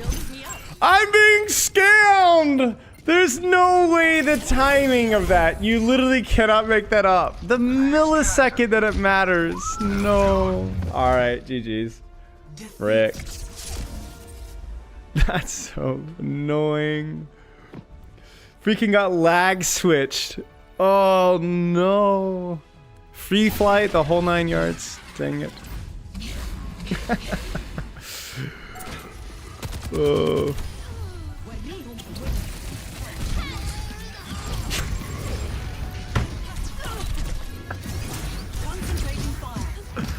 GG's, guys. That's crazy. What a stupid. Alright, I think we'll call it there. I might play 1 or 2 just solo queue just for giggles, and then I probably should end stream, but I don't think I have enough time to do a full another round again. That's crazy, man. Cannot make that up. I wonder what that looks like. Ready for battle.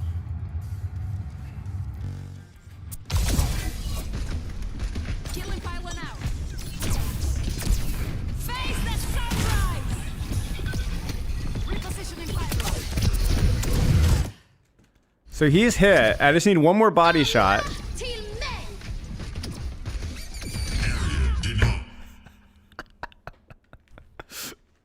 Also, I want to look at that May clip. Oh shoot. That's so tragic, dude. No, dude, I literally hit 500 latency the second I hit the first shot. Completely DC'd. I also DC'd at the end of Busan at the exact same clutch moment on the Malga moment. I literally just my gun stopped working and I went to fight and nothing. I just died. 2 clutch moments in a row, man. Unreal. I'm hoping for My Overwatch team is against Riot Games head of social media marketing. That's funny. Nah, you guys want to see? You guys want to see real mechanics? You guys want to see real mechanics? Thank you, Cactus Puppy. All right, real mechanics. I'm definitely can do it with Echo, right? Okay, I painted that one. Stop the payload.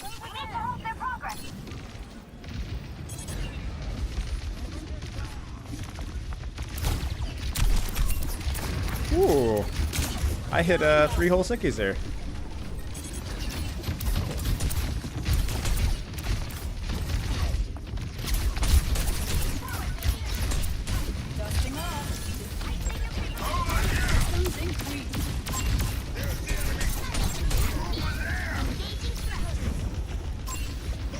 Is this guy trying to do this? Somebody's trying to do it. Oh, no. You never expect to go back.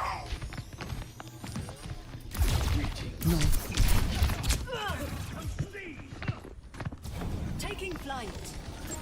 You never expect to go back. Okay, they expected the 3rd time. No, I'm gonna die to a turret! Ah! Always the divine.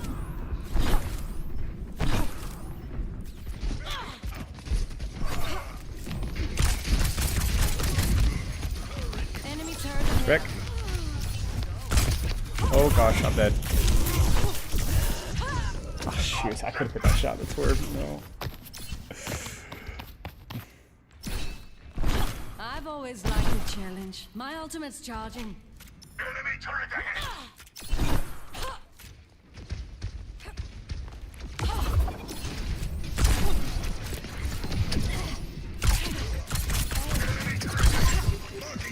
I thought that would hit.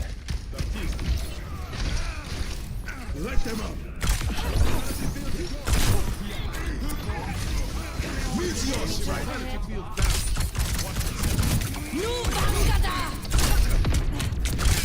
Not my best ult. Enemy turret is offline. It's just not very good when he has his block.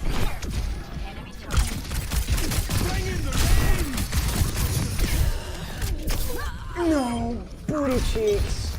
I didn't even get a KV. We're in this together. All of us.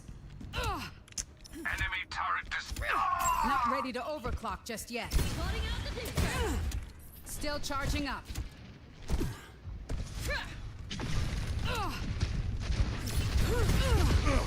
Clear out. Oh, brothers.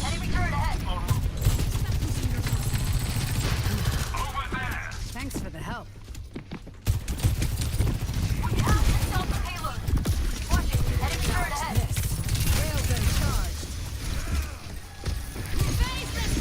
Wait, he has no CDs.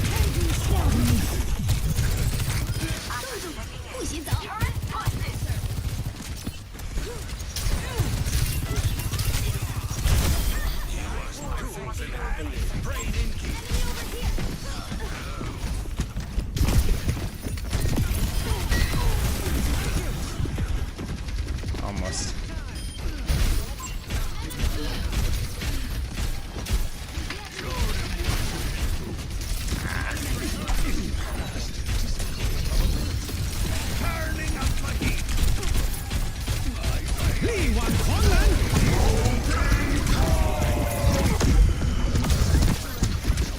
I just need to live. The longer I live, the more damage I do.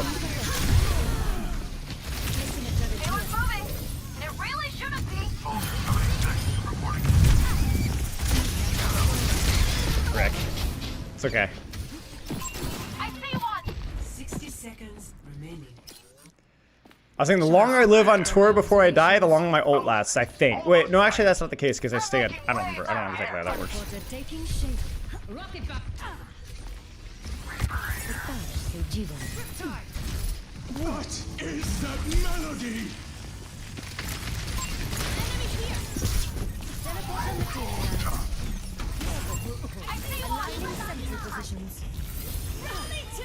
Wait, why are you rallying? Wait, what are they fighting? Are they fighting their demons? Like, what's going on? What's going on over there? Constructing my teleporter. Sentry in position. Is it the ball? Yeah, that's... 10 seconds. Watch out,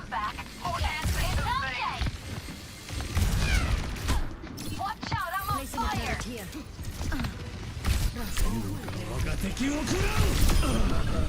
I aim to devastate. Oh, I thought it was soldier.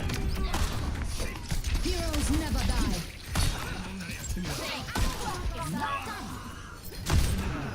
Into the iris. It was Florida Mayhem.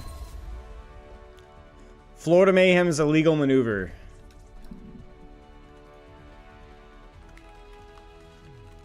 Play of the game.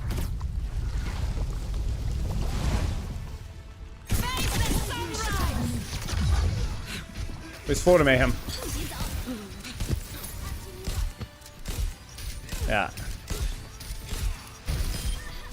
Yeah. All right, we'll do one more. Surely. You want to see Spider-Man? Okay. Do you watch car crashes on YouTube as well? You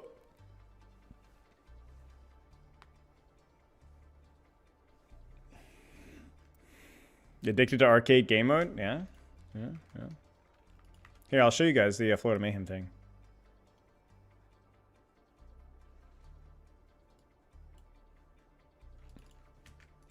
Gonna really help out with that. Pretty standard across the board. Khan's gonna really help out with that, sticking to the Zenyatta choice. And Oh my god! What is this? Oh my god! Right over the roof. Okay, there's no way Paris Eternal were expecting this level. This is EU ranked in a nutshell right here. Vestola doesn't know where to look. Do I look up high? Do I look at their spawn? I don't know. Wall, TP, over the top. Thank you very much. Khan's gonna really help out with that, sticking to the Zenyatta choice. Yeah, they had to replay it. And, They made them replay it. Oh my god! What is this? Oh my god! Right over There's a couple of places back in the day that you could do that with. There's a good one on Icon Vault as well at first point. This is EU ranked in a nutshell right here. Vestola doesn't know where to look. Do I look up high? Do I look at their spawn? I don't know. The original Mason clip in Dorado? I'm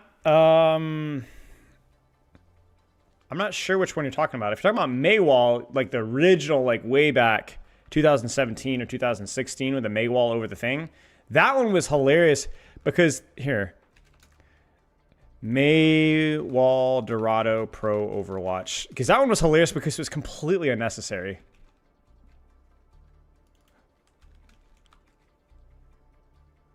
Does anyone remember which one? It was the stupidest flank ever because it literally made no sense to do that.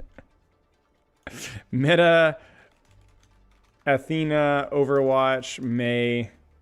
Yeah, they could just gone through the door. I mean, this is, I don't know if this is it or not, but some guy just did it here. It was this rotation here, which is really dumb because you can literally just walk and, yeah. Yeah.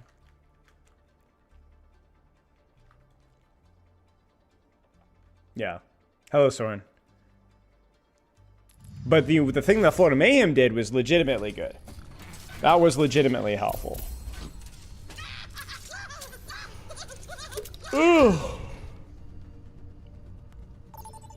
Alright. Last one. We end on a W, for sure. It's not about practice, it's about the style. Fair enough. A pleasure. Stay close, Satya. I know how you like to get into trouble. Is this a new emote? 5, 4, 3, 2, 1. What the frick? What is going? Initial flashpoint.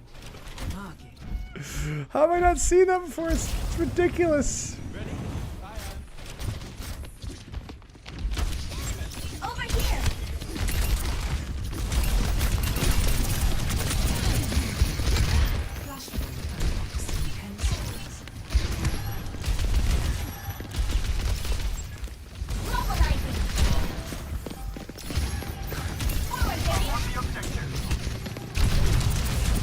Oh dear.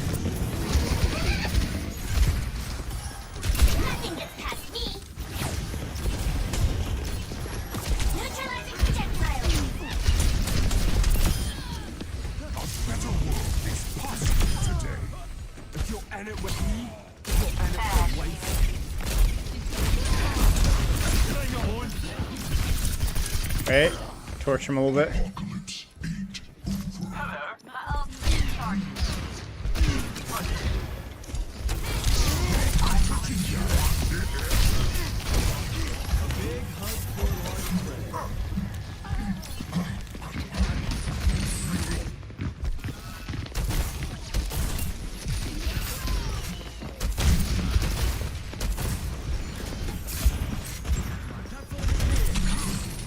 Ah, that's so annoying.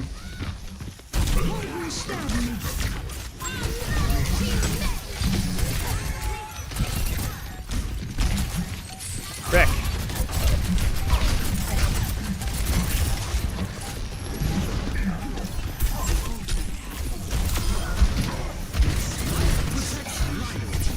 Oh, I forgot I don't have.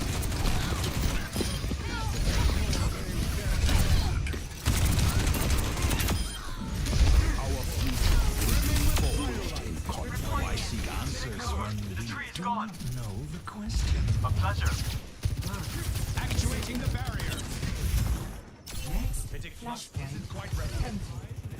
The next point awaits. Behind you.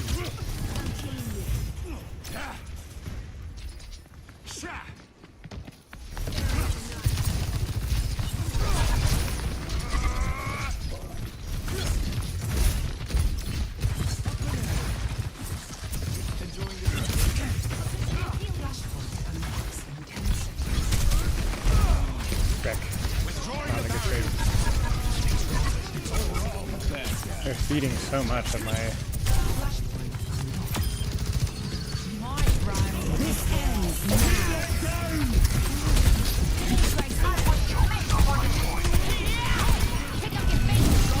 Time for the reckoning. Lock in. We're good.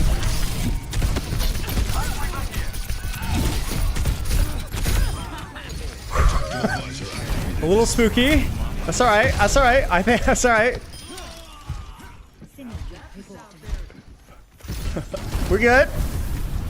We're good. We're good. We're good. We're good. We're good. We're good. We're good.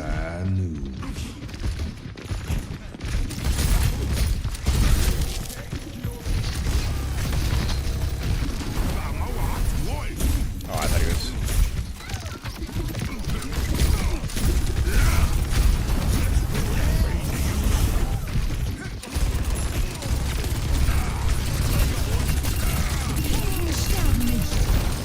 Oh, bless you. I messed up there.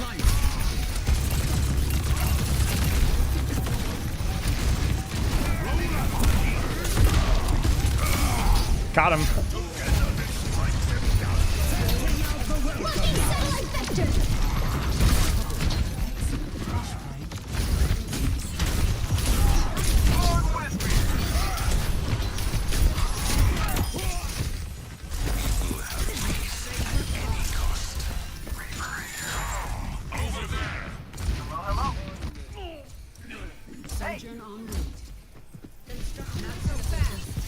Cheers, you look at.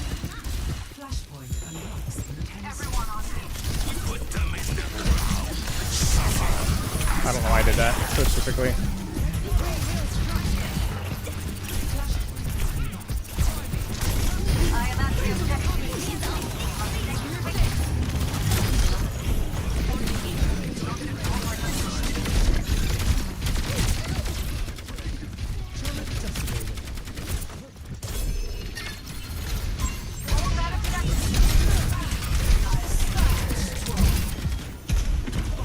Get that frick out of dodge here.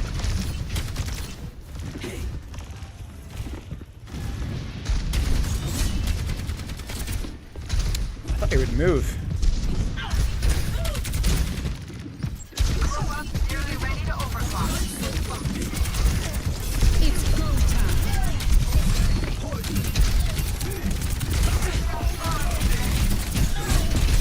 Frick. I'm gonna die for that.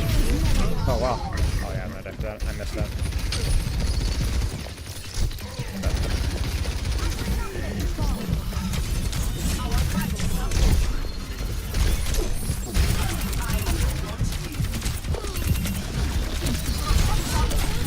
I'm gonna die for this. I keep screwing up my flaring here.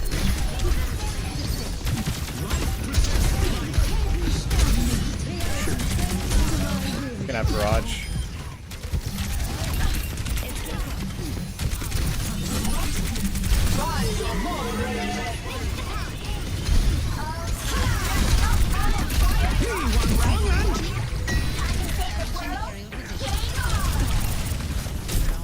No. Messed up. Nice. Going wild and thing is good here. Yeah. The self heal is really, really good for sure. All right, we're gonna call that there, chat. That was fun. That was fun. Good game mode. I highly recommend playing it with friends if you guys haven't already. It's a lot of fun. Yeah, it's cool stuff. But yeah, loves and kisses. It wasn't too bad of a stream considering I haven't been feeling too well. But yeah, I'm gonna end stream there. I'll see you guys on Thursday. Might have a special project on Thursday. Saturday we might have something fun as well. I'll keep you guys in tune with Thursday. It's gonna be trying something a little different on Thursday is the plan. So we'll see how it goes. So okay. All right, that is all. GG's. See you guys on Thursday. Have a good rest of your evening.